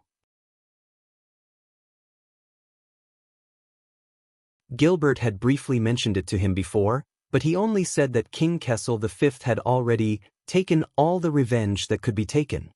Thales slowly shook his head. The reason is actually very simple, so simple that you won't believe it. King Nuven fixed his gaze on him.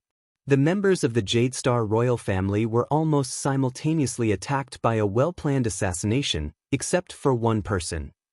I might not be sure about the others, but if the plan went smoothly, it seems that he was the one who benefited from the bloody year?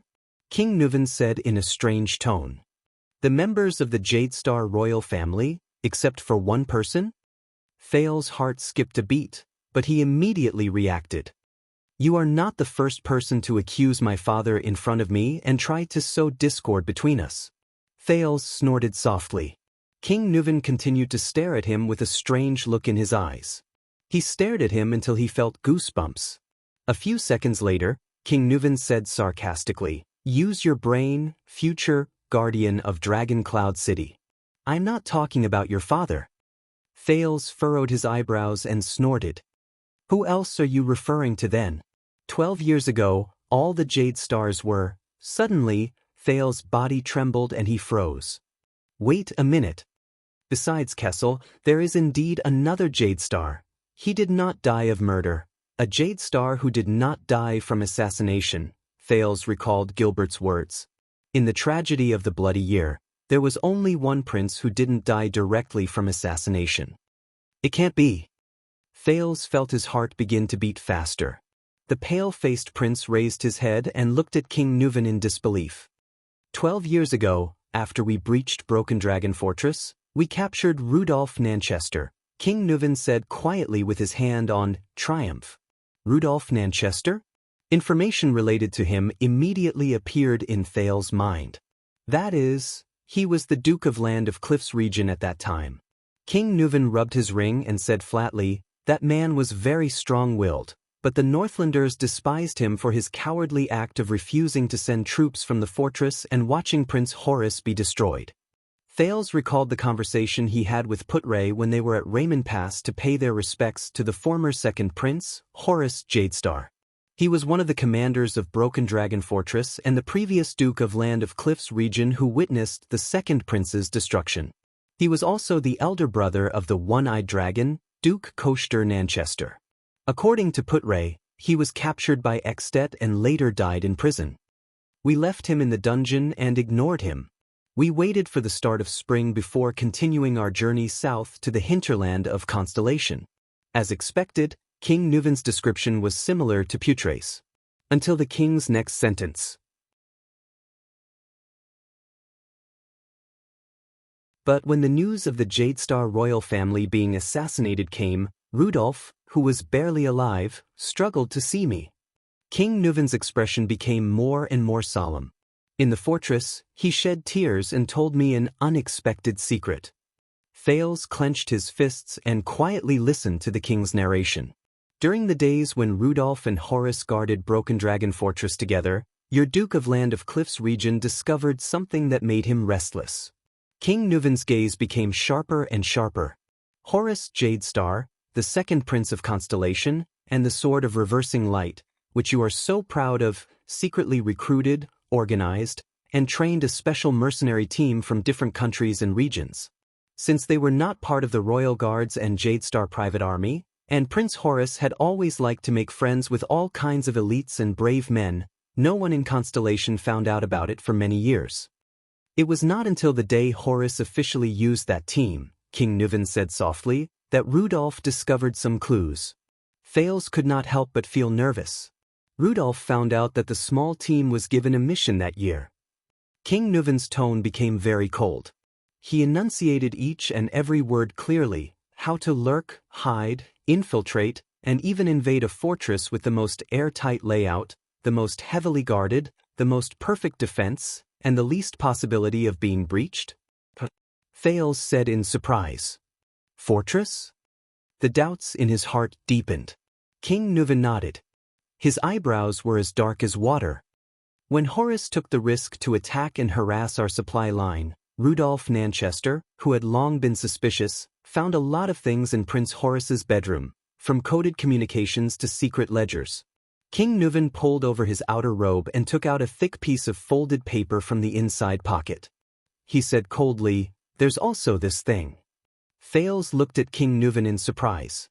"You prepared it a long time ago?" King Nuvan did not speak. He only waved the thick paper in his hand. Thales took a deep breath and suppressed his trembling hands. He took the folded piece of thick paper and unfolded it. The paper was made of the best material. It felt smooth and hard to the touch. It seemed to be able to be preserved for a long time. It was more than 2 meters wide, so Thales had to lay it flat on the ground and spread his hands before he could begin to observe it. There was a map drawn on the paper. There was a square building on the map. It was a flat top and side view. Soon, Thales could see that the map was very detailed. It used different colors and labels to clearly mark the wide and thick walls, the ubiquitous sentry towers, the terrifying city-guarding crossbows, a few narrow entrances, as well as the important entrances, passageways, and rooms in the building. Thales' pupils shrank abruptly.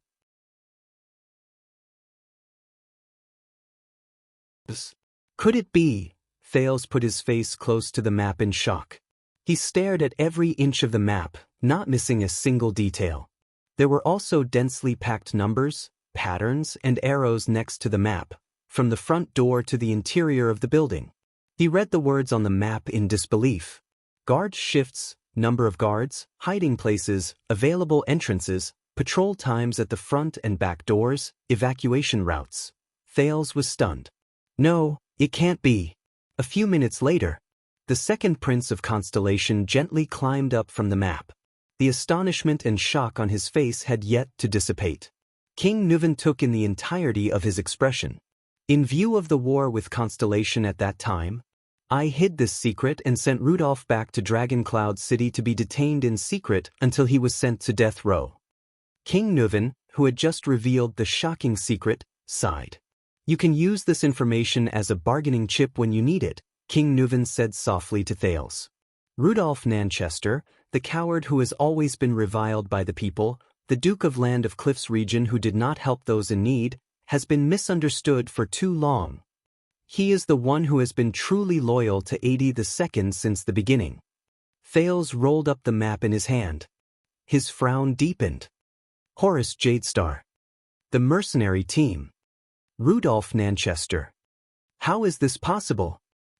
I don't think even your father knows about this. King Nuvan sighed. In a sense, Extet has already helped you get rid of the murderer.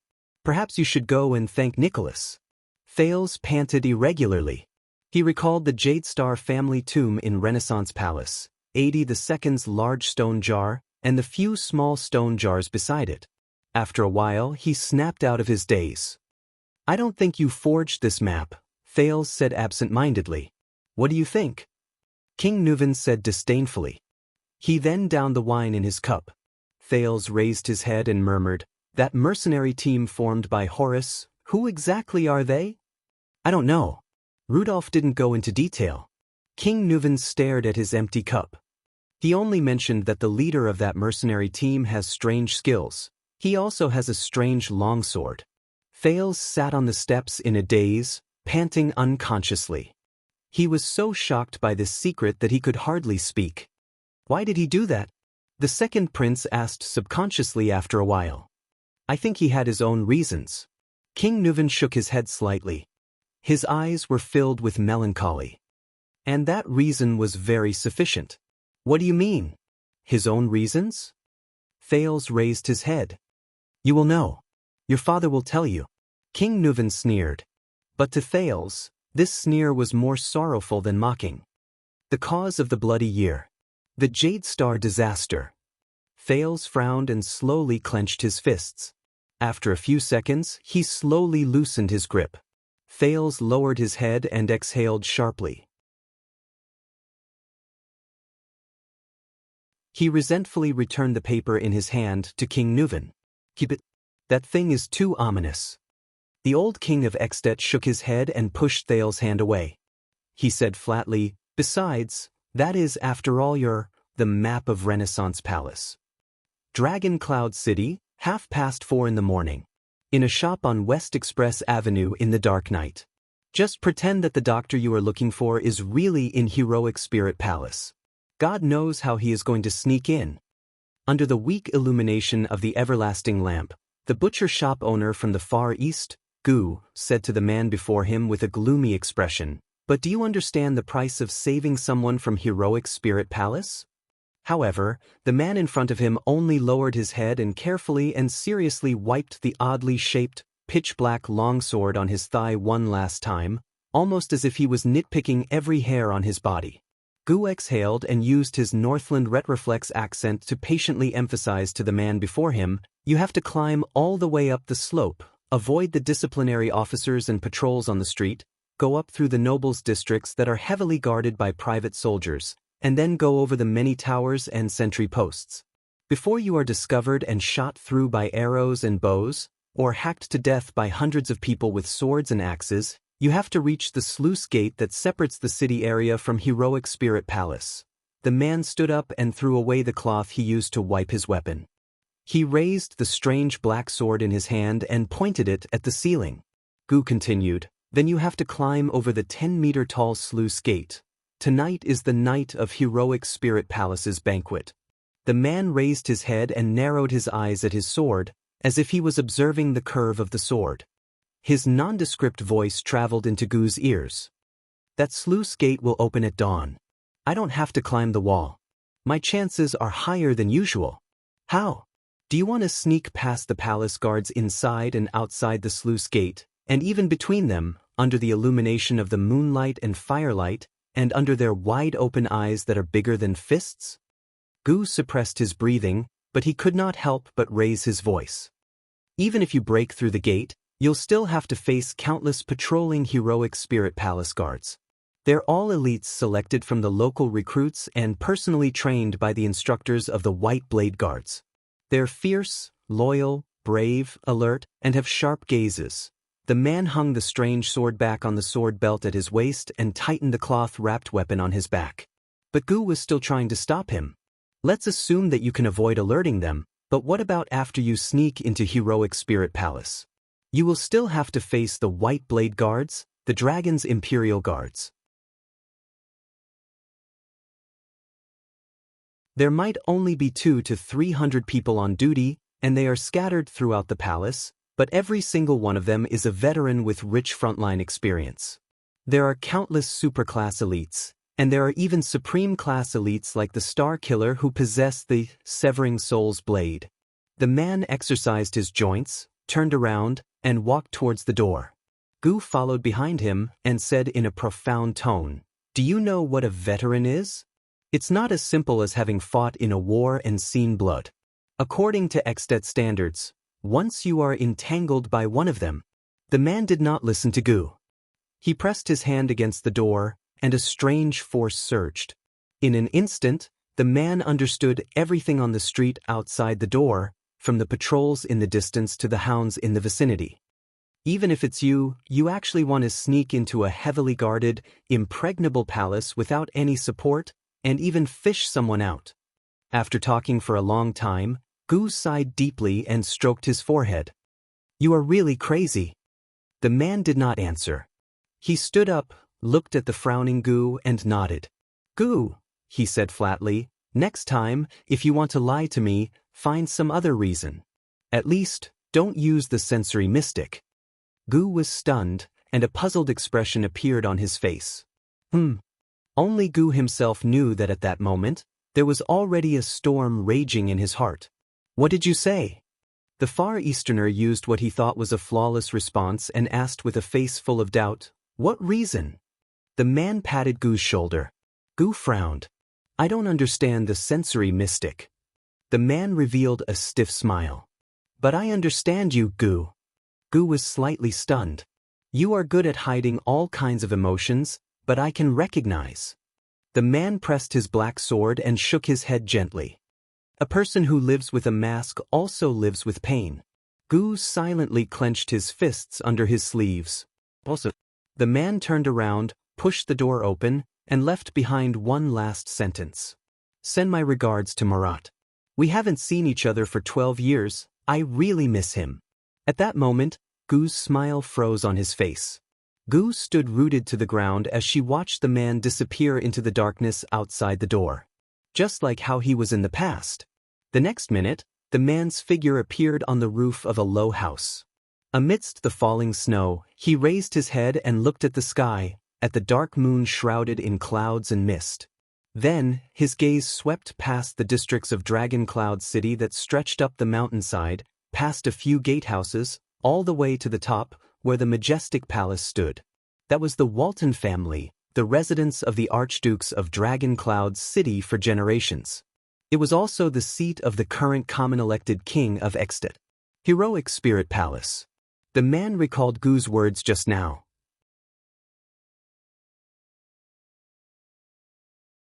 Sneak past the heavy guards into a heavily guarded, impeccable palace? He gently patted the strange black sword at his waist, and a smile appeared on his lips. "Sigh. In this regard, I can be considered." The man closed his eyes gently. "You're experienced, aren't you?"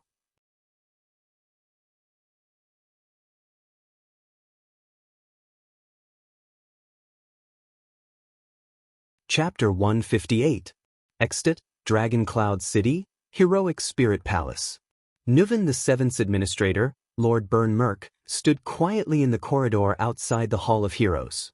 He stared at the falling snow outside the stone window, deep in thought. The White Blade Guards stood guard around him, their gazes sharp. Merk could not remember how many times he had looked at the snowfall in Northland in his 40 years of life. The king's personal guard captain, the current leader of the White Blade Guards, Star Killer Nicholas walked from behind and stood beside him. Lord Merk did not turn around. This year's day before the bitter cold winter will be unbearably cold. "Yes, old friend."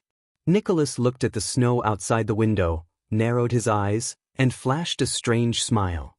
"Do you still remember the days when we first joined the White Blade Guards, when we were trained in the bitter cold winter?" Of course.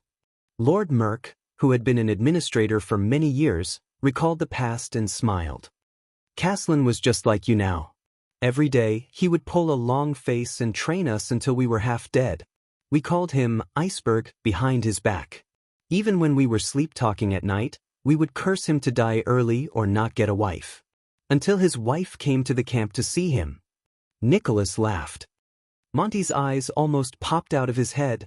God knows how Iceberg's wife could be so beautiful. It's so unfair. Merk's gaze drifted into the distance. He still remembered when he first joined the White Blade Guards more than 20 years ago. The famous commander of the Earthshaker, Caslin Lampard, used a leather whip to chase the group of recruits outside on the bitter cold winter at 4 o'clock in the morning. Even though those who could join the White Blade Guards were all tough men who had been through the front lines. Do you think it's cold?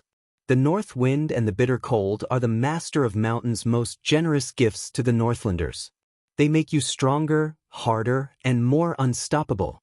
That was what Caslin had said at that time. Merk still remembered his old superior's huge body, which was comparable to that of a grizzly bear, and his frost-covered but fierce face. Stop dawdling. Take off all your clothes and start running. There's hot water at the finish line. If you can't reach it in half an hour, you'll freeze to death on the road. When he thought of this, Merk's gaze flickered and he asked Nicholas, "Are you guys still going on with the greeting gift? All the new guards have to run around naked in the day before the bitter cold winter?" Of course, we were kept up so badly in the past. Nicholas chuckled and said, "If we don't let the newbies experience it, wouldn't it be a pity?" Merk exchanged a smile with him. At that time, among the White Blade Guards, the almost undefeatable legendary Caslin was still in his prime. Bloodhammer, Dominic had not sacrificed his life in White Mountain. He always wore his signature hateful smile and helped them count laps. Inextinguishable flame, Turen still carried his silver and black motionless bow on his back. His every move was majestic. At that time, 3 of the future 5 war generals were gathered here. Sorry Nicholas was an arrogant soldier who disliked everyone. He had not earned his nickname, Meteor, at the fortress, and no one believed that this troublemaker, who was always beaten up, could become Caslin's successor in the future. Isaiah Salian, who was later nicknamed Prickly Wind, was named the Prince of the Guards because he was picky about his meals every day. 7 years later, he would lead the legendary battle where he shone brilliantly in the 38th century ground. Probably no one would believe that the terrifying Raven of Death, Ned Monty, was a country crossbowman who was full of obscenities, had shifty eyes, and liked to nag about the size of girls' buttocks when he had nothing better to do. They were all young and hot-blooded warriors, each more arrogant and impulsive than the other. Merk could still remember how Nicholas was tied to a wooden stake in front of all the new guards because he did not listen to orders. Then, he was whipped by Caslin with a barbed whip until his skin was torn and his flesh was torn. He had to bite a piece of wood and moan in pain. Under Caslin's cruel hands, they were forged into King Nuven's most reliable daggers and the sturdiest dragon's imperial guards. They fought fiercely in the glacial defense line of the Sentry Ground, in the deep valley battlefield of White Mountain, in the complicated Golden Corridor, and in the tragic Broken Dragon Fortress. They left behind countless corpses of their comrades. They wept and mourned when they failed, sang war songs during fierce battles, and drank to their heart's content when they won. In the end, their names were engraved on the platinum page of the legend of the White Blade Guards, on the same page as the Northland heroes from the ancient empire. Those days were like a dream. Of course, there was also the young man who hid his identity and trained with them with a hearty smile. He once fought with me for a bowl of meat soup. That bastard. When he thought of this, Merk could not help but smile softly. Then his eyes dimmed. Merk sighed. And now, even my daughter is 20 years old. At this moment, Nicholas sighed. It's time. Merk withdrew his thoughts from the deepest part of his heart. He turned around and bowed slightly to the 2 small figures beside him. Please follow me, Lady Alex. It's 4 in the morning. Alex Walton, who was wearing a thick robe, looked like a beautiful girl who had just been dragged out of bed. She rubbed her sleepy eyes with one hand and blew hot air in front of her mouth with the other. She said angrily, "Why can't we talk about it tomorrow morning?" Lord Merk looked at Alex and could not help but sigh in his heart. This girl has been spoiled too much. So much so that her temper is like that of a merchant's daughter or a nouveau riche noble. This is not a good thing, especially since she is the last direct descendant of the Walton family, even though she is a girl. I told you, this is His Majesty's order. Lord Merk nodded slightly without any expression. And please believe me when I say that what happens next is crucial to your future, my dear lady. The king's granddaughter tilted her head and snorted coldly, expressing her indignation and anger at the moment. Alex pulled her robe tighter and glanced behind her. Her childish voice was full of dissatisfaction. But why did you bring her here? This lowly maid? Merk frowned slightly. Behind Alex, a thin girl with platinum hair and a pair of thick, black spectacles shivered in the cold night wind. She timidly took a step back. It's still His Majesty's order, Lord Merk replied flatly. We must obey. Alex did not say another word. She glared at little rascal behind her, and the latter hugged her arms tightly, feeling wronged. Merk nodded and walked into the Hall of Heroes with the two little girls. Alex yawned and held her head high. Little rascal, on the other hand, cowered and followed behind her. Occasionally, she would take a small step back in fear when she saw a fierce-looking white blade guard. At that moment, Nicholas, who was behind Merk, suddenly called out to him. "Byrne, do you remember when we raised our white blades and made our sacred vow to the legend of the Book of Legends?" Nicholas took a deep breath. His eyes were filled with nostalgia for the past. The last few words? Merk felt that Nicholas was a little strange today. He was not usually this nostalgic. Merk stared straight at Nicholas, trying to find something on his old friend's face. Of course. But the training back then had penetrated deep into his instincts. Merk chuckled and then put on a serious expression. He enunciated each word clearly. My blood is my oath, my body is my proof, my blade is my witness, my soul is my sacrifice. Nicholas' eyes flashed and he nodded. With a complicated expression, he said the next sentence together with Merk. Resist the powerful enemy, fight 100 battles, until the last drop of blood is shed. The expressions of the white blade guards beside them instantly became serious. They pressed their fists against their chests in unison. Defend life, fearlessly sacrifice, until the extinction of mankind. Alex, who was waiting, rolled her eyes and exhaled impatiently. Little rascal, on the other hand, looked at the solemn faces of the white blade guards. Her eyes were filled with excitement. Protect the future, honor the faith, until the sun and moon dim. This is the new white blade oath, little rascal could not help but mutter. In the year 1386 of the Empire calendar, Celarund found the legend of the white blade guards.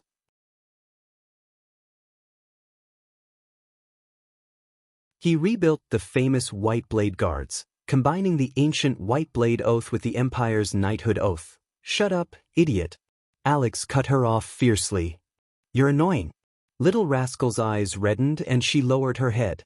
Nicholas and Merk looked at each other and recited the last sentence in unison.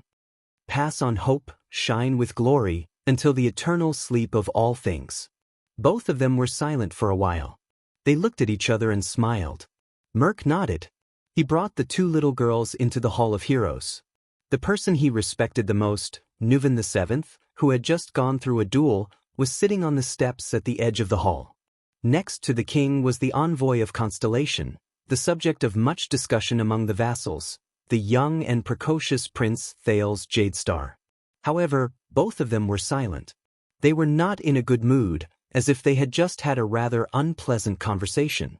Merk brought the two puzzled girls to the king. Your Majesty. The administrator nodded at the king and stepped aside. Lady Alex. Thales looked up. What's going on? He stared in surprise at the brown-haired, blue-eyed Alex and little rascal, who did not even dare to breathe loudly behind her. They seemed to be frightened by the situation in front of them. Alex sensed his gaze. The teenage girl glared back at the Prince of Constellation rudely, causing Thales to frown slightly. "This is my future wife?" Thales, who was still disturbed by the secret just now, could not help but turn his head away and sigh. This action made Alex pout in dissatisfaction. "Grandpa, what's wrong?"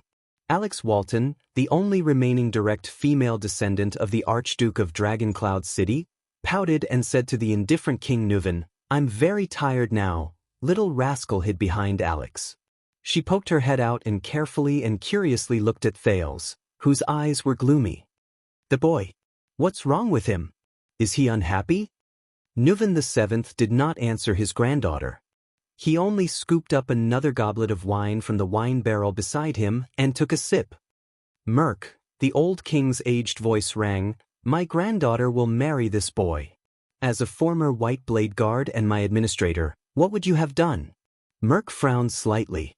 Even though he had expected it, when he heard it for real, "What?" Miss Walton cried out in surprise. Alex's small eyes widened even more than her mouth. She sized up Thales in disbelief.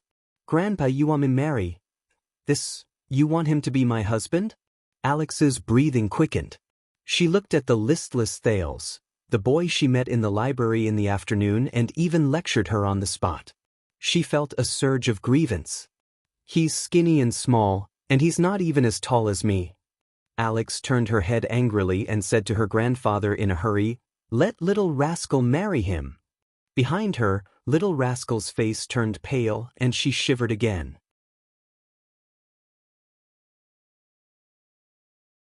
"Come on, Miss Alex." Thales, who was in a terrible mood, did not have the energy to maintain his relationship with a teenage girl.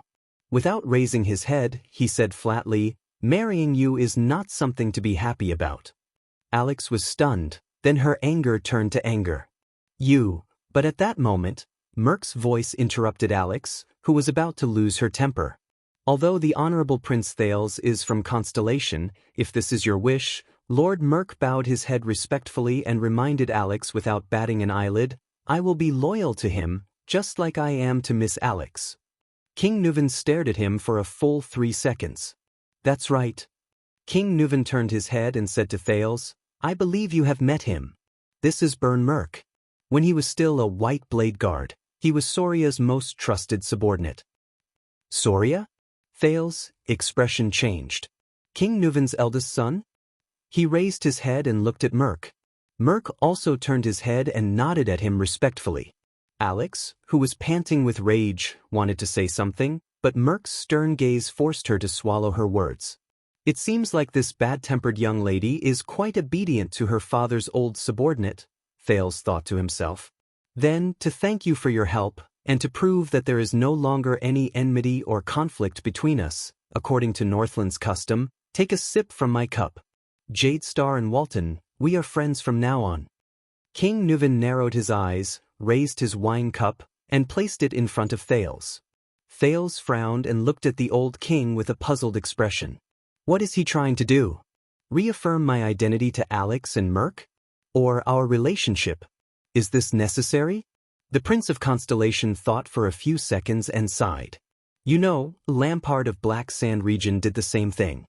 He pushed a cup of wine in front of me and invited me to form an alliance with him, but I refused." "A wise choice," King Nuven said with an amused expression. "What about now?" Under King Nuven's threatening gaze, Thales pursed his lips. "Shouldn't you wait until tomorrow, release the messenger crow, and wait for my father's reply?" Thales asked tentatively. "If my father has other opinions, that is between your father and me." King Nuven's resolute gaze proved that he was serious and serious. "But you are you, Thales, not Kessel Jadestar's son, or the second Prince of Constellation. This has nothing to do with whether you will marry my granddaughter, or whether Jadestar will form an alliance with the Walton family. I am only asking about your attitude, Thales." The old king raised his wine cup, his gaze burning. "Are you willing to dissolve the enmity between me and the Walton family? Just you?" Thales' heart skipped a beat. He suddenly realized that this was the first time someone had asked Thales such a formal question ever since he became a prince. Not any ancient or important title with the word Thales in it.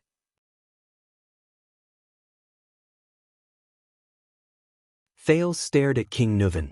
In the end, the Prince of Constellation sighed. Of course. Thales quietly took the king's wine cup with both hands and stared at the half-filled rye wine inside.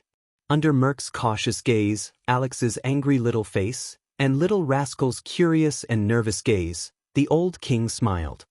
Thales closed his eyes and took a small sip. He thought that he already had an idea of the alcoholic beverages in this world. Jayla's Sunset Pub's kitchen often served different types of alcohol, and Thales did not miss the opportunity to poke around and dig around. However, it was only when the alcohol flowed down his throat and into his stomach that he realized that even in this world, alcohol was not the same as alcohol. At least, the rye wine that was exclusively served to the king of Extet was really, cough, cough, cough. Thales smashed the wine cup on the stairs and began to cough violently.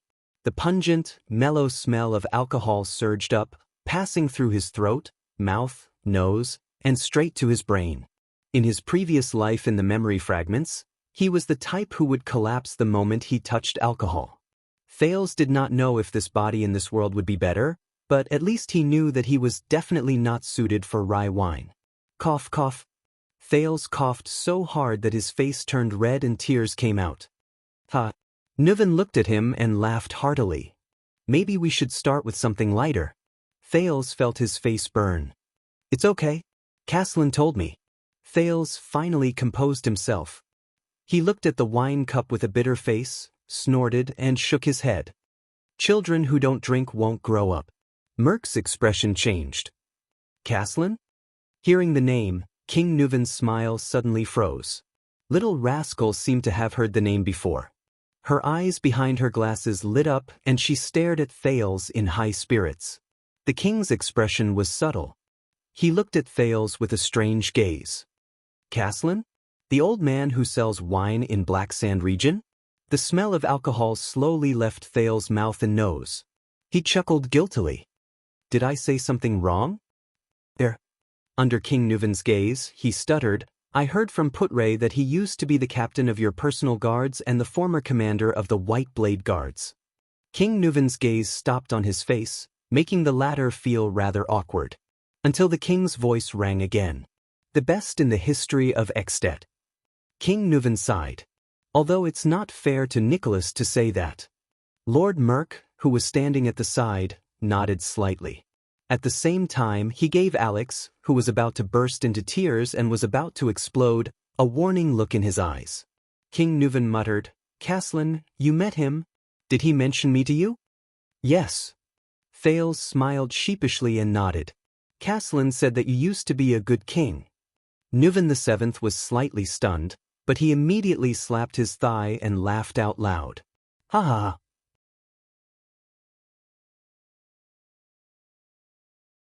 Used to? King Nuven quickly grasped the keyword. He laughed without hesitation. That's a good word. Thales was stunned. He shrugged helplessly. The king's laughter echoed in the empty hall. Merc lowered his head slightly.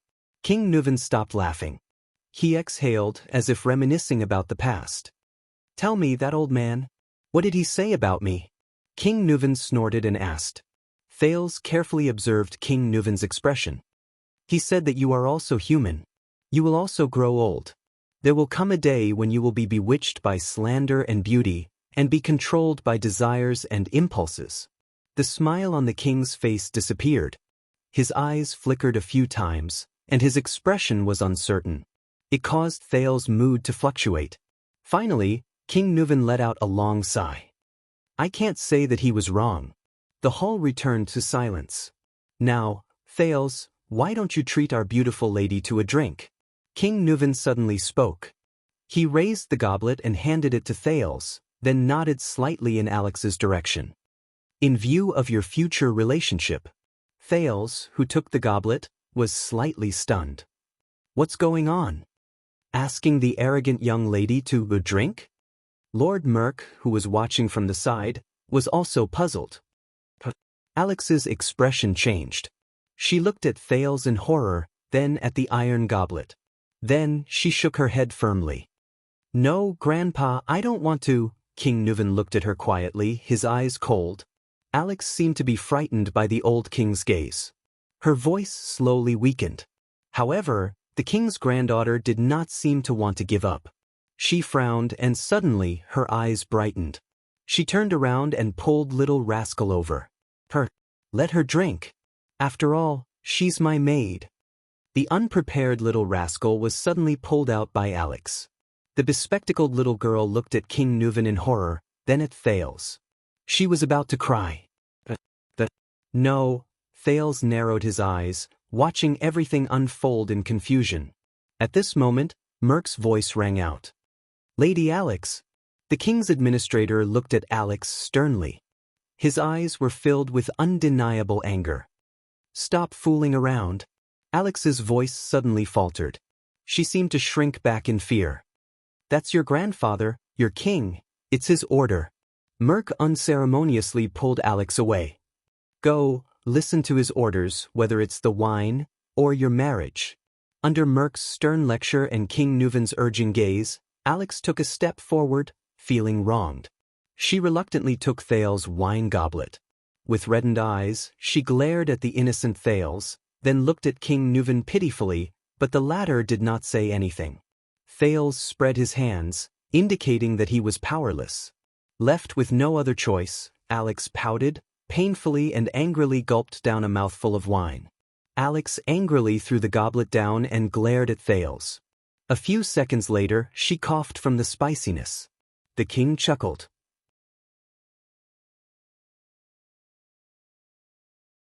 Merc, this reminds me of Soria's alcohol tolerance. King Nuven laughed heartily. I once heard from Caslin that when he was training in the White Blade Guards, he knocked out a large group of people. Merc also laughed and nodded. Prince Soria is very forthright and a great drinker. Yes, I remember. You have a good relationship with him? King Nuven raised his head and looked at Merc with nostalgia in his eyes. We got to know each other when you asked him to conceal his identity and train in the White Blade Guards. Merc smiled and nodded. He's not just a prince, he's also my comrade and friend. I still remember his hearty laughter. King Nuven's lips curled up. Thales ignored Alex's dissatisfied gaze. He watched as the king and his vassal reminisced about the past eldest son of the king, Soria Walton. He began to wonder, should I leave? Yes, he's a guy who likes to laugh. He's just like me. King Nuven sighed. It's a pity that he married a wife who wore a sad face all day long. I still remember that every time they dined in front of me, they did not even look at each other. Madame Adele came from Vine City in the southwest of Camus Union. The climate there is warm and humid. She was also the daughter of a marquis and wasn't used to the harsh life in Northland. Lord Merc glanced at Alex and sighed. Lady Alex obviously inherited many of her mother's traits. Alex pouted for the third time. King Nuven snorted. Thales. Just as Thales was about to leave, King Nuven suddenly raised his head and stared at him coldly. I told you before, my eldest son didn't die in an accident. He died in an assassination. Merc's expression changed slightly. Soria? He looked at Thales and then at King Nuven. He seemed to want to say something but stopped himself. The old king's next words made Merc's face turn pale. Tell him, Merc, King Nuven said flatly, how did my son, Soria, die? Thales held his breath and looked at Merc. A new doubt emerged in his mind. Something's not right. The king's eldest son? Why did he mention something that happened so many years ago? Also, King Nuven's change of topic is a little unnatural. Did he purposely bring this up? Alex seemed to know the seriousness of the topic. She quieted down and looked slightly fearful. Your Majesty, Lord Merc objected with an unpleasant expression, with Prince Thales' status, but King Nuven interrupted him. Tell him. He needs to know. The old king grabbed the wine glass on the floor and said coldly, from the process to the outcome. Merc stared blankly at King Nuven. The latter's expression had become very serious and scary. Sensing that the atmosphere was not right, Alex lowered her head and took a step back, bumping into little rascal. What's wrong? Thales carefully controlled his tone. Your Majesty, you just said that it was an assassin from Constellation, right? Merc was stunned. He didn't expect Thales to already know.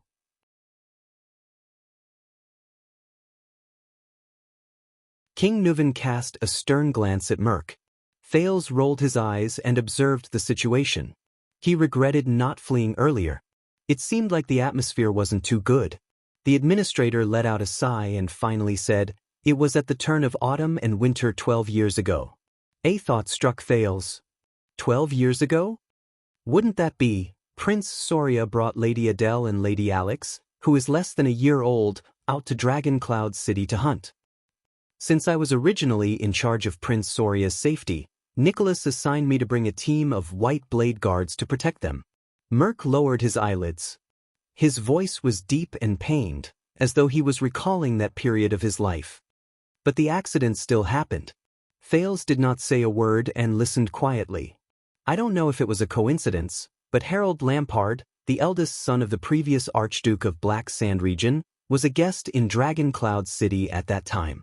He actually went to the same place to hunt.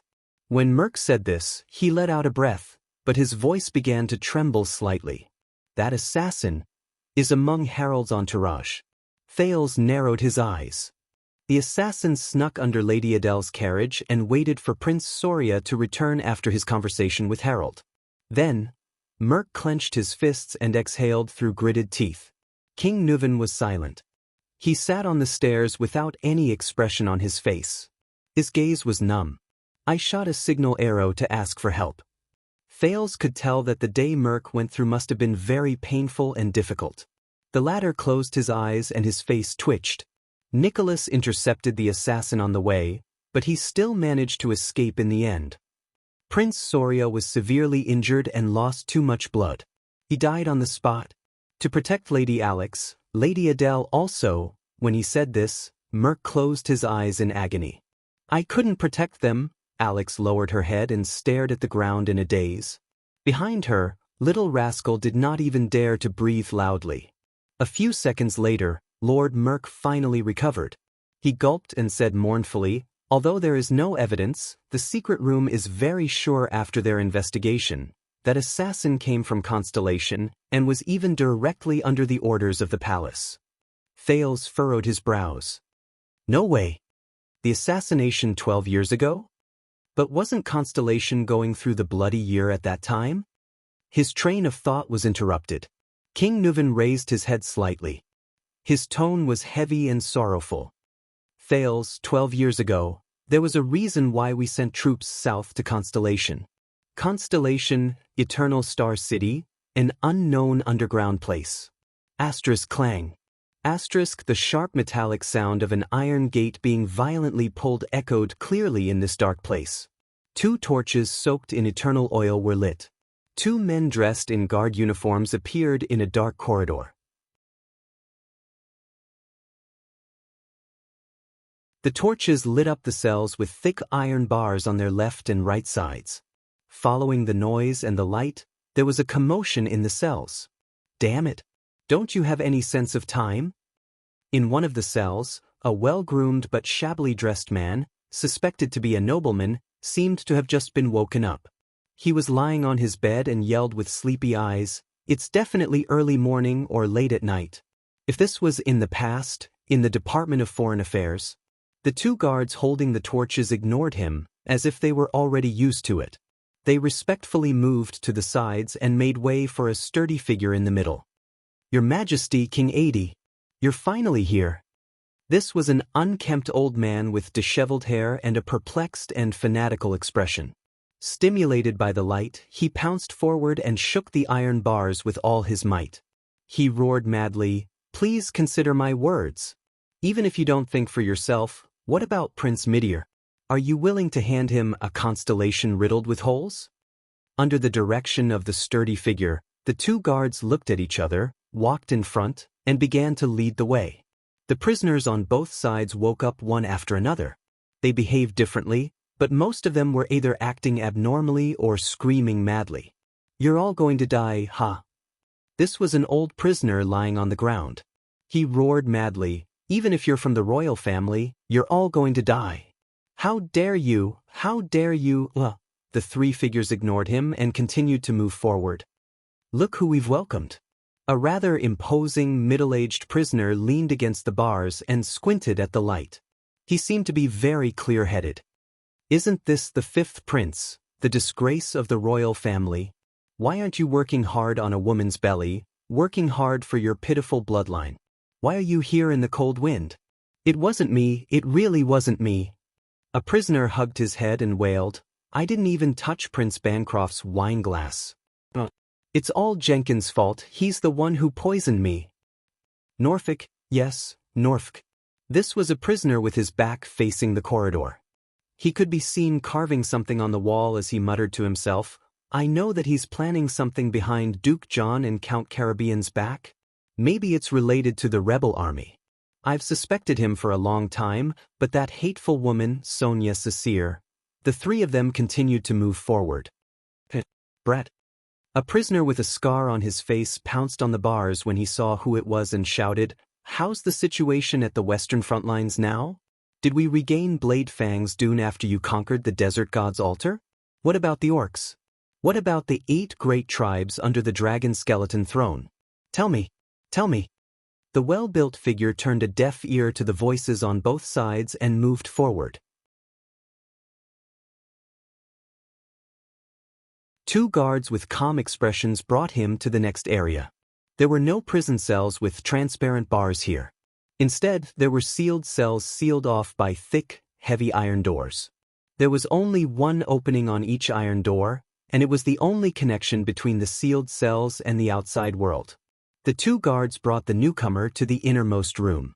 One of them knocked on the iron door forcefully. Asterisk bang, bang, bang. Asterisk the other guard looked at the well-built newcomer. The latter nodded slightly. So, the guard grabbed the iron bolt on the iron door that controlled the opening and pulled open a hole that was only the size of half a person's face. The prison cell was dark. There was also a frightening silence. It lasted for a long time. Then, a boorish voice slowly traveled into his ears from the dark prison cell. What a surprise! What brought the great Iron Hand King to a traitorous duke? The 2 guards bowed slightly. After inserting the torches into the groove on the wall behind them, they left respectfully. Under the illumination of the fire, a haggard face with a scruffy beard appeared at the opening on the iron door.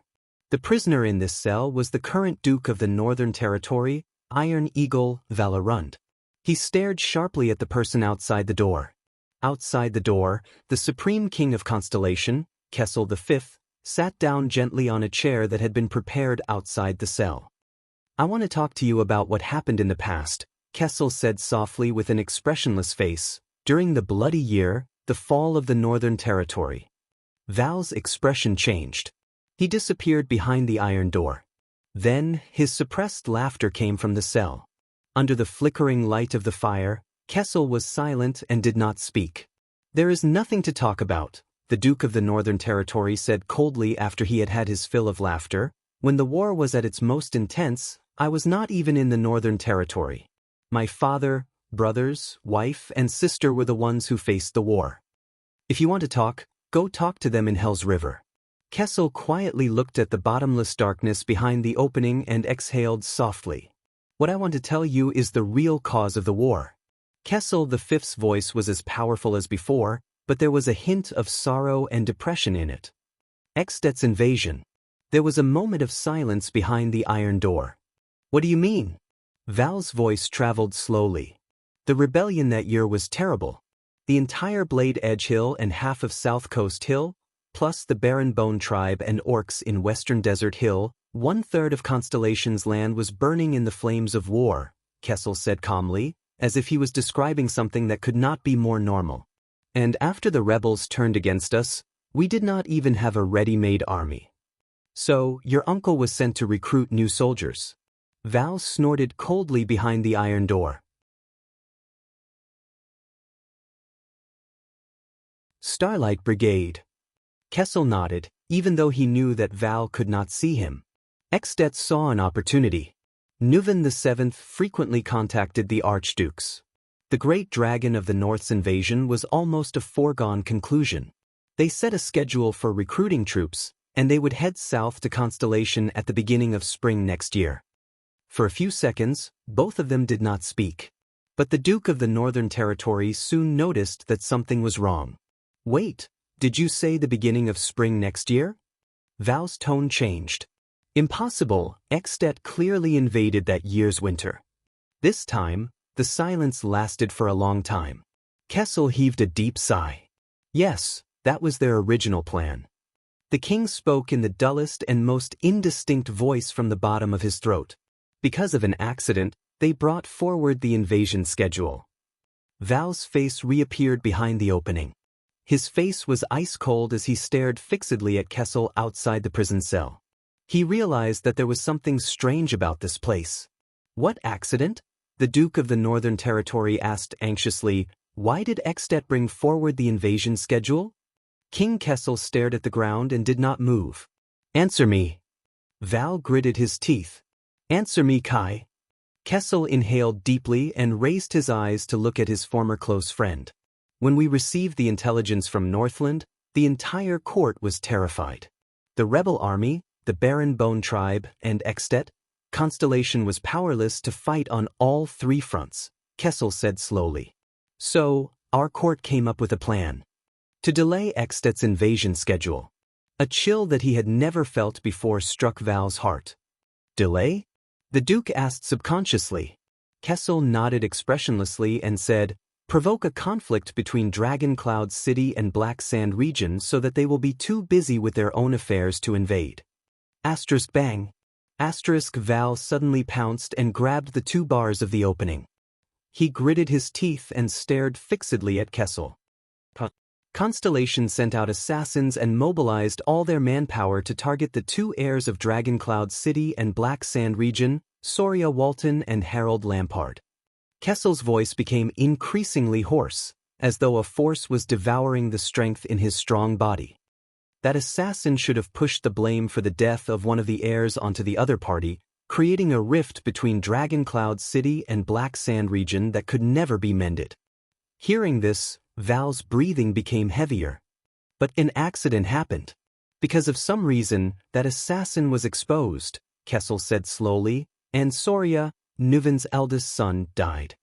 Val leaned against the iron door with his back, his expression indiscernible. Even though there was no evidence left, Nuven knew that we were the ones who did it.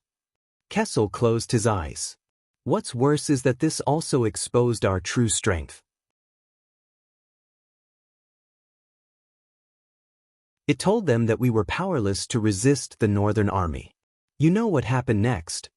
Kessel slowly opened his eyes. His voice was filled with exhaustion. Extet brought forward the schedule. They chose winter, the most unfavorable time for the transportation of supplies, to send their troops south. Horace brought a small number of troops, met up with Nanchester, and headed towards Broken Dragon Fortress. On the 2nd day after his death, John took down Zodra City, the last stronghold of the rebel army. 10 days later, the fortress fell. At the beginning of spring after the new year, the Extensions used the fortress as their base and flooded the lands of the Northern Territory like a tide. There was another long silence. It was so long that even the light from the fire began to dim. Then, the Duke of the Northern Territory broke the silence. Haha. Val let out a sorrowful laugh. The assassination plan that was supposed to delay Extet's attack instead facilitated and brought forward their invasion schedule? Ha! Kessel did not speak. He only listened to the Duke's laughter quietly. The Duke finally stopped laughing. A faint voice asked, Who? Val gripped the metal door and gritted his teeth in grief. Who came up with this damned plan? King Kessel looked at Val, at his expression that was a mixture of sorrow, pain, anger, hatred, and shock. The king shook his head. Father had no choice. Starlight Brigade suffered a series of defeats at first. John retreated step by step from Jade City to the Land of Tusks, then all the way out of Walla Passage. The rebel army even penetrated deep into Eternal Star City. No one expected that John would be able to achieve such a great victory in such a short period of time. At that time, the entire palace was shrouded in the shadow of the kingdom's demise. Kessel took a deep breath. That's why that assassination happened. Val's expression slowly froze, but his hand, which was holding the cell door, kept trembling. If there was no such plan, no assassination? The Duke of the Northern Territory subconsciously murmured. Kessel pressed his hands on his knees and lowered his head slightly. Kessel's face was slightly contorted. He tried his best to control his neck and nodded while trembling slightly. If Ekstedt had waited until the beginning of spring to attack, John's Starlight Brigade would have been able to head north in time to support your father and the fortress. Broken Dragon Fortress would not have been breached. And neither would Cold Castle or fall into the enemy's hands. The Northern Territory would not have had such a tragedy. Val slid down behind the metal door dejectedly. Asterisk bang. Asterisk, the muffled sound of two knees hitting the ground came from behind the metal door. And the Duke of the Northern Territory's suppressed, pained growl. You mean, Val said hoarsely, your father, those bastards at the Imperial Conference, their stupid plan, caused the deaths of thousands of people in the Northern Territory? We always thought that Nuven seized the right opportunity to invade and took down the fortress. In the end, Kessel did not answer. He only waited quietly. The flickering firelight illuminated the side of his face. The King of Constellation's eyes were filled with numbness. After a long while, what about that stupid assassin? That guy who failed in his assassination and exposed himself? Val's sorrowful voice, which had slightly changed its tone, came from behind the metal door. There was deep hatred in his words. Didn't you dig out his heart? Kessel V turned his head and stared at the empty space. It was as if someone was standing there. There was silence. For a moment, there was only Val Arun's low and suppressed sobs in the air. Kessel's gaze was filled with complicated and indecipherable emotions. Yes. After an unknown amount of time, the Supreme King of Constellation, Kessel V, stared at the empty space and slowly said with an emotion that was difficult for ordinary people to understand, for that failed assassination with grave consequences, that assassin is paying the price. He is forever imprisoned behind a cursed mask, never to see the light of day. The king stared at the empty space. His voice was extremely quiet. In endless loneliness and boundless darkness, he has tasted pain and suffered all kinds of torture. With the rest of his lowly life, for that tragic war, for the countless dead souls he owes.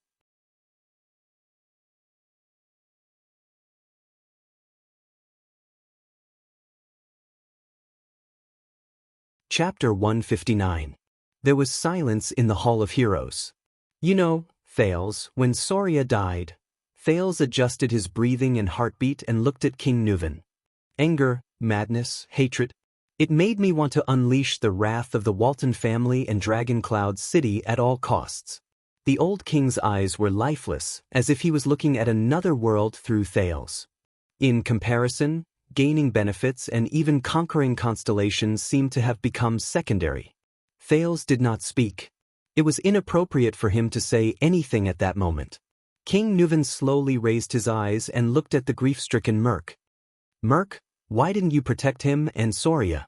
The king's expression was very unpleasant. You are a white blade guard. You should have been by his side to ensure his safety. Merc bowed his head deeply. His expression became even more pained. Alex seemed to be very concerned about this topic. She looked at the grief-stricken King Nuven, then at the grief-stricken Merc. Her breathing quickened, which made little Rascal, who was behind her, less nervous. Merc.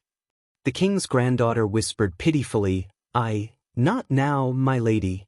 Merc shut his eyes tightly. His breathing was rapid as he interrupted Alex. Alex's face turned pale. She curled her lips and trembled slightly. She grabbed little Rascal's hand behind her. The latter had a frightened expression on her face. I cannot absolve myself from the blame for Prince Soria's death. Lord Merc clenched his teeth and looked sad. Your Majesty, you were lenient and did not punish me. Nicholas only grounded me for a few days as a token gesture. But after 12 years, that kind of guilt tortures me day and night, all the time. King Nuven stared at him silently and sighed after a long time. The old king swirled the wineglass in his hand. I have no reason to blame you. Not only that, I trusted you even more and promoted you to be the king's administrator. Because I know. King Nuven's expression was gloomy and his tone was gloomy. You are Soria's most trusted person. He unreservedly entrusted his life, safety, and family to you. Administrator Merk shuddered. He placed his right fist on his chest, bowed, and said with a trembling voice, I will devote the rest of my life to serve you, Lady Alex, the Walton family, and Dragon Cloud City. Thales sighed softly. At that moment, many faces appeared before his eyes. King Kessel, Queen Kia, Duke Arund, King Nuven, Archduke Pofrit, Gilbert and Merk, Lady Gines, the Kingdom's Wrath, the Fortress Flower, the veteran Genid, the new recruit Willow, and so on. It seemed that what happened 12 years ago had changed the fates of many people. Regardless of whether they were stars or colossal dragons, regardless of whether they were nobles or commoners. King Nuven sighed softly. Soria, you have been by his side for many years, starting from the White Blade Guards, Merk.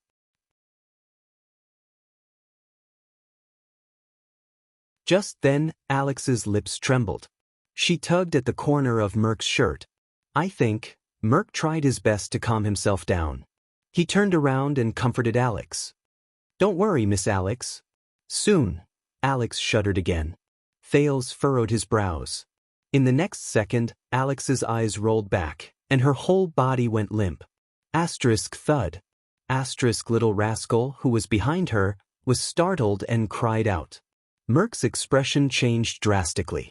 He knelt beside Alex and helped her up. Lady Alex, what happened to you? However, Alex only stared at the ceiling with lifeless eyes. Her limbs swayed unconsciously, and her body began to twitch. Thales jumped down from the stairs and stared at Alex's strange condition in shock. What happened? Does this young lady have a disease? Epilepsy or something else? Little rascal shuddered in fear. Merk's face was pale. He held Alex in his arms and raised his head to look at the king. He said urgently, Your Majesty. Lady Alex, do we have to hurry? Yes. But King Nuven still seemed to be immersed in the past.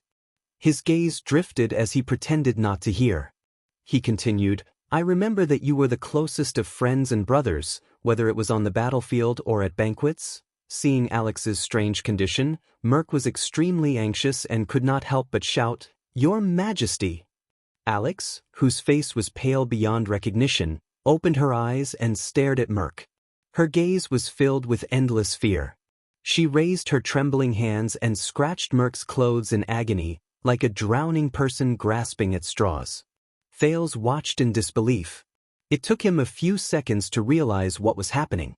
King Nuven only stared into the distance with unfocused eyes. Alex's mouth twitched. Her face was drenched in cold sweat, and she looked like she was in extreme pain. Alex opened her mouth wide and inhaled in large mouthfuls of air, but it was as if she was suffocating. The only sound that came out was an unintelligible choking sound. Ugh. Little rascal, who was watching from beside her, covered her mouth with both hands and stepped back in horror. No. Merk hugged Alex in a panic. Seeing her look as if she was in extreme pain, his eyes were filled with fear. Lady Alex, the administrator no longer cared about King Nuven's reaction. He picked Alex up and turned around abruptly.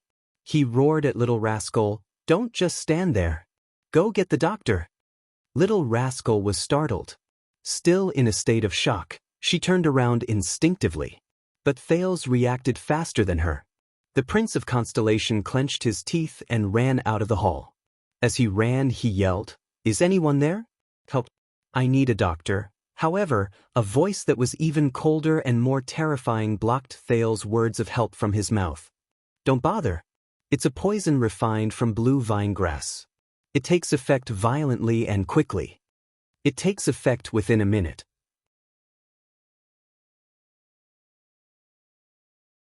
From the beautiful Archduchess of Enlenzo Dukedom 300 years ago to the Crown Prince of Constellation 12 years ago, they all died from this poison.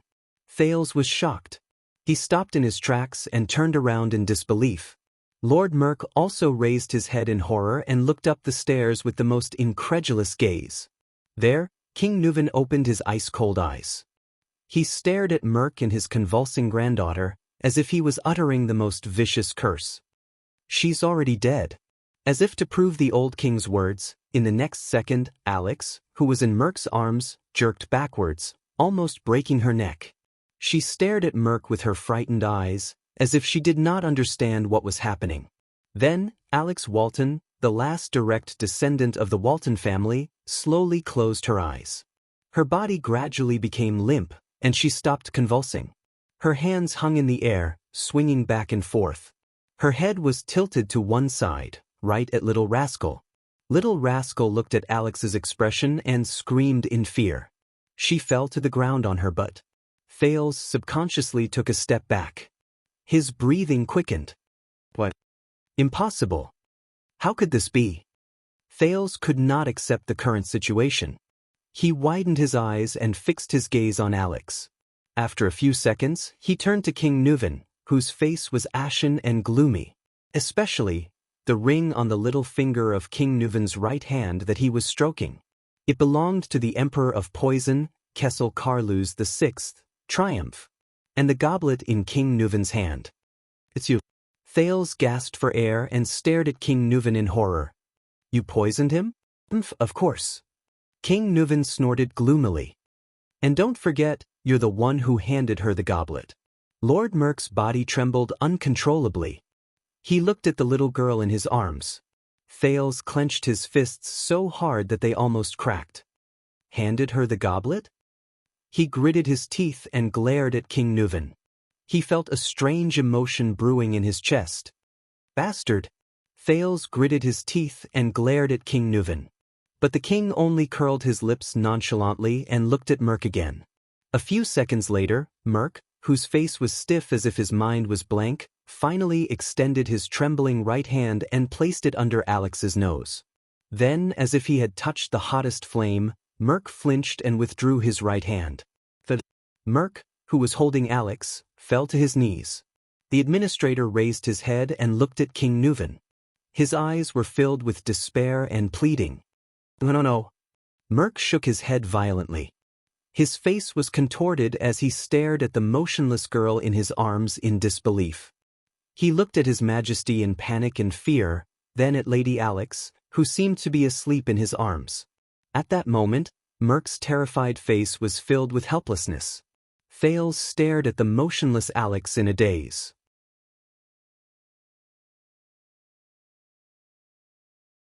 Little Rascal, who was sitting by Thales' feet, seemed to be scared out of her wits. She just stared at Alex's body blankly and shuddered from time to time. Merk's face began to contort. "I beg you, Your Majesty." He knelt on the ground and spoke in a different tone. Like an asthmatic, his voice was a mixture of gasps and pauses. Tears rolled down Merk's cheeks and dripped onto Alex's face. What followed was his pleading voice. "What? Why?" Thales clenched his fists, lowered his head and exhaled. Merk sobbed and screamed at the king. "Why? Why?" King Nuven seemed to have just recovered from his silent contemplation. He stared at Merk, who was trembling and crying, and uttered through gritted teeth. "But Merk, shouldn't you know this?" Merk shuddered violently. "If it wasn't for Mariah's death, I wouldn't have combed through the Walton bloodline." King Nuven closed his eyes and said in pain, "The High Priestess of Bright Moon Temple wouldn't have realized that she wasn't of the Walton bloodline." Merk stared at King Nuven with his eyes wide open and trembling in disbelief. Thales' jaw dropped. He stared blankly at Merk and the little girl in his arms. "Bloodline? Not of the Walton bloodline? Doesn't that mean that the Walton family, which has been passed down for 600 years, and this also reminds me of many things," King Nuven said coldly. "Soria loved to hunt, but he never brought a woman with him, not even his wife." "Speak," the old king said in a low voice. "What happened in the assassination 12 years ago?" Merk listened to the king's words as if he did not hear anything. He subconsciously hugged the little girl in his arms tightly, sobbing, tears falling continuously. King Nuven seemed to have exhausted all his patience. His face was ferocious, and he roared like a terrifying lion, "Speak!" Frightened by the roar, the nervous little rascal shrank back with a yelp. Thales tried hard to sort out the situation before him. He exhaled forcefully, walked to Little Rascal, and pulled her up. Little Rascal grabbed Thales' arm tightly as if she had found someone to rely on. She looked at the terrifying scene before her from behind her glasses with a terrified expression. Merc's eyes were filled with despair and desolation as he cried. He looked at the girl in his arms and snorted, as if he was crying but not laughing. 12 years ago, Soria brought Madame Adele out of the city, because his words were mixed with his panting, like the last words of a dying man. Because what? King Nuven stared at him. Because Merc stroked Alex's hair painfully. Because Soria found out what? The king's voice was bone-chilling. Merc's face was filled with pain, as if he was tormented by the biggest nightmare of his life. He found out about us, about me and Adele. Thales stared at the short-haired warrior in shock. Little Rascal pulled Thales' arm and hid behind the Prince of Constellation.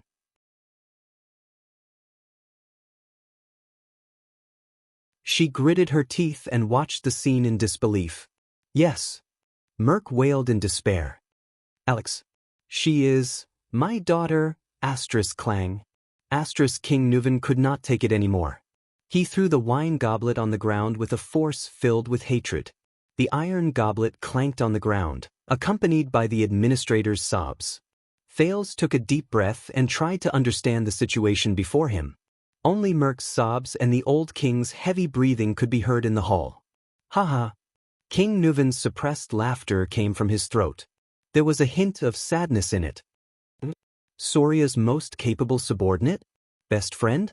Most trusted brother? Just like that, you used betrayal and deceit to repay his trust. The king's voice reverberated in the hall. Merc, who was kneeling on the ground, sobbed and raised his head. As if his greatest dignity had been violated, he roared with tears and snot in his eyes. I did not betray him. I did not betray Soria. Thales watched the scene in front of him with an unpleasant expression. He only felt bitterness in his heart. Merc looked at the girl in his arms and sobbed softly. Prince Soria. Soria was a good brother, and I was willing to give up my life for him. He growled. In the White Blade Guards, we trained under Caslin to become the most valiant warriors. When we were in the 38th century ground, he crawled with a broken arm to block a fatal hammer blow for me. When my mother was seriously ill and my sister came to Dragon Cloud City to look for me, he personally sent a doctor to save my mother's life.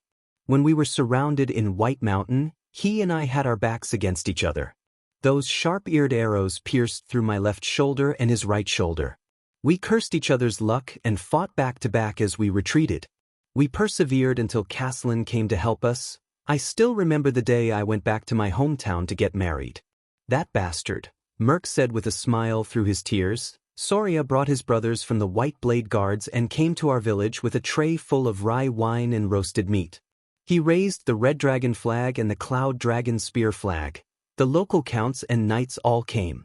The expression on the village chief's face was even more exaggerated than when his son became a tax collector. Mother was very happy. She finally felt that her son had made a name for himself. Soria, I have always treated him as my closest brother, comrade, your highness. Merc roared angrily with tears streaming down his face. I will never betray him. King Nuven stood up abruptly, his hair and beard bristling with anger. Bullsh *T. Thales felt his hand tighten. Behind him, Little Rascal began to tremble again. He could only try his best to hold Little Rascal's hand and comfort her. You cheated on my son, the man you were supposed to be loyal to. King Nuven's eyes were burning with anger.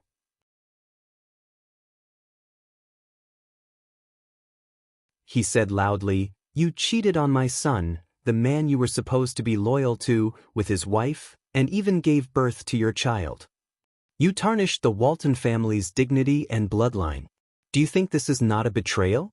You have never treated him as a brother in your guards, a man you should be loyal to with your life and honor. Traitor!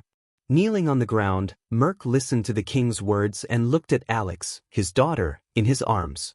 With tears streaming down his face, he roared in grief and indignation, "Ah!" He closed his eyes in agony.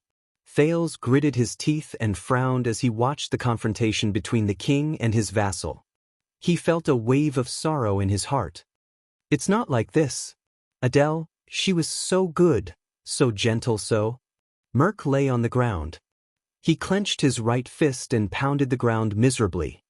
She shouldn't have married into Dragon Cloud City. Shouldn't have met Soria.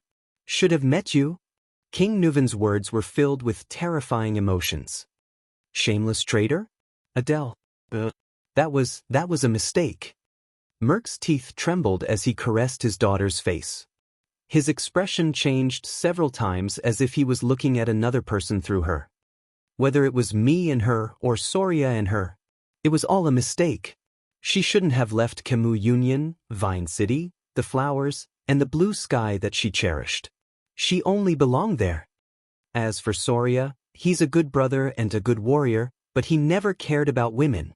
Prostitutes, women he captured after the war, maids in the castle, and ladies of the nobles. None of them made a difference to him.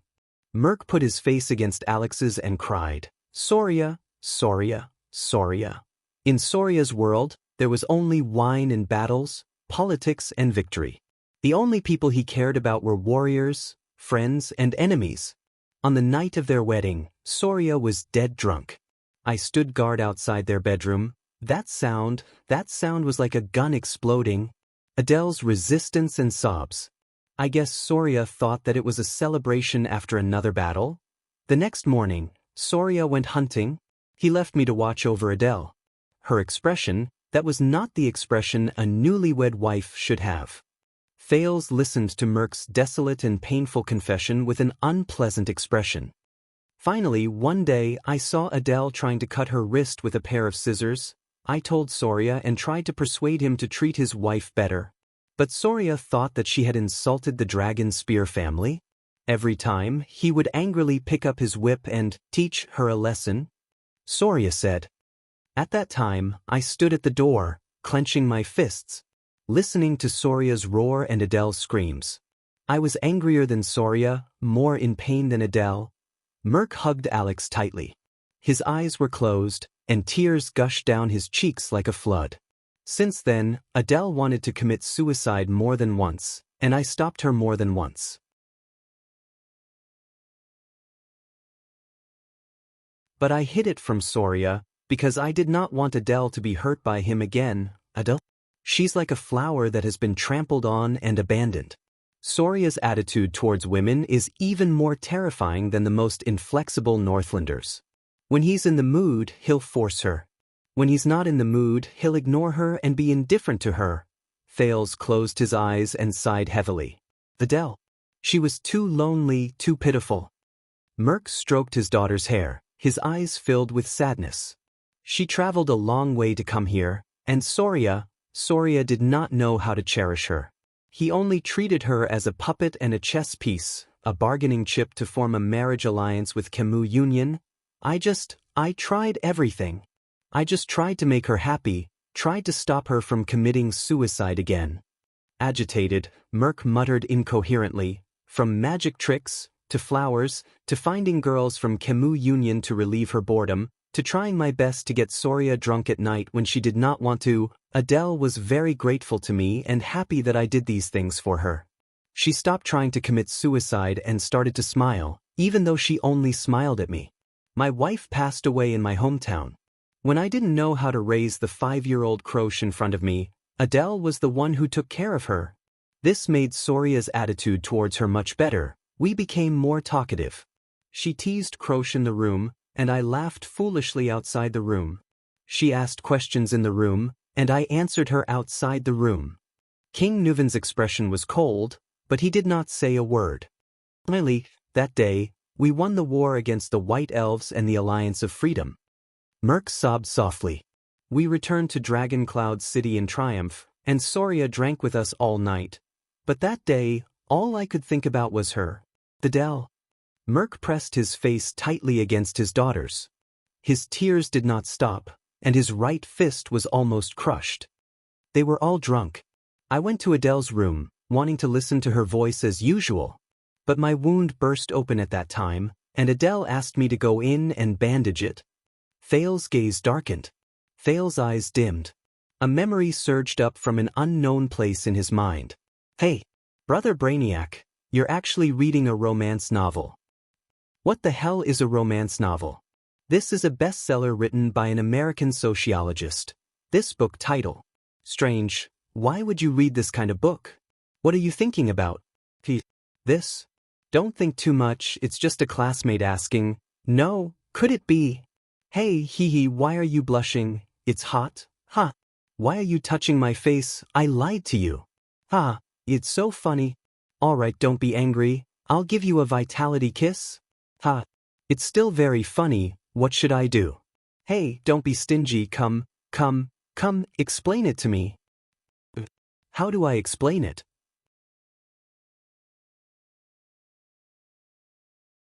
Alright, it mentions something interesting. In the Western world, love originates from cheating. What the heck? Cheating? That's so cool. For example, in Celtic mythology, the story of Lancelot and Guinevere is like this. The marriage of King Arthur and Queen Guinevere was only a political function. There was never any love to speak of.